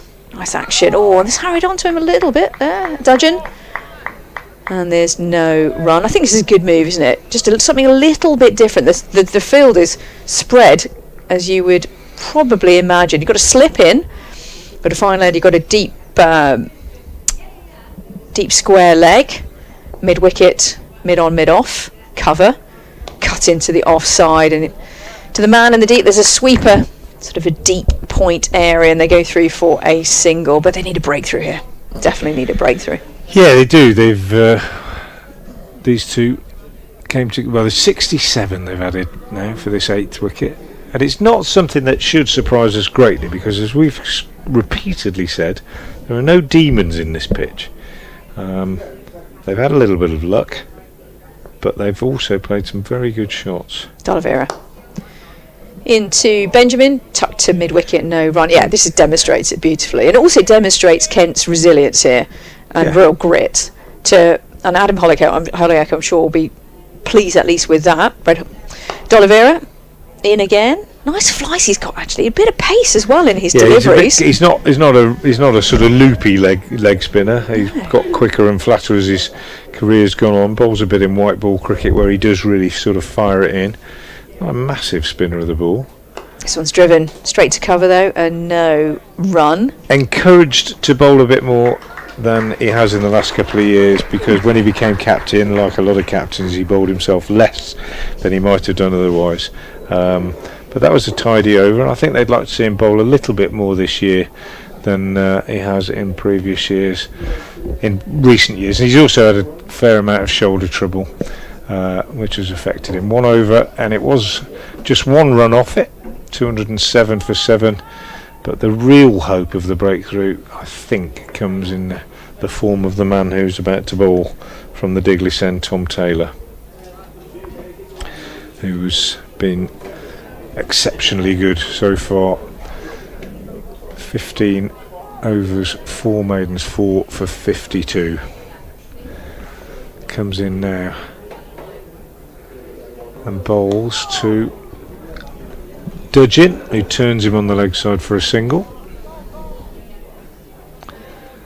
208 for 7. So the deficit now is just 43. But having said that, looks like they'll bat again. It only needs a quick couple, and that could change very, very quickly. And Worcestershire just need to remind themselves of that. Chance will come, persevere, and make sure you take it when it comes along. So one area of the cricket, they'll feel, I think, as Dudgeon takes, I beg your pardon, Benjamin takes a single out to Kashif Elliott, wide third man. The one area of their cricket that they can improve on in this game is their catching, because we saw Tom Taylor drop a dolly this morning, and we saw Adam Hose drop 3 slip catches on day 1, which is most unusual, not just for him but for anybody to drop 3 slip catches in one day, and they were all pretty catchable. Notice that the 1 slip remaining is now Ethan Brooks, whose catching has been pretty good, as Dudgeon is forward to Taylor again and pushing out into the offside. Brooks took an absolute cracker, didn't he? Did.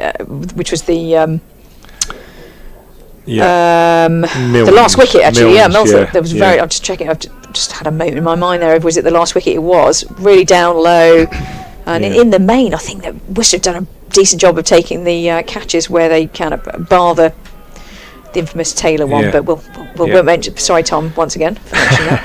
Mayeye caught 3 in the Worcestershire innings, and a couple of them were really smart, sharp slip catches. That's down the leg side, taken by the tumbling Gareth Roderick, who flicks that one away to Brooks. Roderick, who is 1 away from equalling his Worcestershire record for catches, 9 in a match, and he shares that with Stephen Rhodes and Ben Cox, who did some proper checking up in my last break. So if he were to catch 2 more out of these last 3, he would set a new record, and he knows that, because I've talked to him about it before. He's quite aware of that record. He'd like to break it. Taylor bowls, forward comes Dudgeon, very solid. 54 then to Benjamin, 41 to Dudgeon. We 1 or 2 of the other batters sitting in the pavilion looking out at this thinking, you know what, I've probably left a few out there, I think. But it is what it is. Kent still in arrears, and Worcestershire being made to work hard for this 8th wicket. Yeah, they're batting really well here. They're just letting the ball come to them. They're not premeditating their shots, keeping that right leg for the right-handed batter just really still. Taylor is in. Oh, and there we go. So there, we've got him. We've talked him out. Taylor's got his 5th. Roderick's got his 9th catch of the game, and the stand is broken. Dudgeon is the man to go. He's caught by Roderick off the bowling of Taylor for 41, and Gareth Roderick equals the record that he already shares with Ben Cox and Steve Rhodes for 9 catches in a game, and he has a chance with 2 wickets still remaining of breaking that record. So well bowled Tom Taylor, and Keith Dudgeon is gone, and now again Rita, the prospect of Worcestershire not batting again is, it would seem, the more likely. Yeah, and congratulations to Tom Taylor, 5 for there and still going. And as you say, to be in the same category as Stephen Rhodes and Ben Cox as well. But sorry, Keith, commentator's curse. So I was bigging up how they were waiting for the ball, and just a rush of blood to the head a little bit there. Threw his hands through it, and another wicket.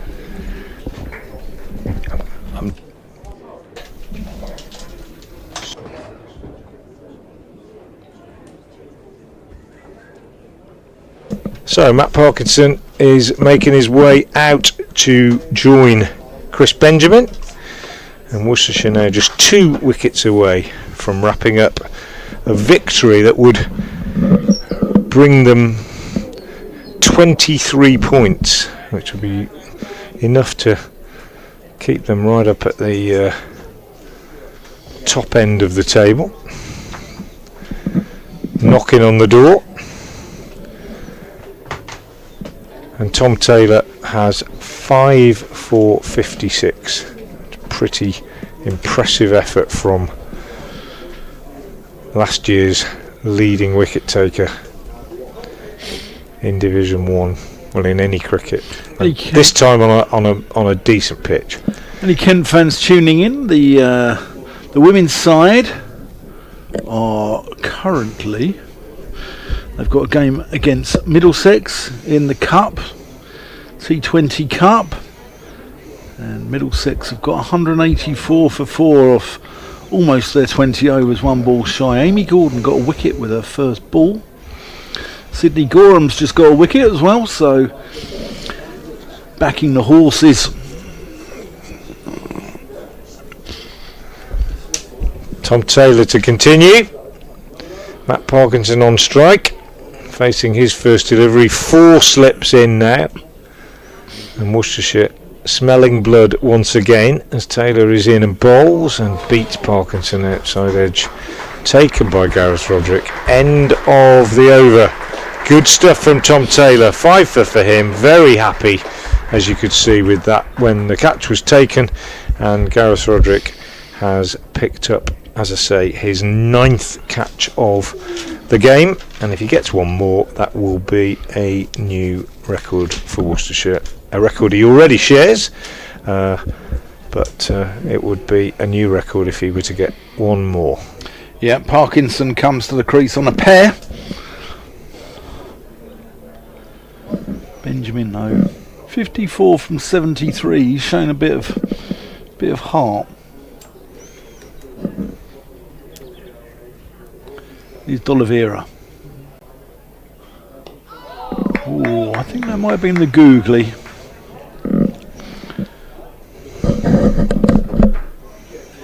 He does flight the googly a little bit more than his average leg break, doesn't he? His leg break's fired in quite sharply. His googly's a bit more loopy.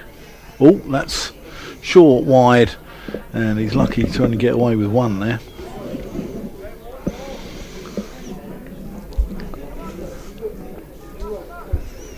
.212 for 8.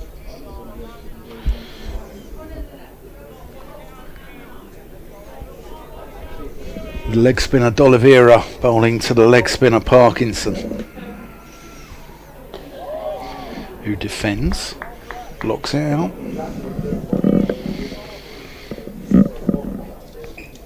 Can Kent make Worcestershire bat again? Parkinson defends.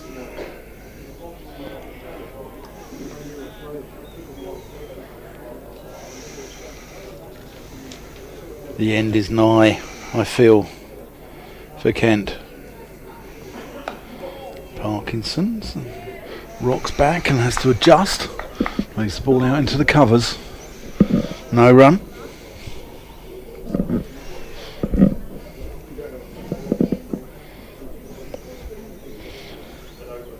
Still 10 overs to tea.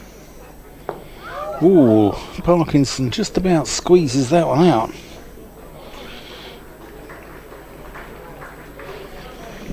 Just about gets something on that.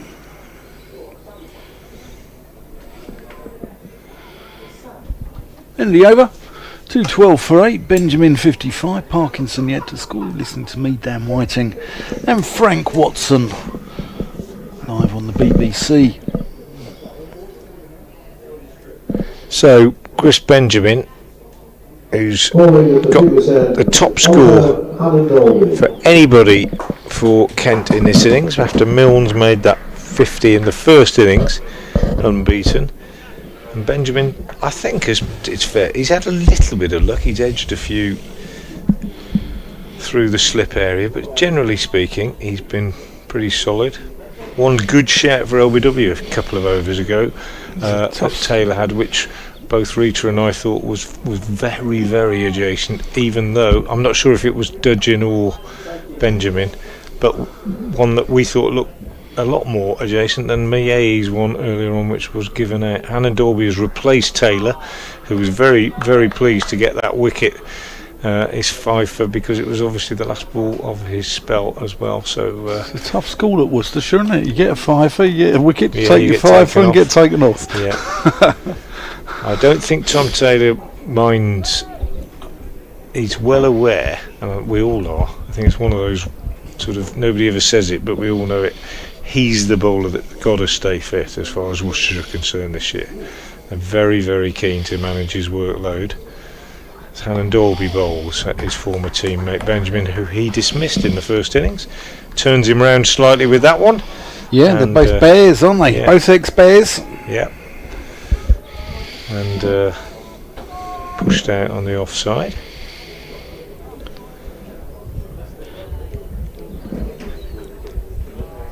Another ex-Bear down below us, Adam Hose. And another one at slip in Ethan Brooks. Another one just down below us to our left, and Ashley Giles. Indeed. Hannah Dorby bowls and Benjamin drives, doesn't time it though. Libby fields in the covers. And there's no run. I'm keeping an eye on a Bears game here as well. Under 18s playing against Notts, because of the chap that I was telling you about yesterday that I've had quite a bit to do with his playing in that one. And he's just hit a 6, I'm pleased to say, to move on to 43 not out of 32 balls. It's a T20 Notts under 18s against Warwickshire. Here's Hannon Dorby in over the wicket, bowls, and that's nicely clipped by Benjamin, but it won't beat Taylor at mid-on. 212 for 8 the score remains. The deficit then still remains 49. Is it 49? Adam Hose, very nice chap actually. We both watched the air ambulance land last night over the back, wondering what was going on. 39, beg your pardon. Yeah, he would have been waiting to drive over the bridge to make his journey back home up to Birmingham. Alan Dorby again bowls, and this one is blocked by Benjamin. Hose with his hands above his head at third man applauds Alan Dorby, and he's called up to go into a catching position now, or at least a run saving position, with just one ball to go in the over, and they want to bowl at Parkinson. If you were D'Oliveira, would you carry on bowling, or would you bring Waite perhaps back into the attack at the New Road end? Yeah, or maybe Swanepoel. In comes Hannon Dorby and bowls, and Benjamin is fiddling at that one outside the off stump, makes no contact, bounces in front of Roderick, gathers it neatly on the bounce, end of the over. 2-1-2 for 8. Benjamin still there on 55, 56, no 55, and Parkinson yet to get off the mark, and Worcestershire just edging ever closer towards victory. Yeah, it's been a tough few days for Kent. Can they bounce back think they just need to put this one behind them. Bounce back against Derbyshire at Canterbury. Home comforts at Canterbury. And they've had some tough games to start the season. Durham and Worcestershire being amongst them. Derbyshire and Gloucestershire coming up, and can they win those two and kickstart their season? It is Swanepoel.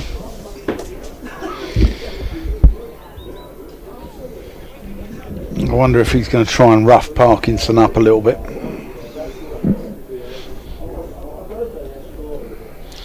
I think that would be the tactic now, wouldn't it? I'd even get a short leg in. Give him some chin music.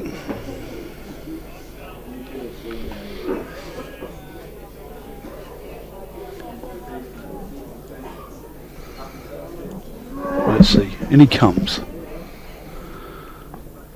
Parkinson tucks this one. No, it's dribbled off the pad. I was looking down to find leg, thinking, where's the ball?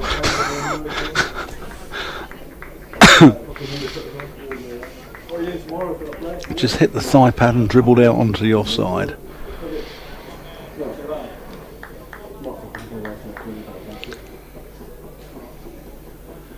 Here's Swanepoel. That's clipped down to fine leg. Straight to Hannon Dalby. Just be a single.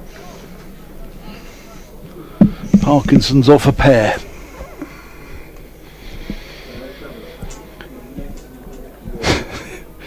He's just having a little chat there with, is that Taylor at mid-on? That's Waite. Waite at mid-on. Two northern lads. Yeah. Parky's he's a chatterbox. He likes a chat. That's pushed firmly there by Benjamin. Joe, thoughts on yesterday, maybe you know, advertising boards at the back of the pot, we do the interviews. Kent. Is there a way we could do it at University? They've got 40 overs to negotiate here to take this game even into tomorrow. 38 runs, 39 will make defended. 39 will make Worcestershire bat again. A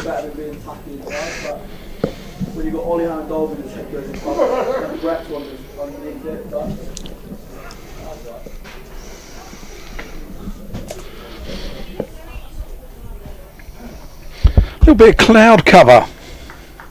It's not the azure blue skies. I mean, it's not a bad day at all. There's no wind, it's quite warm. There's not the azure blue skies that we've seen on previous days as Benjamin rocks forward, plays this one out to mid-off.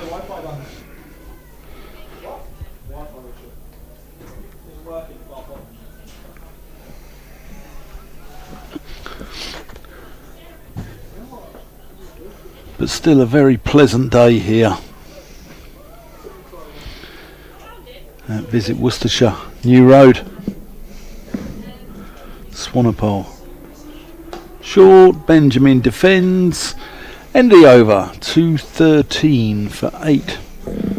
We've got 7 left till tea. Yeah, unless we get a wicket. Oh yes, of course. Of course. In which case it will be delayed. It's mad, isn't it? I absolutely don't.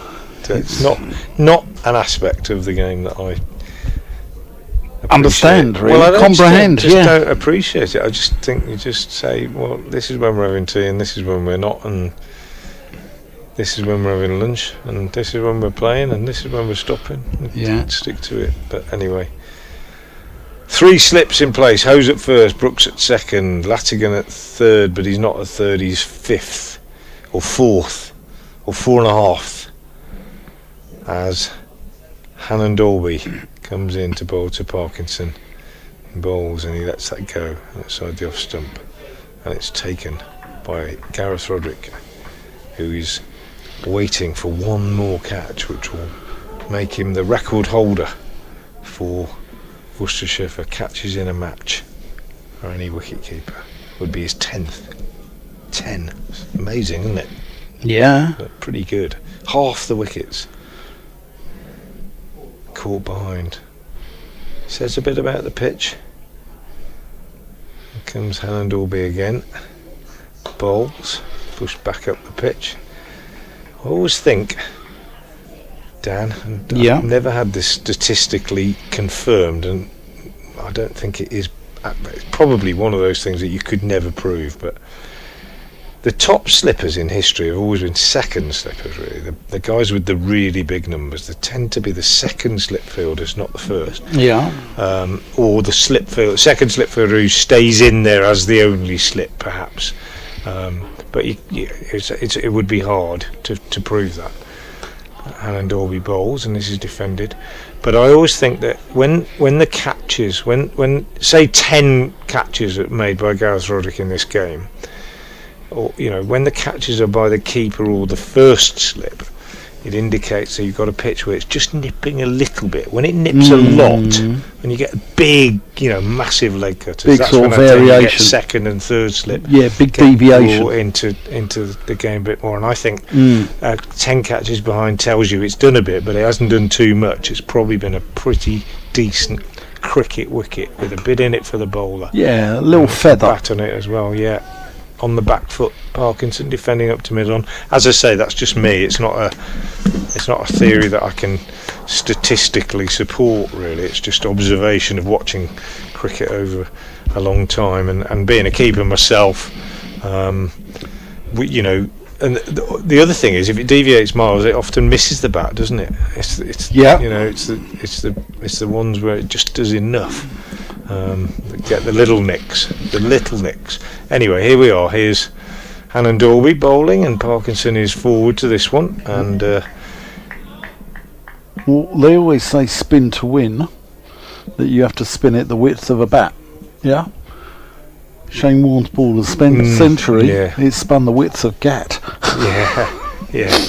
But you don't actually have to spin it the width of a bat, do you? Because if you're going to bowl a little one that just nips back and takes, or a legger that takes Half the a bat. outside edge, yeah, absolutely. Similar, probably physically in terms of the shape of the bat and lateral movement of the ball, probably a similar argument whether it's spin or seam. Hannon Dalby in bowls, and Parkinson gets a run, which means that he'll keep the strike, so they're not worried about him being protected from the strike. Worcestershire will be quite happy that he has taken the single at the end of the over. He has 2. Benjamin has 56, and it's 214 for 8. Yeah. 38 behind still. Can they just not lose by an innings and something? Just give themselves that sort of... I don't know if it will help. Swanepoel in to Parkinson, who gets in behind it, pushes it out to mid on, but it's intercepted by Kashif Ali before it can get there.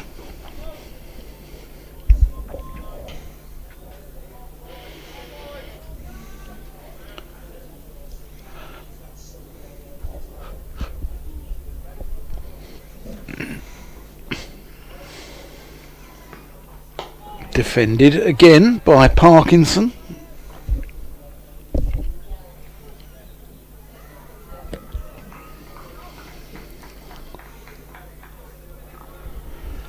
Five to 4 on a gorgeous Sunday afternoon.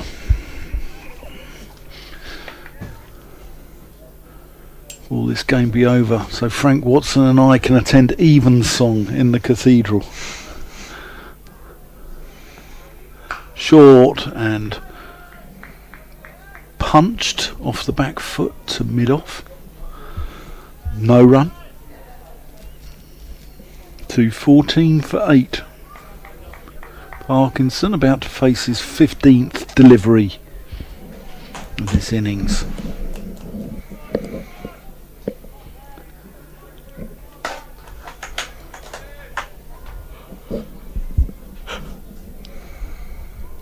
Swan a pole to Parkinson, who defends this one. Not a lot happening here. It's like waiting for Godot, isn't it? Yeah. My goodness me, we've been literally... Oh, without a doubt. Yeah.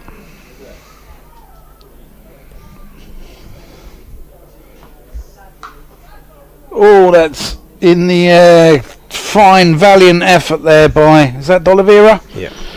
But couldn't quite stretch the ball, and there's 4 more onto the Kent total. When is the return fixture at Canterbury? Is there a return fixture? Yeah, there is, yeah. I'll tell you in a minute. I'm just having a look at the replay on this one. Extraordinary piece of cricket at this stage. Yeah. The return is at the beginning of September. Okay. And I will be there, Yeah. I hope. Swan a pole to Parkinson. Defended stoutly, as some bloke who's a Warwickshire fan once said. Once more unto the breach, dear friends. In September. Or to misquote him. I didn't know that Prince Harry was a Warwickshire fan.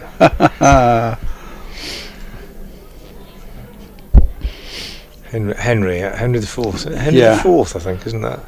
Yes. Henry the Fourth. Adam Ho's down below us. Is it Henry IV or Henry I V? think it's Henry Part the 1. Fourth. Well, God knows. I don't know.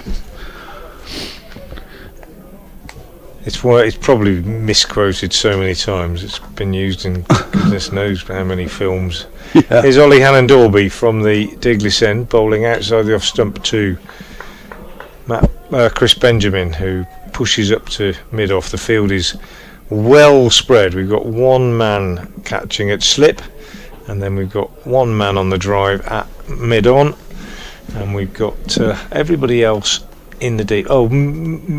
Short is mid-wicket, and everybody else in the deep. Well, they've brought a man into the covers now, so it's a mixture.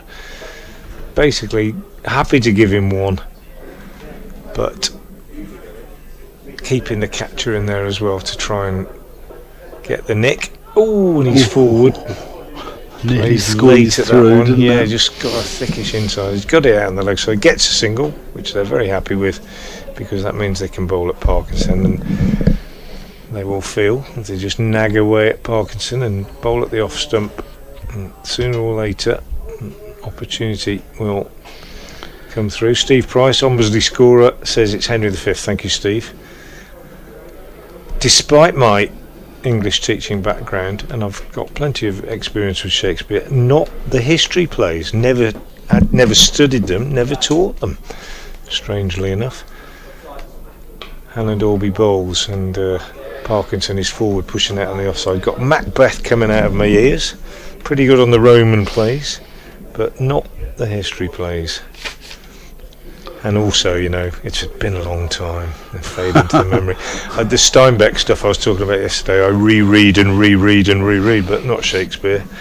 I do still visit Stratford and go to the theatre every now and again, but don't sit down and study the text as I used to. Didn't Warwickshire used to play at Stratford upon Avon? The Swan's Nest, I think, was the ground. Swan's Nest Lane, yeah. Hannon-Dorby bowls, bouncer, ducked underneath by Parkinson. Yeah, I'm not sure how much first-class cricket they played. The second certainly played there quite a lot. And when I was coaching in the Warwickshire setup, I'd sort of been involved with junior games there, under 15. I think it games, was that Jim kind of thing. Troughton's club, wasn't it? Yeah. I played there many times. Good deck? It used to be. Yeah, decent. Yeah, lovely ground, right by the river. I think it floods, not as much as this. Hannon-Dorby in, bowls, pushed out on the offside by Parkinson, doing a good job so far, the Kent number 10.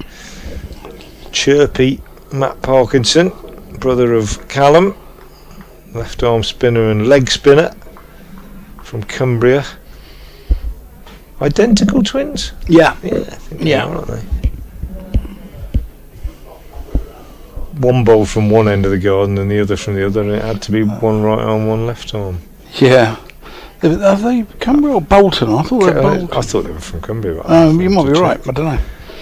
He's Hannon Dolby bowls, and he's on his toes, Matt Parkinson, playing this one down to backward point for a single, and he'll keep the bowling. So absolutely being trusted to keep his end up, as it were, and he gets his single, and he moves on to 7. It's 220 for 8. Yeah, 32 needed to make Worcestershire You're bat. right, again. Bolton, I beg your pardon. Yeah. Yeah, I thought he was more Why of did a I say? mank. Why did I get the idea of Cumbria? I don't know at all. There've been a few Cumbrian cricketers, Jordan and Graham Clark Oh yeah. at Surrey and Durham. And And we were talking about Cartmel Cricket Club earlier, yeah, weren't Paul we? Nixon was Paul Carlisle, Nixon, wasn't he? he was, yeah. Yeah, Yeah. yeah. 220 for 8. Bernard Reedy, I've got a Bernard feeling. Reedy. He played for Cumberland, didn't he, in the Yeah, I'm not sure. minor I've got a counties. feeling he might have been a Mancunian. Or Accrington, yeah. But he did play for Cumberland. Steve O'Shaughnessy played for Cumberland for a long time, and still lives in Windermere, I think. Nice part of the world. Umpire. We digress. We do. Not like us. No, no. It is Swanepoel.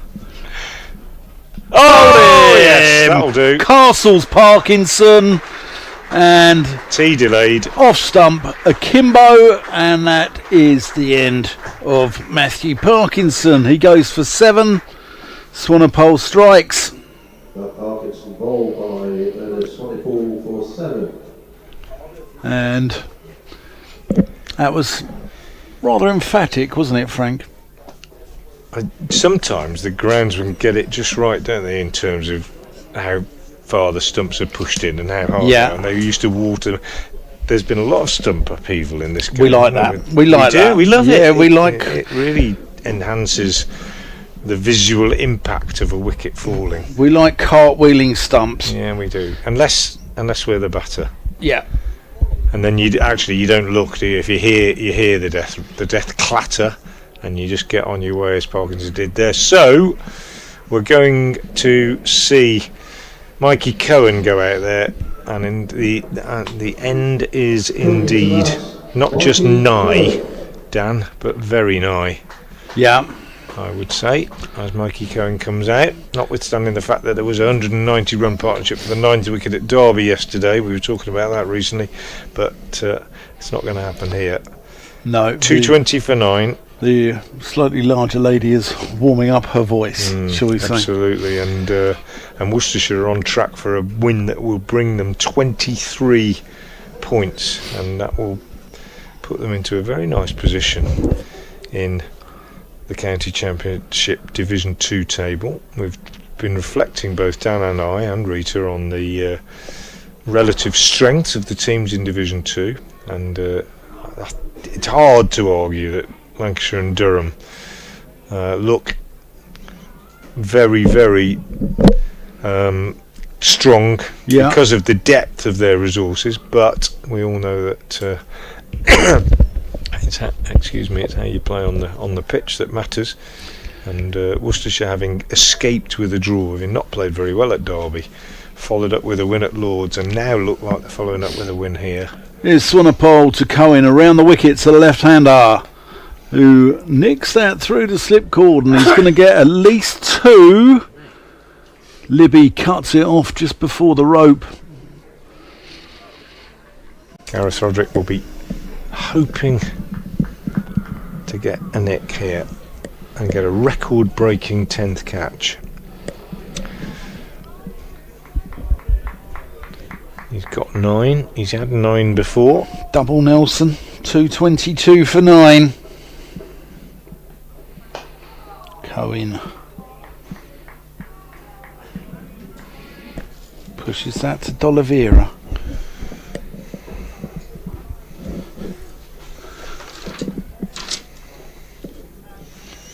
Still quite a decent crowd. No one's gone home. Everyone wants to cheer the pairs home here at Visit Worcestershire New Road as Swanepoel bustles in. Cohen. His forward defence is flowing.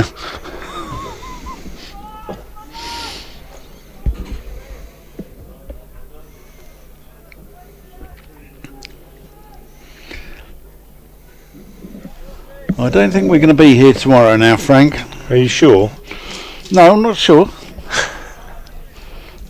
Well, I'll just say there's a reasonable chance we won't be.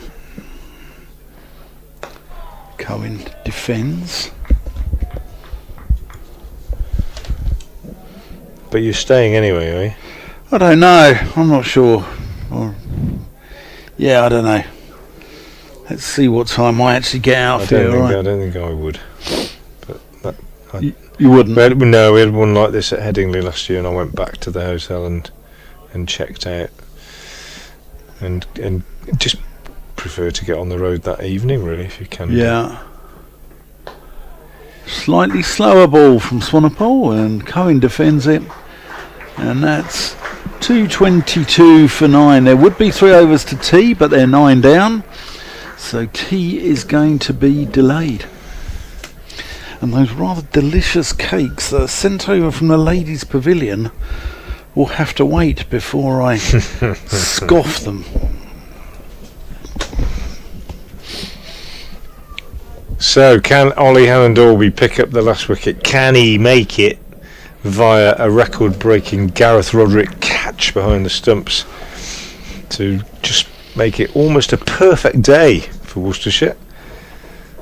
Just the one slip in place, the rest of the field spread, Benjamin on strike, Hannon-Dalby bowls, and he takes the run. That's interesting, isn't it? Well, I suppose it's not. It's common sense, because you can't keep the bowling and farm the strike for 4 sessions, can you? No, exactly. It's a nonsense. Yeah, the end is nigh.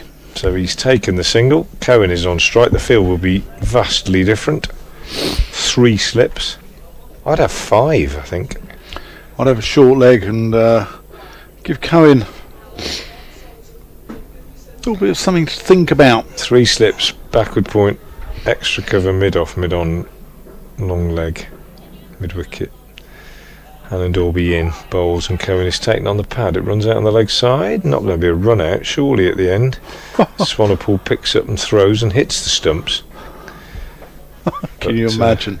It's not. Well, yeah, stranger things have happened. That's how that big partnership yesterday was ended. Kent fans aren't overly happy. They've gone through for a single. Yeah, they're not overly happy as it is. So. Are you getting lots of messages? No, not really. I mean, I think we were earlier, but I think they've sort of given up in a way. Hannon-Dalby to the right-handed Benjamin, short, slapped away for 4. Long hop, doesn't bowl many of those, and off the front foot, that was just slapped away. It was almost like a front-footed pull shot, a la Graveney, as we were talking about yesterday. Just swivelling round and giving it a real clatter behind square. Hannon-Dalby absolutely disgusted with himself. Walks back to his mark and turns 24, again. 24 to make Worcestershire bat again. In he comes now. And bowls. Benjamin is driving out on the offside. Just get a single this time as Kashif Ali does the fielding. Worcestershire just need to be persistent. Yeah, they just need to just do what they've done all game. Nag away, yeah. Do absolutely. what they've done all game. And if they have to bat again and get a 10 or 20 or whatever, then so be it. Field changes again for the left-handed Cohen. But you've got to tell yourself he's number 11 for a reason, haven't you? If you're bowling, and think, just nag away. What is that lemon flag? I've seen signs. It's a pub. Oh, okay. Yeah. In comes Hannon-Dalby, left alone outside the off stump. Yeah, it's a pub up in town.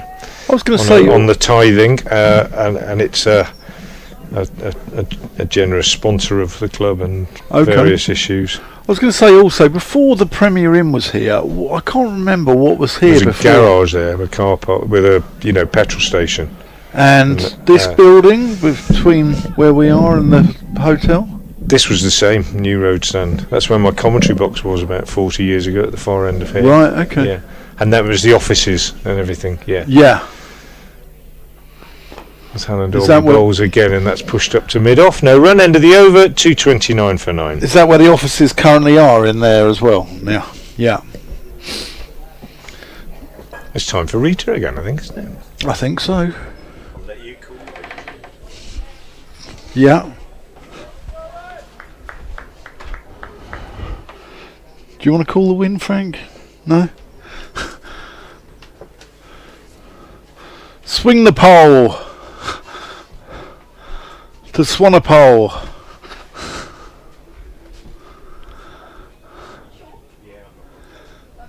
Benjamin gonna have a Benji blast. 229 for 9. In he comes. Swanepoel is driven down the ground by Benjamin. Out to long on for a single. So Cohen will face the music as we welcome back the gregarious Green. Rita Green. Oh, thanks, Dan. How are we? Very good. Although, how long will we be here is the question. 5 seconds? No. Here we go. Cohen digs that one out. We're going to be here a little bit longer than that. I don't want to be negative. Sorry. Hello, everyone. Rita here. But I think there is a reality setting in. But wouldn't it be great, from a Kent perspective, to get 23 runs? This partnership. It would. I think there is something about the grit and determination that actually the partnership before did show in this Kent innings. So, but yeah, it could be over very quickly, maybe. Swanepoel in to Cohen, who defends resolutely. Isn't it interesting how they're not protecting the number 11 here in any way? No, if the run's there, they're taking it. They can't block it. They can't farm the strike for 4 sessions. True. It's true. Yeah. The game's up. The game is up now. Sadly, is Cohen facing Swanepoel and drives up to mid-off without any great sense of timing. Still got to get done though, isn't it? These bowlers need to be on the money. They need to do what they've been doing pretty much most of the day. Line and length, pressure, even for this last partnership. Yeah. Tom Taylor with a fifer. Swanepoel, I'm sure, wanting another wicket. Ooh. That's a good bouncer, which has put Mr. Cohen on his derriere. Gracefully done, though. You got up nice and quickly. Yeah. Nothing to see here, lads. Up again. Maybe a bit of frustration there from buyers Swanepoel of, come on, just give me a wicket. Never works that way, but I like the left-handed, right-handed combination here. That would be annoying for the bowlers. Here is Swanepoel. Down the leg side, bit of a waste of a delivery, end of the over. 230 for 9. So if it doesn't go into day 4, which it doesn't look as though it will be, Dan. No.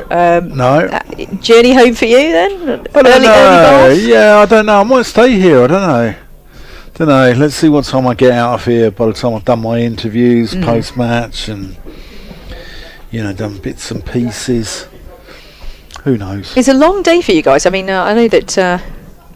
Look, we've the best job in the world here, quite frankly. But so I'm not looking for any sympathy. But it's amazing. When you're a peripatetic, cricket journalist, being shackled to the road, you can always stay in a hotel in Worcester, can't you? Sounds right. Sounds rather lovely. Get full English in the morning. Oh, yeah. Full lot, yeah. I've had 2 in 2 days though. With black pudding? Yeah. Dear. Do you like white black pudding? Not a big fan. But what about white pudding? Have you had white pudding? No, I have not. D'Oliveira in, and this is cut into the offside. They go through for a single, slightly short, slightly wide, and look, Benjamin has been the rock, isn't he, in this innings? You know, the highest scorer in both innings actually as well. Yeah. So credit where it's due. Chris Benjamin, the keeper, who is looked very solid, and him and Dudgeon earlier on with that massive partnership of 71, and I say massive because in the context of the Kent innings it was high. Right, D'Oliveira into Cohen, the number 11, defended nicely, the left-hander. No run. Full English. I mean, they are just a wonderful being, you know. Now I'm hungry. Right, D'Oliveira in. Right. This one's left alone, and no, I don't know why I'm hungry, because I've just had some cake, which was delicious. Thank you so much, Worcester. Next time you come to a game, we do a game together. Get there early. I'm taking you for a full English. Oh, that would be lovely, Dan. Yeah. We're on. D'Oliveira in. Flighted delivery, just tucked into the onside. So never let it be said that I don't spoil you. That's very sweet. That is very sweet. In all these years, no one's ever offered to get me breakfast. So I'm really honoured. Thank you. There you go. I might need a nap afterwards. D'Oliveira in, or defended in the most sort of confident way there by Mikey Cohen. No run. He got 11 in his first innings, Mikey Cohen. So he did. Yeah. 2 so far. He's no mug. No. He's no mug. He's just solid defensive. D'Oliveira in and defended by Cohen. No run. End of the over. 2-3-1 for 9. They trail Kent, that is, by 21. No, I probably would need a nap afterwards. But then a nap and then ready to go at 11 o'clock. Is it 21 or 20? I made it 2-5-1 ahead. So they'd need 21 to bat again, wouldn't they? Yeah, apologies. Our screen is slightly behind. I'm blaming technology, which is poor on my behalf. But 20. Now, let's be accurate here, because every run counts. You're quite right. Listen, I never ever hold your hands up and admit anything. Always throw the blame out at anything or everyone else. Yeah, it's a scoreboard's fault. Yeah. No, they were right, definitely. Right, field spread. That's screamed backward a square by Benjamin on the offside, and he'll pick up 1. 20 to make Worcestershire bat again. It's a game within a game, isn't it? It's a chapter within the book. Yeah, for Worcestershire, I think they want to show a bit of pressure to get the job done. Yeah. You know, that wins in this in the Championship, whether it be Division 1 or Division 2, they're not easy, and and certainly not in 3 days. So you want to make it happen. Yeah. Cohen just defends. So next up for you is Derbyshire. Derbyshire on Friday at Canterbury. So that starts. We'll be on air at 10:55. Dave Fletcher and I from BBC Derby. Oh, he's a nice guy. Yeah. So we'll be doing that one. I'll be doing the first 2 days of that, and then Matt Cole will be taking over. Full ball dug out by Cohen. Will it be? What's your next one? Oh, mine. I'm playing tomorrow, bizarrely, which is very unusual. For the MCC tomorrow. Oh, very nice. Very lovely. Wonderful. And where are you? I should know this. Somewhere down in Sussex. This sounds frightfully posh, Rita. I go day to day. Posh? Do you think? I'm not. I don't know if I'd be described as that. I'm just down at Sussex, you know. As Cohen punches this off the back foot. No, Sussex, that is. Yeah, Sussex is. Oh, is it down there? Yeah, sorry. Okay, all right. Yeah, just sort of down like Lewis Priory, you know, that sort of area. No, I'm really. I'm more of a, you know, a meal deal kind of a girl rather than than a fine dining. Put it that way. Yeah. Nothing wrong with a meal deal, in my view. Cohen defends, pushes it out to mid-off. This game's just going through the motions at the moment. 2:32 for 9. Kent needing 20 to make Worcestershire bat again. Last pair at the crease.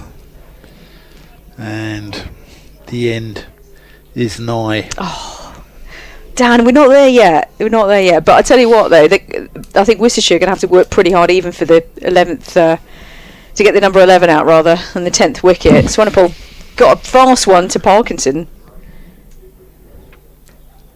Full, and that's going to be 4 runs past the slips.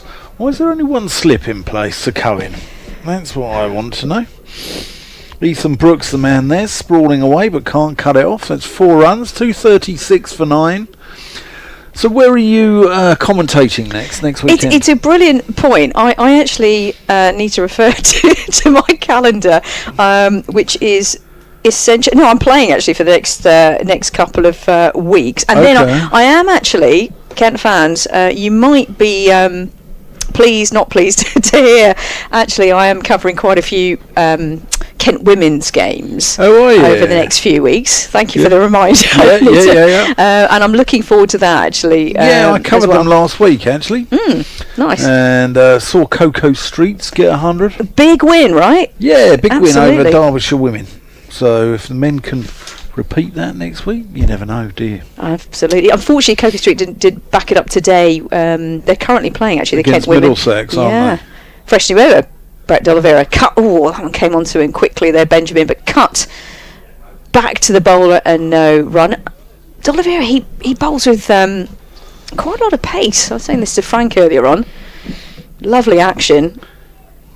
Cut it again into the offside, just slightly short, and Benjamin's onto it. He's on 65. I don't think he's eyeing up a ton here or anything like that, but a really solid innings from Chris Benjamin. But yeah, the Kent women, I'm sure they were looking for a better season this year than last, but they're really building, I think, as a team. Next ball, cut again. Yeah, same place. They don't take a single this time, interestingly. D'Oliveira firing in flatter than the worst pint of lager that you've had for 4 hours in a nightclub. So far, we talked about full English, wine, beer. I'm pretty hungry and thirsty now. Is it telling a story? It sounds a lot about us, doesn't it? What we like, yeah. Yeah, it does. It does. Quite right. D'Oliveira in. Oh, and this is a reverse sweep. First I've seen of this innings by Benjamin, and they go through for 2. I think this is pretty good tactic, actually, from Benjamin. Just trying to use the space and come back for 2, so not putting pressure on Cohen, the number 11. 2 more to the total, 238 for 9. He's shown a bit of ticker, hasn't he, Benjamin? He's shown a little bit of heart here. Kent trail by only 15, and the like bees to honey, all the fielders come in, bar 1, and Benjamin facing the 2 more balls in the over. So what will he do? There's a man, it's a deep square leg, but everyone else pretty much in the circle. Not that there is one, but a circle, if you know what I mean. D'Oliveira round the wicket, in, and pushed to cover. In fact, there's 2 covers, there's an extra cover and a cover. One of them misses it, but the other one's there to mop things up. No run. And then Gloucestershire away and Durham at home. The 2 fixtures after Derbyshire for the Kent men. D'Oliveira in. Oh, and a big heave into the onside. And is that going to be 6? Indeed it is. A 6 for Benjamin, who's saying, look, we might be looking down the barrel here, but he absolutely spanked that out of the park. That was quite a shot. 6 more to the total, 6 more to Benjamin, who's on 73. 244 for 9, and will Worcestershire bat again?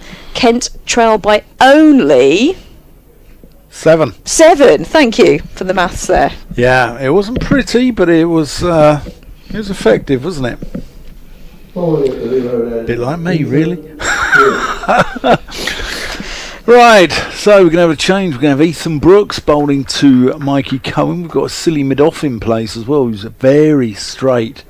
His foot just off the cut strip. Here's Brooks. Cohen resolutely defends. I'd put a short leg in here. Yeah, so would I, and I'll give him a little bit of chin music. Yeah, and a gully as well. But I was saying this to Frank earlier, I think I'm a pretty aggressive skipper.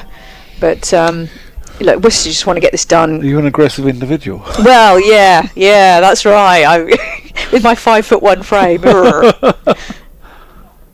Just turn round the corner, and that's one more chalked off. 6 the deficit now.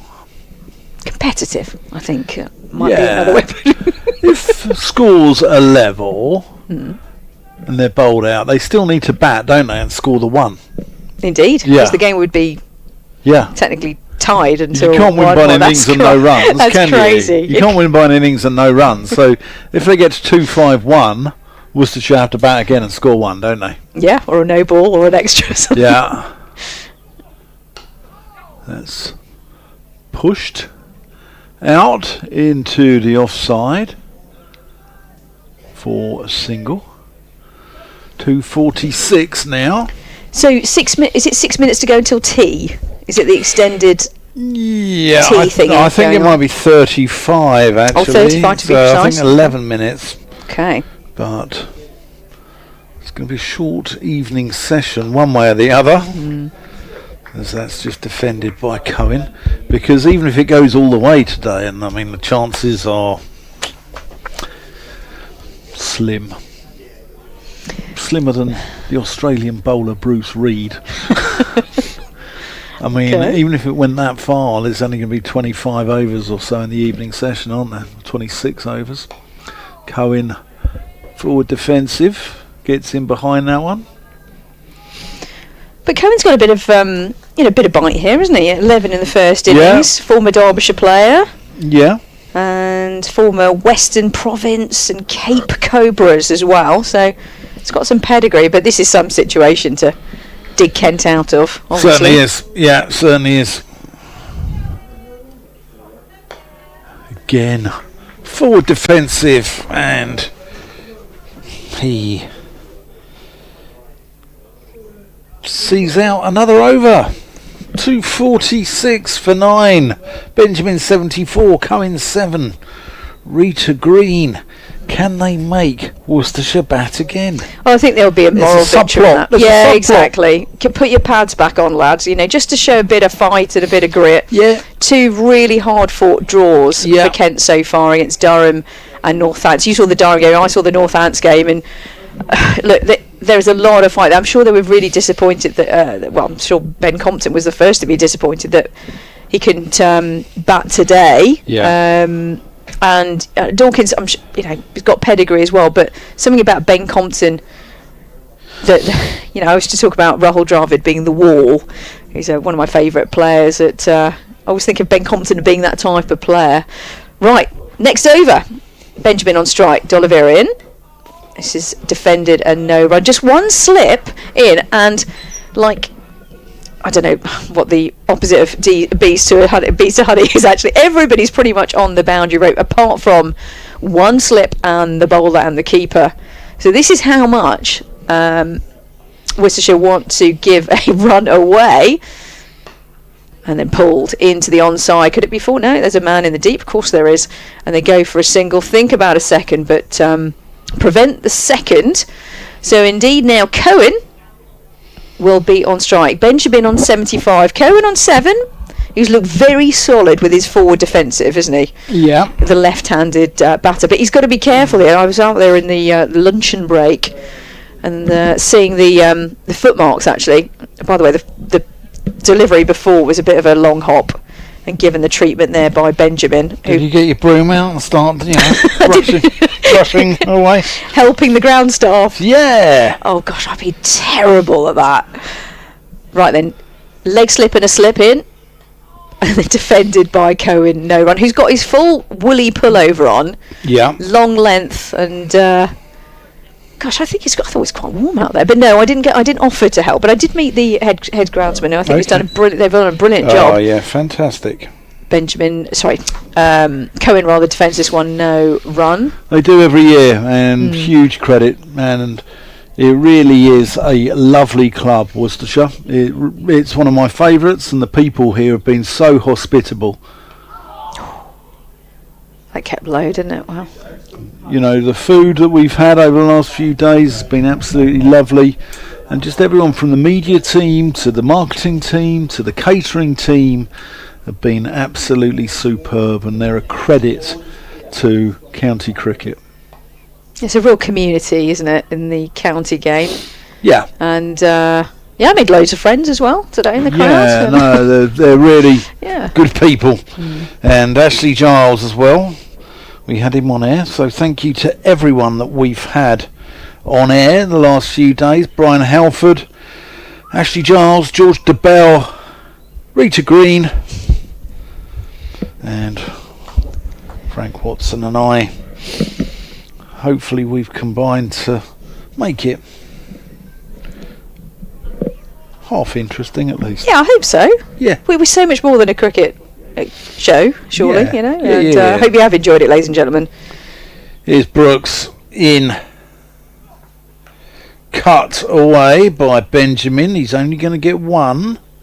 He's clossed that a little bit, but he's still going to amble through for a single. 3 runs to make Worcestershire bat again. Yeah, I think there's mini victories here, isn't there? One to get to tea, one to get to Worcestershire to bat again. Will we get a little ripple of applause potentially if You never know. You never know. Kent get over the mark? Here's Brooks to Cohen. Oh, that's kept low. He's done well to keep that one out. 2:48 for 9. I think this might well be possibly the last over before tea. I don't know. Could well be the last over of the game.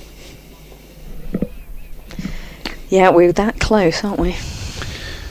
Yeah. Cohen. But I felt like we've been there for quite a while. Sorry.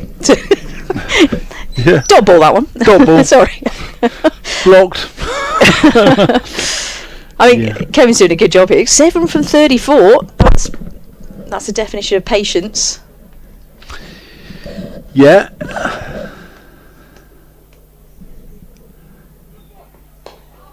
Again, stoutly defended. But we're delaying the inevitable here, if we're honest with you. Yeah, Kent fans, I'm sure you're disappointed where this game is going. And played 2 up until now and drawn 2 and looking as though it would be a loss. So disappointing start to the season. Yeah. Brooks in, cut away, but no run. On the other hand, Worcestershire's 2 games coming into today. 1 win, 1 draw. And then it looks like it could be another win. But let's not get ahead of ourselves, Rita. I don't think you're sort of digging up sort of too many untruths there by suggesting Worcestershire might win this one. Cohen leaves that one alone. In the over. 2:48 for 9. Is that... No, it's not tea. Is it tea? Is it tea? No, I think they're going to keep on going. Yeah, they're going to keep on going. And why not? And I think this is where you get the fielders trotting around a little bit because they want to get this done and dusted before tea. Yeah. As you say, 1 ball and could be toast. Or they saying that one hit and Worcestershire will need to put their pads on again. Yeah. Jake Libby. Jake Libby. Hello, Jake Libby. Welcome to the bowling attack. Here he is, coming from the Diglis end. Benjamin on strike. 76. A good innings for the Kent batter. Libby in. Bit of off spin. Then driven off the back foot to the offside, and they take the single. No hesitation there whatsoever. And what is they trail now by just 2.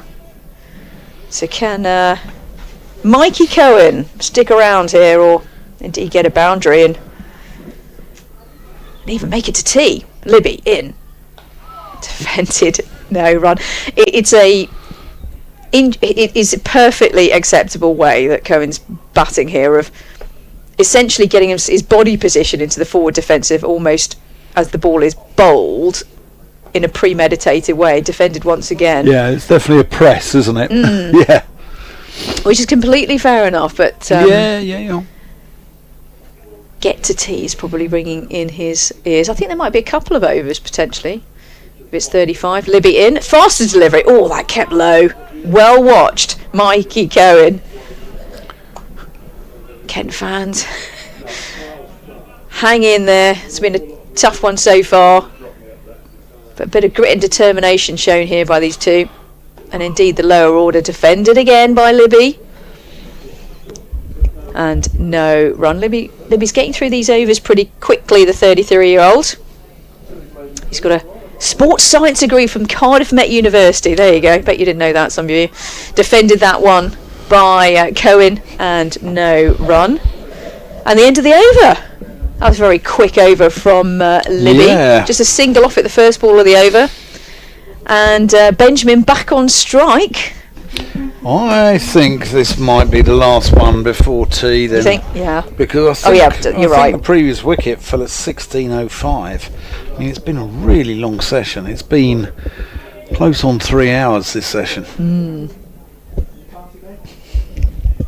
And I think it shows pretty for the Worcestershire bowlers fielders. They probably could do with a tiny moment just to rest and recuperate. Yeah, I think Come so. out again.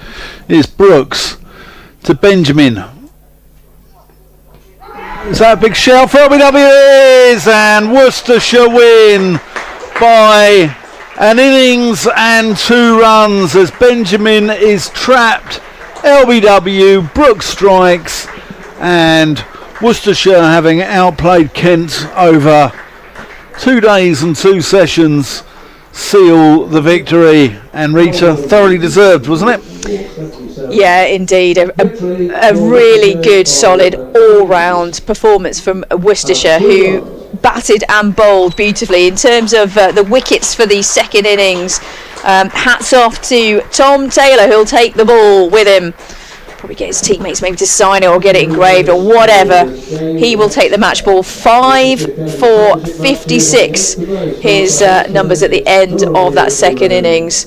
And quite a lot of grit and determination from a couple of the Kent batters. Benjamin out for 77 in the end, and also a bit of a mention for Keith Dudgeon, 41. A really lovely partnership between those two, 71, but Kent will feel exceedingly disappointed, won't they, that their top order just didn't do the business today. 111 for 6 Kent were at some point earlier today, and that was really the end of the game. But congratulations to Worcestershire, a emphatic win, and Kent move on to Gloucestershire next week. Yep, the bowling figures for Worcestershire. Tom Taylor, 16 overs, 4 maidens, 5 for 56.